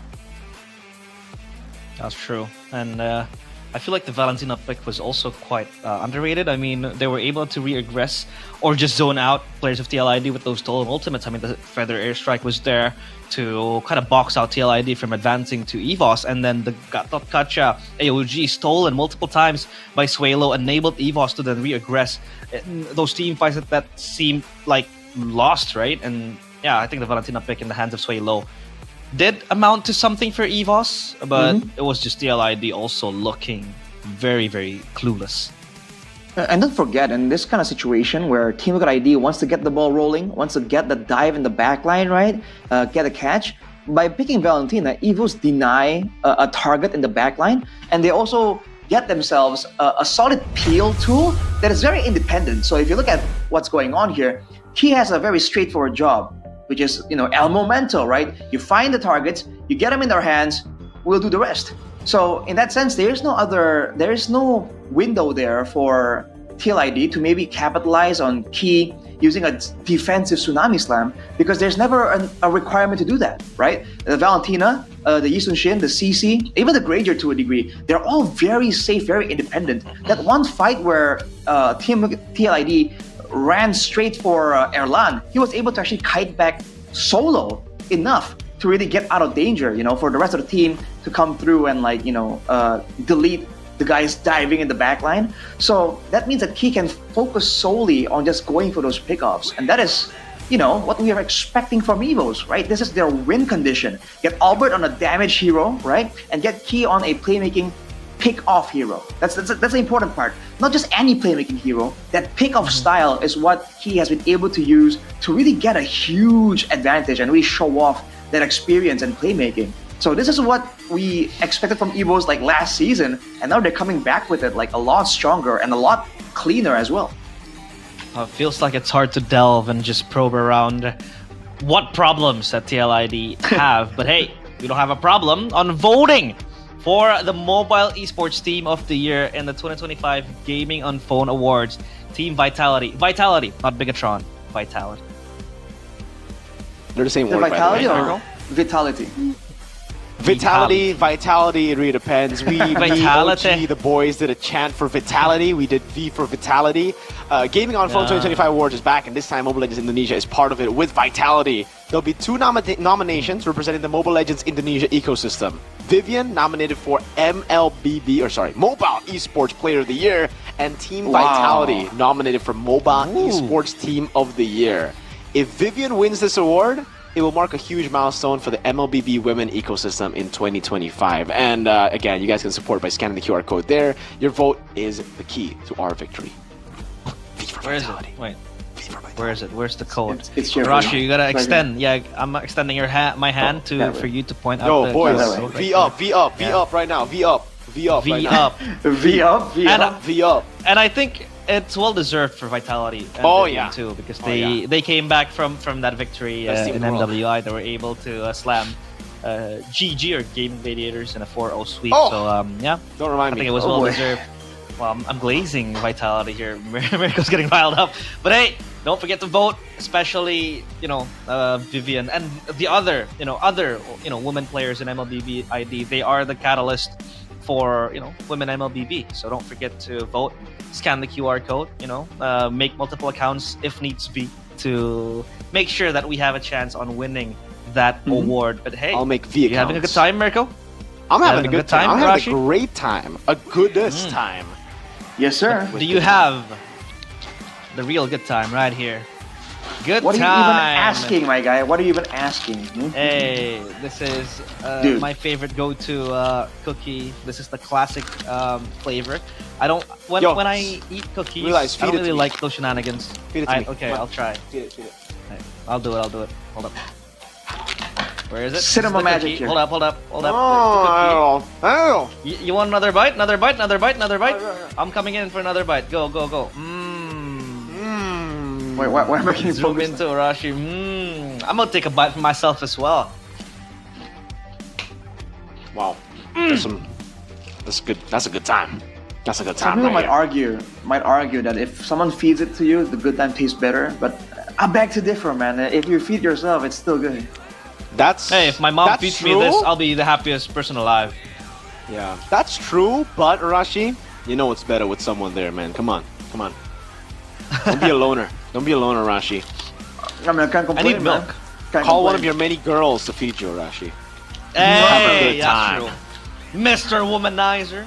Mr. It'll be better with good time. What are you talking Rationizer. about? Rationizers. Don't forget to grab your good time because every time's a good time with good time. And don't forget, with 2,000 rupiah, you can already win a skin. You can scan the QR code right here.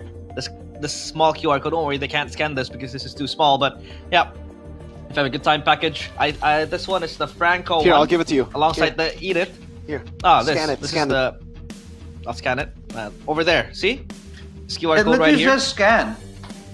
Yeah, just scan. I'm trying my Scan best now. to I'm show giving this. this Okay, there you away go. to Scan, guys. There you Go. Scan Wait, yeah, now. that's the- Guys, I'm a... Dude, realize that's the classic. We have the double chop. Yo, I didn't know Good Time could do that. It could disappear. Whoa. Look at this. Whoa. Yo, Good Time Magic. is magical. Crazy. It's very magical. This How do is you do that? I'm a magician. the 7 wonders of the world. I can do that too. You want to see? It's a Sure. secret. It's a family race. Hold up. I don't see it disappearing right now, I man. gotta wave Brother. it. I gotta Brother. wave it. I gotta wave Brother. it. That, It's gone. You just moved it out. Yeah, I don't need to wave. Look at me. It's a good time. And then with a snap of my Camera? finger. With a snap of my finger. Okay. Oh, wait. It's there. There you go. It's zooming in. Hey, these gimmicks, sometimes it works, sometimes you just get a good It time. doesn't. Yeah. I think Goni still deserves an Oscar for that gimmick with Sucro. But hey, His internet We're gonna- provider deserves an Oscar. Yeah, dude. The timing. on that. well, we will circle back to the game now. TLID, Arashi, what do they need to do to recover from this loss? I mean, understand what Evos are trying to do, man. This is a strategy. Like I mentioned earlier, this is a strategy that came with the Prod duo. Everyone should know this is what they would excel at. At the very least, make them do something different, right? Force T to not be on a pickoff hero, kind of put Albert on a defensive pick, right? But most importantly, don't box yourself into a corner by going for 3 magical damage heroes and then having no idea what to do. That was beyond straightforward, man. That was problematic, but now let's see if It's almost they can fix their straight problems. And as we take a look at the drafting phase presented by the official Ronald Smartphone Samsung Galaxy S25 series, Chusen taken out, Uranus 2, full respect to this XP laner. Meanwhile, the 1-1 and the CC now banned out because Emos know they're now in the red type. Right. They banned the CC, but right now, it's interesting that TLID actually are the ones to take away the Lancelot. Means they might want to just go for the Yi Sun Shin, but Evos could still ban it out very easily here. Baksha? Do TLID even want to go Baksha, Rashi? Again, they've just been going Assassin Jungle. Yeah, they're trying to maximize the presence of Joe. And again, we've seen great things Joe come Mama. from that guy mechanically. Exactly. But I don't know. How do they want to capitalize around it? The Fanny immediately gets respected. Even though we have agreed, Mirko, that it's not exactly a first pick type of hero any longer. Yi Sun-shin is still available, and TLID will go for it. Now EVOs, how do they want to respond against this Yi Sun-shin? The Lancelot no longer available. Albert has played some of those aggressive fighters before. They can go back on that if they want to. Need no protection from Yi Sun-shin pick, and yeah, like Mirko called the Baxia. Or rather, excuse me, Baxia will be picked up for EVOS. It's not for TLID. TLID will take the Yi Sun-shin for themselves. And now, what do they pair this Baxia with, right? They need +1 in the red side. A lot of options still available. If they want to go for a quick XP here, they can, but yeah, they are still probing on what to pick here in red 2. Usually, it's going to be a Kimi, but they will go Farsa because the Yi Sun-shin is already picked up on the other side, and you want to deny the Farsa pick, plus it's really good against marksmen, right? TLID might also go for the Harith with the Yi Sun-shin, that's the normal combo, and it gets denied by the Farsa. Immediately as a response, though, they see a Farsa, and they went for the two heroes that are known to really be a problem, the Gatukacha along with the Selena. Again, they're being very aggressive with this, and so far, again, I don't see how they're gonna use this combination to kind of denying EVOS' playmaking style. Once you see the Baxia, though, I do immediately think of whether or not the Franco is gonna come through. The Shield Unity Iron Hook combo is just kind of disgusting, honestly. So for EVOS, if they get the Baxia rolling, he can tank all of those Abyssal arrows, and you know, TLID are going to be forced to play on the back foot, and this composition, I don't think does very well in that nature. That combo, that was pretty good, but they go for the Lapu Lapu. So just acquiring that XP pick. And Mirko, thoughts on this Lapu Lapu? I love it, man. More dive, again, to facilitate what they've already gotten. They've got a utility jungle, so you want to go for the carry and the XP.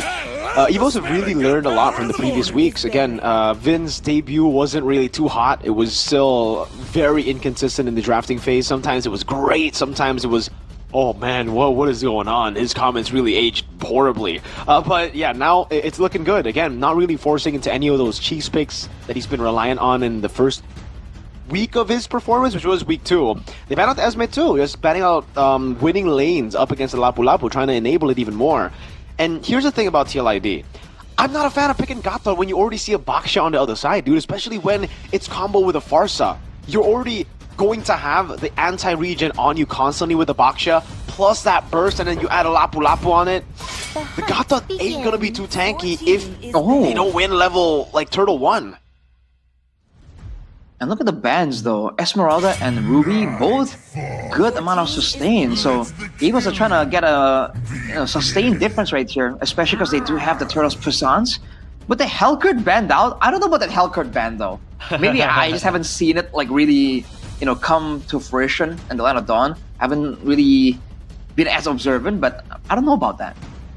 It was the key cheese back in week 2. He picked it up, won a game against BTR in game number 1, but then wasn't able to capitalize after. Yep, EVOS though. They can pick the Granger here if they want. Is that a safe option, Rashi? I don't mind it, actually. They already have good, strong front line. They have a good amount of range as well, kite ability. The Granger will be okay, but they go for the Harith, actually. So the physical damage dealer is actually going to beat that Lapu Lapu. And technically, they still have a flex if they really need it with that Baksha. Yep, but I don't really see the Baksha going jungle. Maybe it is much more efficient in the jungle, with the rotations and all that. The Shield Unity too. TLID, 2 last picks. It gets tricky right here, doesn't it, Mirko? You know what? I'm sorry, but I think the Baksha might actually be flex here. EVOs can go for a Hayabusa last, especially if TLID, again, go for a normal traditional marksman. That's why now you get the understanding, or the explanation rather, of why they went Harith. It's a deny pick. That was what TLID would have wanted to go for with the Yi Sun-shin, and now they're forced to play another marksman in the Claw. That's going to be a weak side again. plus the glue. Now the Joy can get a lot of value too with the glue. You can constantly dash, it's basically unlimited, you can come and clean them up. You already have a Harith on your side, so there's no way that TLID can even counter it here. And remember, they don't really have too much peel. Their peel is like, well, Gata is very conditional. He needs to land the AOG. Joy, way too quick. It's looking really tough. I like the glue when it comes down to surviving initially, right, with the split. But aside from surviving in the front line, there's not much that he can do. That's the Hayabusa, man. I said if they really needed it, they had that as an option, and that's the beauty of flex picking, right? Even though it's not ideal, in the right circumstances, it's just a huge detriment to your opposition. Now with the Hayabusa, there are 3 very juicy, very easy targets in the backline. They don't really work together. They don't really stick next to each other as well. So there'll be less opportunities for them to kind of share the aggro from that shadow kill. So Albert has a lot of targets available in his sights right now. Yeah, Mirko called it the Hayabusa pick, the Baxia Flex. He called it to Arashi, so let's just see if this will deliver for them. Because now TLID on the edge of not winning another series yet again. Land of Dawn, again, we will go into EVOS against Team Liquid Indonesia. Will EVOS be able to wrap this up with a 2-0? Or will TLID bounce back and force Game 3? Desperate times call for desperate measures, but TLID are still just drafting for their comfort instead of taking away some of these big prio picks like the Baxia. Let's see if they can get it done in their own version of MLBB, or will EVOS prevail with the adaptations made from week 2? I'm immediately curious about how Key is going to play this out, because again, he's not really a dynamic type of tank, and we know he kind of falters on the more passive type of tanks, but Sway Low, look at the immediate roam, while Key clears the jungle, allowing Albert to farm so much faster here. That's the key factor. EVOS has winning lanes and they have a fast farmer, so Albert is gonna be busy, man. He's gonna be trying to farm up a storm right here. And if we look at the emblems by Games Max, I think we can see that he, with a thrill, is going for more damage. For TLID, tenacity on Kabuki even, so he understands he is an absolute danger. Once again, survivability is the name of the game. Kabuki! Oh! Goes for it. First blood over to Albert, man. Easy pick with Key getting the shield unity. And even gets the gold crab too! TLID unable to secure, and Witty is gonna get taken low. Still, good purify from Erlan to escape. The proactiveness, man, from EVOS. Right, they have so much clear there with the Baxia helping with the roam. So even though Sway Low is solo clearing in the mid lane, TLID failed to actually capitalize and find anything with that early pressure. So Fabian on the Selena isn't really able to get anything of value. Now they're trying to roam around. But again, they're always one step behind, and here comes Key. Okay, this is good poke over to Witty there. Puts in the anti-regen. 2 is Rendy. Pops in the Bravest Fighter. Joe will have to back away, all the way back to his own jungle. Good pistol arrow coming down, but Fabian's still going in. Rendy gets a free kill with a better airstrike of Sway Low helping him. They try to force it, and now it's an all-out win for EVOS. What? Oh, Cavalry limping slowly, and EVOS, they go for the strike early on. They have this lead mounted on TLID. They have a weak side gold laner with a death to his name too. This will just slow all the progress made by TLID. Man, that was a great move by Randy though. He was on that Bravest Fighter for so long, and he was so patient with it, knowing exactly who he wanted. And that's the kind of burst damage you don't really expect from an EXP laner. Bravest Fighter with the better airstrike, and Joe just did not get to play the game. So now though, we'll have to take a look at how TLID responds to this. The Sunshin on the other side, heavily pressured. The Baxia, hands of Key, very heavy to feather airstrike. Oh man, with Albert's shadow kill, way too much for Fabian to handle. Usually it's Fabian on that Hayabusa, but Albert is showing levels here in game number 2. Another quad shadow over to Kabuki, and they jump in under the turret. Kabuki gets away with a sliver of health. has to flicker, has to ultimate, and has to give lane. Wait, he's staying! Wow. He pops into Poissons! That was a bad move! Kabuki! He was already delayed of a recall, but he decides to stay, and now it might just be a turn. Swaylo walks up, Feather Airstrike comes in! A good missile arrow landing! The AOG as well, back to back on Swaylo. But take a look at Erlan, who's just feasting on the turret up top. Albert looking for the play again. Fabian, can he escape? Quad Shadow on the Shadow kill. No flicker means it's just GG. Albert picks up a killing spree. Arashi, it's getting from bad to worse for TLID. Is this how fast they're around the map right now? Key isn't really setting plays up, but when you have so much playmaking individually, right, to go for the shadow kills, to go for the bravest fighters, you don't need Key to set up for you, it seems. And EVOs are just using that to completely abuse TLID. Oh man, Randy! With a bravest fighter diving in, finding the kill on Aran. Ah, the new kid on the block. Seems like he is used the pressure, the stage here in MPL ID. And the aggression we mentioned, Arashi, the aggressive playstyle that he has, comes to fruition, and it comes very quickly for EVOS. And EVOS are playing well around it as well. We saw earlier, though, there was that moment where TLID are able to... Oh, never mind. Never mind what I was about to say, man. Albert just takes the game and runs with it, dude.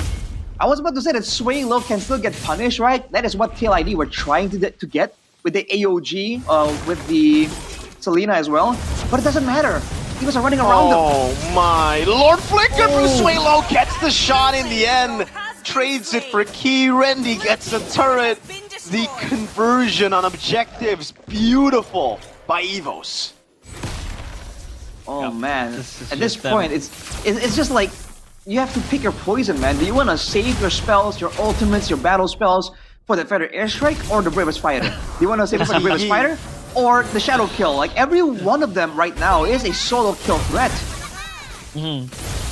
Man, EVOS are putting TLID in a lose-lose situation right here. Even Randy making his way up top. Just going for the rotations. The Lapu has been so solid too. But it seems like EVOS, like you said, the movement around the map, very quick, very swift, very nimble too, especially now with the box in the hands of Key, enables them to unlock territories never reached before. And look at Key camping in the red buff. He wants to look for Joe here, but Joe will check. And yeah, Key gets spotted. Oh man. At least now they are moving together. S4, will this be a fight? Let's break out!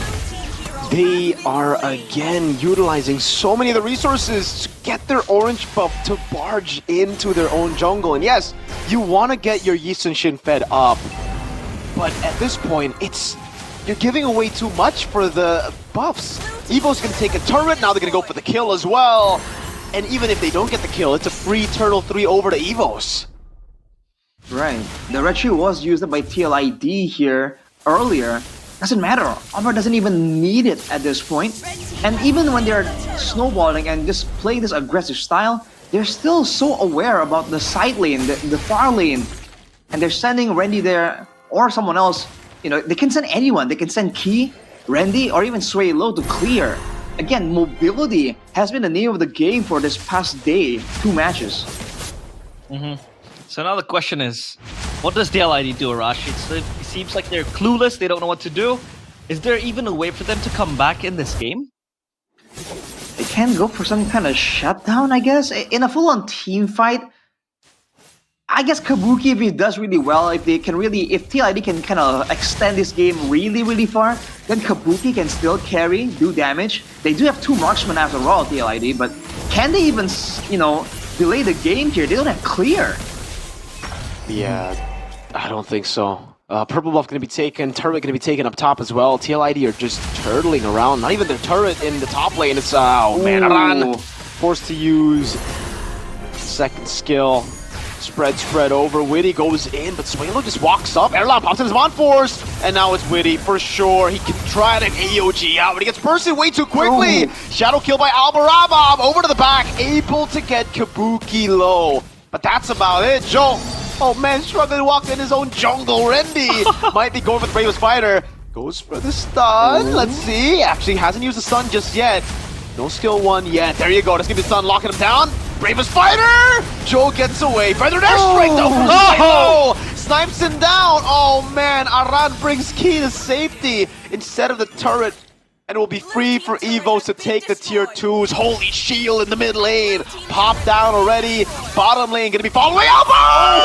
Dies with the shadow kill, gets Kabuki! Bravest fighter by Rendy! Witty slashed down by the new XP on the block. It's an abyssal arrow landing on Rendy, but it just tickles him. A base turret taken down 8 minutes in. TLID in shambles. But the airstrike coming down over to Joe Albert again with the quad shadow! Getting Fabian, goes godlike! He's 1 HP, but TLID just can't take him down. The minions still marching to the mid lane. At least now 2 spawns coming in for TLID. Kabuki is here to help clear the wave too. But the cavalry are crumbling without their horses now. And the white tigers, their fangs just biting to TLID. They look completely clueless. Evos are running around them. And this is the kind of Evos you want to see, dude. The risk, the YOLO factor. You're seeing Albert go for dive, sway low, go for these weird flicker plays. This is how you want Evos to actually be doing. And with a 10k snowball, they can do whatever they want. TLID, they're on the defensive, and again, they don't have good wave clear. Their real best bet is to try and catch Evos off guard and get 1 or 2 kills and then win a fight that way. But that's only step 1 in like a 10-step guide on how to come back against Evos right now. TLID down 11k gold. That's all in the hands of Evos, plundering on the loot. TLID, meanwhile, Swalo has the Divine Glaive to go. Penetration will be there to add more insult to injury, but TLID, they're boxed in their base. They can't do anything. Even Key is screening for them. So now, it seems like it's a mountain to climb for TLID. They don't have a way, per se, to come back to this game because Evos, they're not toning down the pressure at all. They're not stopping down. They're not pressing the brakes. They want to go in even more. Why would they? With a 12,000 gold lead, Key finds Randy with the follow-up, but the bravest fighter again pops the flicker, and it is just the base that they're looking for. Shadow kill. Zaman force everything in the kitchen sink thrown at TLID to prolong the lose streak and to turn Evos' loss streak over to a win. A reborn Evos and a clueless TLID in today's match. Evos wraps up the 2-0 quickly. They roar back to life finally with another win after 3 games for TLID. They are still winless. Is this going to be a repeat of Aura back then? 0-14? Oh man, that will be a tough sight to behold. I feel like surely they can improve. There is still time. But Evos improved so much here from when we last saw them. Everything just seems so much cleaner. And again, that overwhelming factor, that killer instinct, the white tiger killer instinct is so apparent here, man. Like when they were least expecting it, Rendy with basically a solo kill. When they're focusing too much on him, someone else gets a solo kill as well. That kind of overwhelming factor is, I think, what used to be kind of known from Evos. And it's good to see him, like, in that kind of form once again, because they were the predators, man. Well, I don't know what to say. That was a very quick game. We did not even see a single team fight won by TLID, right? Like, they weren't even forcing the issue. They did not get any chance to engage. And it seems like Evos was just there stomping on them, biting them, having a feast on the cavalry. So TLID, to be honest, this looks very, very bleak, and it is dreadful to see them in this state after what they've been able to do. M6 finalists, MPL ID champions, after such a long time, and now it seems like they press the reset button and it's back to square one. Yep. It's just a horrible season start for them. I really don't have any words to describe this. Again, I called it in my own videos, the MLPP as well, but I never really expected them to go 0-4. I thought it would be like a 1-1 and into a 1-2, possibly 0-4. Back to, again, the bad days of TL when they were still called Aura. The dark days. Yeah. Oh boy. We do hope that doesn't repeat, but hey, they say history repeats itself. And that is a history that they want to forget but sure. The highlights, though, right here, Arashi. Anything you want to point out, maybe, before we go to the stats? I mean, I see a lot of people getting deleted here. I wonder whose highlights this is, you know? Because again, every single one of the players of EVOs are deleting people. The final fight before the game ended, right, at the Crystal, even there, I think Kabuki overstepped for like half a second and he was gone. Dude, half a second. Gone. Deleted to pieces, but the player of the match, it is still Albert the Baby Alien, presented by the official tournament smartphone Samsung Galaxy S25 series. He had a very wonderful game as Hayabusa, getting the first blood against Kabuki. That was basically the cog that let him snowball into the mid game. And look at Randy right there again, supplementing everything. Randy too, yeah. Oof. Oh boy.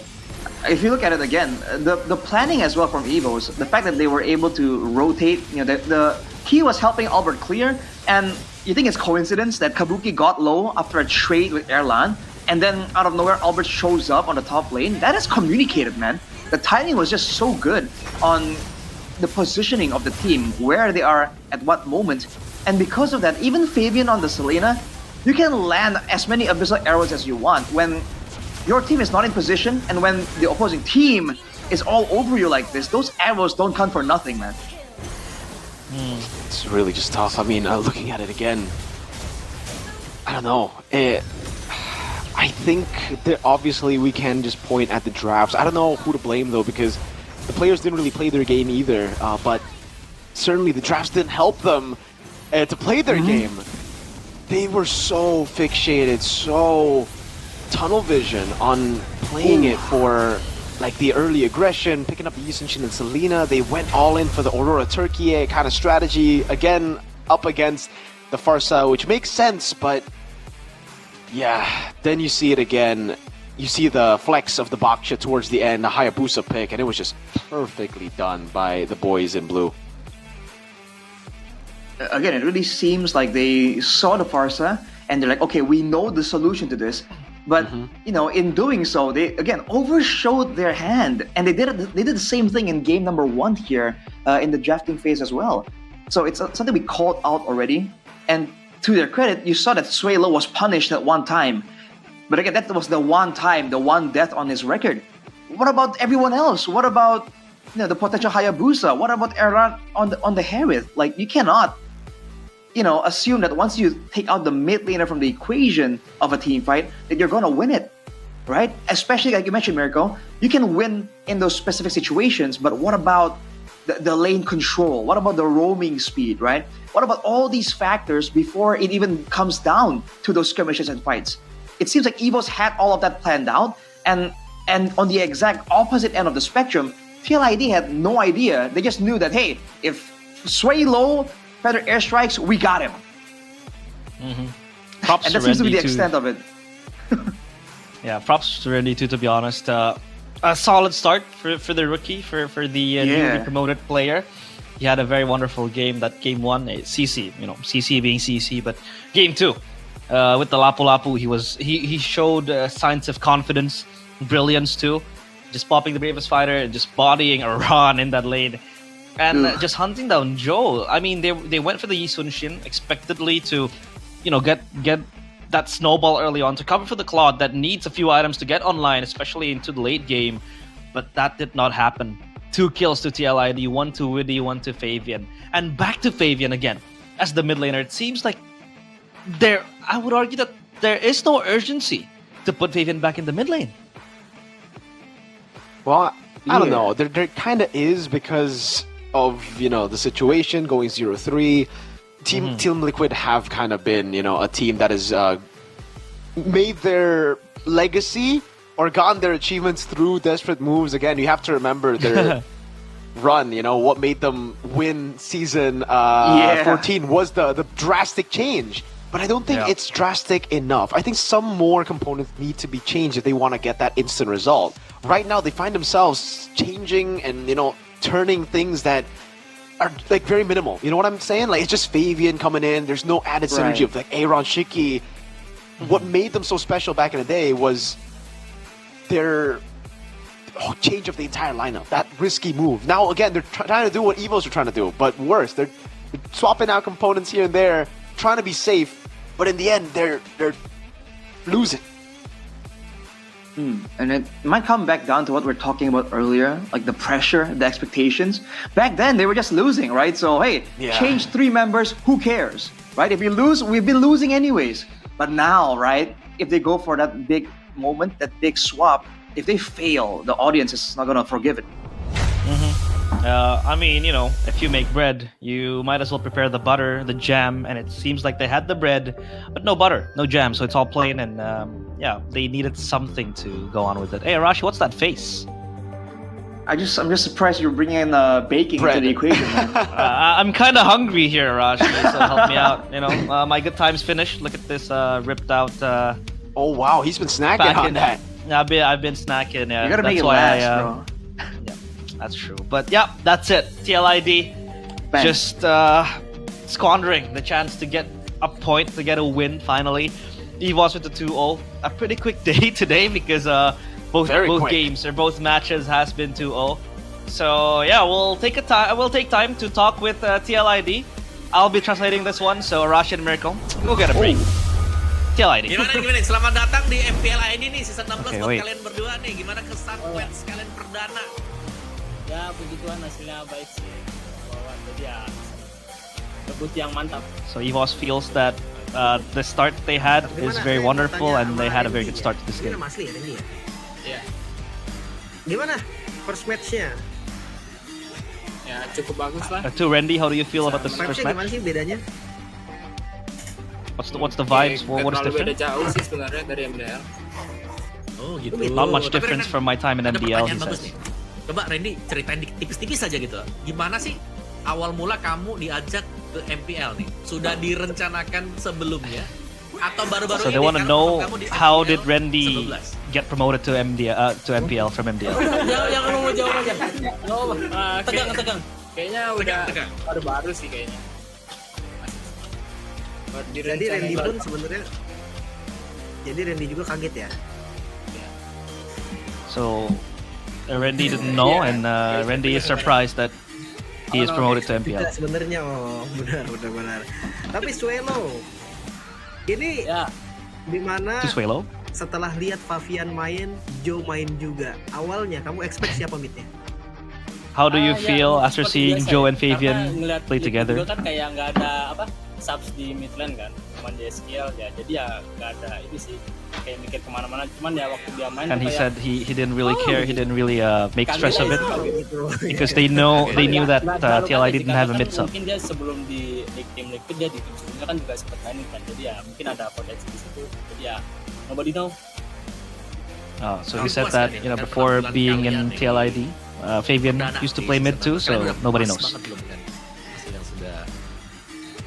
Kalau ngelihat yang barusan terjadi sih dengan debut dari Randy sendiri ya, pastinya kita mungkin bisa dibilang cukup puas dengan ya, apalagi After kan seeing menangnya Randy's one-sided. debut, EVOS is pretty satisfied with the results, Semoga bisa konsisten terus sih sampai akhir. and they hope to be consistent in the upcoming matches. Dampak dari coachnya nih, dampak dari coach Vin dan juga Bravo juga ya. What is the impact of Vin as the head coach?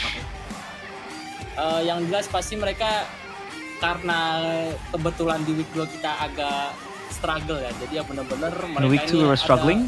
Cepet lah nemuin solusinya, jadi mau dari in game So we got a quick solution. dari out game pun kita juga berbenah, jadi ya mungkin In and out of the hasil game, ini we tried to fix ya, our kelihatan lah mistakes, dari perbenahan kita di week lalu. and we were able to reap the results quickly. Wah, militer. So Suelo says that Vin's method of coaching is Tapi kalian siapa? militaristic, I'd Banyak say. yang bilang kayak EVOS ini suka cheese pick nih sekarang. Masuk gak ke gameplaynya Suelo nih buat cheese picknya sih? Sebenarnya kalau cheese pick sih dari dulu emang suka sih yang aneh-aneh, jadi ya semoga aja ada sesuatu yang bisa bikin bagus lah buat bisa bikin So Suelo is fine with Oke, tapi cheese balik picks nih, buat because Randy he has nih, been dulu used to mungkin it, and he Randy hopes that mau nanya nih, kan there is a baru cheese betul pick nih that di can really MPL. become their Udah staple. berapa lama sih main Mobile Legends? How long have Randy played Mobile Legends? 4 tahun. From 2021, 4 years. Baru muncul sekarang, tapi ya luar biasa loh berarti. Ditemukan sama siapa Randy nih? Tapi ada di Om Wawa sekarang. praises Randy's performance. Kayaknya ditemukan Dairen sih, kan dibalik Dairen Randy So Dyron, jokingly, was the one who discovered Randy because Dyron flipped back as Randy. So Dyron and Randy. Jadi ya makanya mungkin lagi klop gitu sih. Boleh. Oke, tapi yang terakhir mungkin ya Om ya, dari Last question. Swelo ataupun Randy aja lah, anak baru suruh ini dong kirim salam buat teman-teman pendukung EVOS. What does Randy want to say to the fans? Buat EVOS Slam, terima kasih udah dukung kita. Jangan lupa dukung kita juga ntar lawan siapapun. Ya, terima kasih. Thank you for supporting us. Don't forget to keep on supporting us against anyone and Ya anything. berarti untuk Swelo, untuk Randy, salam buat yang lain ya. Semoga hasil baik selalu untuk EVOS kedepannya biar kita bisa. Hopefully they will have a good chance Bye-bye. and good results. Thank you, Swelo. That's it. Thank you, Randy. Thank you.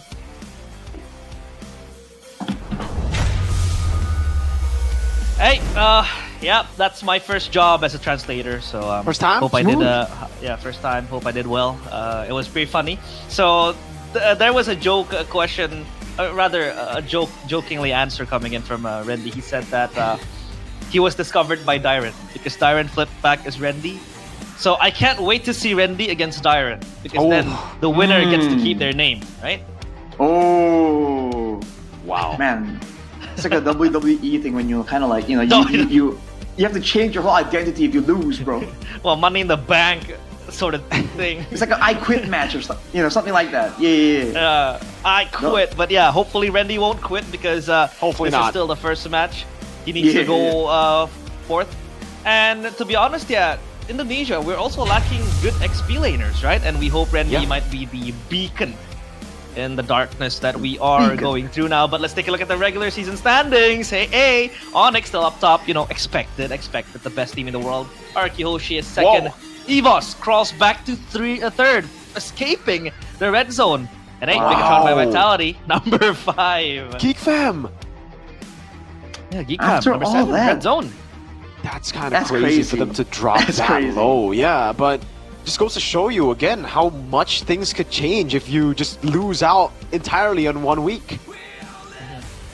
It's the early weeks as well, honestly. Like, you're gonna see some serious up and downs right here. So if you have a weak heart, you know, you might wanna take it easy, right? A lot of things are gonna happen. It's only the first day of the week, man, and already we have a huge bump from Evos. From 8 to 3, dude. Like, what? Yeah, that's not a jump, that's a leap right there. A leap of faith. Hopefully the EVOS fams are also faithful. Hopefully the Navi Nation too, because they are down in 8th. But now, tomorrow's schedule. Hey! EVOS against Geek Fam as the opening match. Bigatron against Alter Ego as the second match. And to close the day out, Royal Derby, baby. Arashi! Let's go. Get your jersey ready, because, you know, Onyx gonna give RQ a beating, it seems like. Whoa. Oh, what do you mean? It seems like... Man, nah, I wouldn't count any of those teams out, man. That's why it's so fun. Like, you have no idea. There have been times where like RRQ or Onyx are on a slump, and then once they meet each other, boom, it's a whole different game somehow. I don't even know how that works. It's like an esports math type of deal. But I'm ready for it, man. Tomorrow's schedule. Whew. Fire Predictions, matches. Mirko, Royal Derby. Who do you think will be the winner? Hey, I gotta say Onyx, man, but I will also give my predictions for the Geek vs Evos matchup. I think Geek takes that one, beats your Alter Ego. You know who it is, man! Hey! Alter Ego, right? Megatron by Vitality. What do you mean, bro? And by the way, this will be a grudge match too for Nile, no? Because they'll be meeting his ex-team. So it'll be very, very interesting to see. What about you, Arashi? Your predictions maybe for tomorrow? For all 3 matches? Yeah, all 3. I think Geek, Bigatron, RRQ. Whoa. Yes, right, sir. So one team we got different there, Rashi. The last one, obviously. He's so Kingdom right now. You could try to rip that shirt off, Arashi. Maybe, you know, you have... I know you're hiding that RQ jersey right there. Hey, scratching their neck. But yeah, that's Arashi with this Kingdom shenanigans. But yeah, it's been a very quick day. We don't really, Dude, you know, this is the quickest we've experience gone back home since MPL ID started, you know? Because we don't need to make the commute. Yeah, that's true. Already here. That's true. Because usually when we have quick games, we'd go out for food. We would just chill in the talent room and talk, you know, talk with each other. But now, you know, one jump away and I'm off to bed. So yeah, it's pretty close. But hopefully off to bed early, 7:30 p.m. Yeah, I'm an early that your bird, bedtime? you know. Yeah, it is my bad. I don't believe Nah, it, I'm dude. kidding. I don't believe it one bit. That I'll sounds pull an kinda all-nighter. brutal, man. Well, let's take a look at the Superfans pick from week Wow. 3, day Whoa. 1. RQ still number 1 and Navi 28.45%. And mind you, like Mirko said, this is from the English stream, so you know the Navi Nation faithful, they're still out there. Yeah, that's Kingdom's actually out there as well, surprising. though. Oh, for sure. The Kingdom, it's kind of like a guarantee. You know, what's not a guarantee, in my opinion, is the other one we see over there. You know, it's kind of crazy that Navi has made it all the way there despite taking a loss. So even the viewers back at home kind of know what the situation is. They know that Navi have that high skill ceiling. Yep, that's true. And we'll take a look at the total leaderboard of the Super Fans pick. And leaderboard still, you know, top 2 are EQ and Onyx, 25% and 23%. Followed suit by Navi, still making it on the big 3. Wow! And behind them is Evos, Bigatron, exactly, Ultra Ego, Geek Fam, TLID, and Dewa United. Arashi, what do you think of this leaderboard? RQ still faithful, but Navi making top 3? That's the really surprising part, honestly. Like Navi, we already mentioned that the Navi Nation has been solid, have been loyal the whole time, but still matching up top 3, even past Evos who had a great showing, still unable to actually, you know, match the Navi Nation here. The Evos fans gotta start working overtime, man. Your team's losing. They did just get their first win in a while, so you know, could be a case of all right, you gotta wait for it a bit longer. Are you saying that, you know, the fans have been hiding in a cave, you know, and Dude, comes they've out been hiding in a cave for a while now. I don't think that's a hot take, you know. Well, hiding places. Just like Liverpool fans, you know, hiding in a cave. So does Evos Well, fans. we but, won last season. I don't know about that, That's you know. true. I mean, don't know about that, bro. you gotta be consistent, just supporting your team. But at least, you know, Arashi, the Kingdoms aren't in hiding. They are still up there. We and always they're make ourselves never known in one way or the other, for better or worse. That's true. That's the Kingdom power right there, dude. The Kingdom power, yeah. And I can't wait to see the Kingdom make their appearance here on in Indonesia, especially on M7 if RQ makes M7. If they make M7. Even if they don't, the Kingdom will be supporting Indonesian teams, dude. That's what's so good about them. That's what's so cool about the Kingdom, yo. They're always just Indo, man. A lot of times we didn't see RQ in the world stage, but they still show up. Represent. Yep, they show up. They show up, they represent especially Indonesia. We are still yet to get another M Series. Yikes. So maybe this will be the chance for us to win another M Series. But here we go. If you want to win M Series, you're going to start grinding quick. And with grinding quick, you need good data. You need good internet. And that can be achieved with Sympathy. Because with Sympathy, with a purchase, you can get MLBB diamonds. With quotas of 3 gigabytes, you can get also 30 minutes free of calling people, of phone calls you can make, and you can also achieve that all with 5G, because 5G is the G that we're looking for, and Goni too. G. 5 Gs? 5 Gonis? 5 Gonis? Well, imagine dude, having 5 Gonis. Don't forget, you also get like MLB Diamond vouchers. Why, you don't need to imagine? No. Okay, Arashi, continue. Well, no, you get MLB Diamond vouchers if you actually go with this, if you go with that, so. Do we need to scan this out, too? Man. Because we've been on a scanning galore so far, right? Good day, yeah, I mean, good time. The code says get your diamonds here, so yeah. So yeah, scan the QR code. You can get a quota up to 3 gigabytes too. So that's gonna be very interesting. But it's getting quite late. I mean, it's dinner time. I can't eat just yet, so I gotta snack on something. What do you have for me this time, Arashi and Mirko? You hear this? You hear this glory? You see this fabulous link of Doritos, dude? Yo, look at that! Whoa, what? Whoa, Arashi! I have a whole line of it, dude.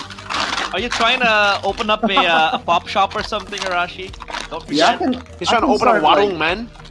Yeah, a snack stall business. That's good. Doritos, this is the roasted corn flavor.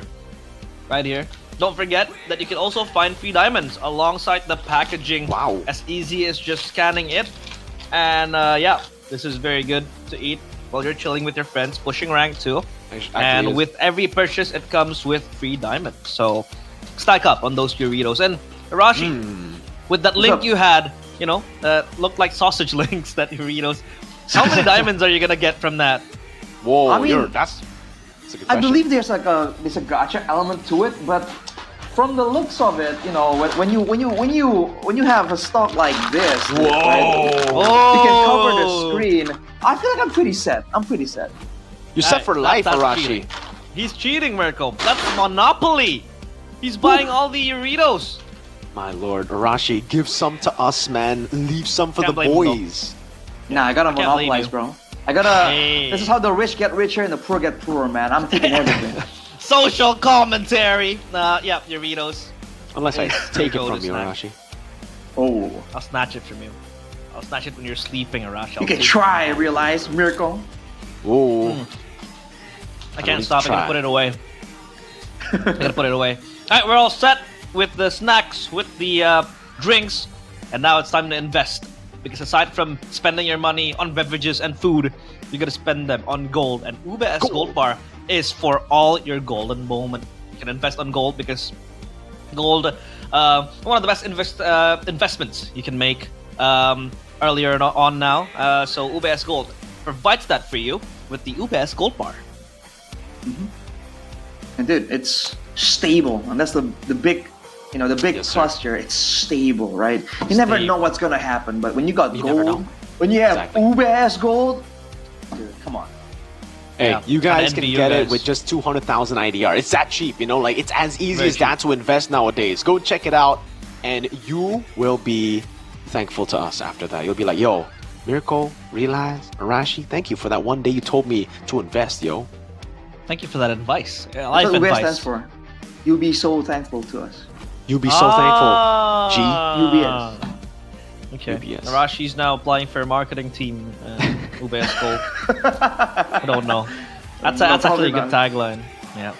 So yeah, don't forget to buy those golds if you need. I'm a marksman, so you know I have a lot of gold. My backpack, I farm quick. 6-minute You holy do, you crystal do. as a Harith, by the way. So Really? What's the secret, Wow. guys? How do you do it? What's the How do you do secret? it? Royal's Guard. Just with Royal's Oh. Guard and Royal's Dust, I don't need to swipe over sweats, you know, in my phone because you know, like gamers like me, my hands they get sweaty sometimes when it's a bit too competitive. Ew. I use Royal's Dust and Royal's Guard with the powder that doesn't stick. By the way, it glides perfectly Yes, through your that's true. skin. And if you don't like mess, if you don't like having dust in your phone, that's fine. You have the Royal's Thumb Guard, right? That thumb sleeve that gives you that extra slide. That's why Fabian is able to slide away with the fanny. My fanny too, with the Royal's Guard, is able to achieve the highest of heights in my ranked games. We have a discount, 70% discount right now, so don't forget to check out on Royal's Guard. Check it out, man. I mean, you don't really want to miss out on being good at the game, right? Like, sometimes you can be like, all right, you know, I'm just not going to buy this product because it's not guaranteed. But this literally is guaranteed to make you faster in the game, your movement, and it's just smoother, all right? If you can't buy it, then you can go for the sleeves. It's reusable, it lasts forever, and again, it's a good alternative to just the dust. Yeah. Well, so what do you prefer, Rashi? The dust or the thumb sleeve? Oh man, I really go Sleeve for the dust. dust because with the thumb sleeves, I don't know, I misplace things a lot. So with the dust, you know, it's there. It can, even if you're done playing, it's still kind of smooth on your phone. So I think I would go with that personally. Yeah, that's true. I got fat thumbs too, you know, so I go for the dust. I did But not hey, say I had fat thumbs. So don't forget that we are back offline. We're back! In the MPL Arena. We are back in the MPL Arena. Feel the electrifying atmosphere next week on Friday, September 12th, 2025. Don't forget to get your tickets on stripmpl.com. Tickets, they are selling fast. They are selling like hotcakes. So grab yourself those tickets. Do you have your tickets, Mirko? Oh, dude, I have don't my need tickets them. for every day. I don't need the tickets because I am the ticket. Hey! What about you, Arashi? Are you the ticket? Well, I'm not the ticket, but I got a pass, so I just You're present. yeah, I'm present. Present. Past, the present. And Realize is the future? No, I'm not the The future. future of MLB, The you past? realize? The future Are you is the on. past? I'm Future seven, is- please. Well, they already won M6, so that was Onyx Philippines though. But it's an Onyx. Come on, I mean, yeah, you know those those debates where TLID fans they kind of like, if Onyx can claim M6, then we can claim M4. Those debates. That's true. Kind That's of true. funny. Yeah. They are technically still under the same banner, Liquid, right? Like Echo true. Aura, Yeah. Liquid. So in a way, they kinda do. Bigatron, what Doesn't can count. Bigatron claim? We got a major, brother. You messed up, realize. My bad. He has What a about you, lot more RQ? under his belt for that. And also man, what- MWI, MWI, yeah. Exactly, that's true. RQ man, what about you, RQ man? What can you claim, RQ Oh man? yikes! Oh yikes! We can claim the hearts of the people. Let's Yeah. go. I thought I was gonna say Champions League because PSG. Oh yeah, RQ PSG. But by the way, that was a disastrous season, wasn't it, for RQ? With that merge, yeah, that wasn't really their best season. So. Debatable. One needs to Debatable. dip for the other to win. Just like Onyx ID and Onyx Philippines. Onyx ID didn't make it. Onyx Philippines made it. TLPH didn't make it. TLID made it to the grand finals. It's always like that with these orgs, man. Yeah, so it's like that. But hey, it's been a very quick day, and we can't thank you enough for accompanying us so far. It's been a 2020 series for today. Don't forget, tomorrow will be intense. Tomorrow will be action-packed because the Royal Derby awaits you guys. So don't forget to tune in back in the stream. Still the same time, the same channel. MPL ID Season 16. Signing off, we own this.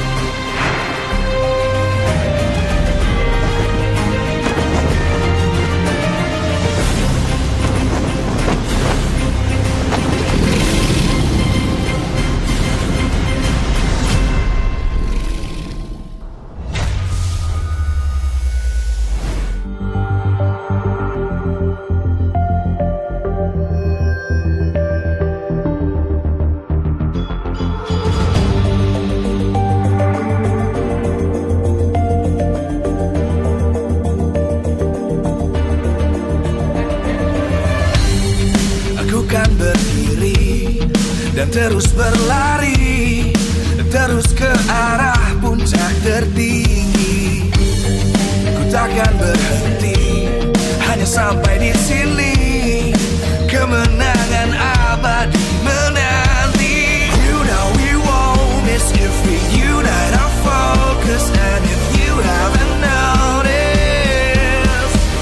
we'll nyalakan apimu, hadapi semua tantangan, hadang semua serangan, jatuh bukan halangan, bakar semangatmu, janganlah engkau menyerah, kita akan buat sejarah.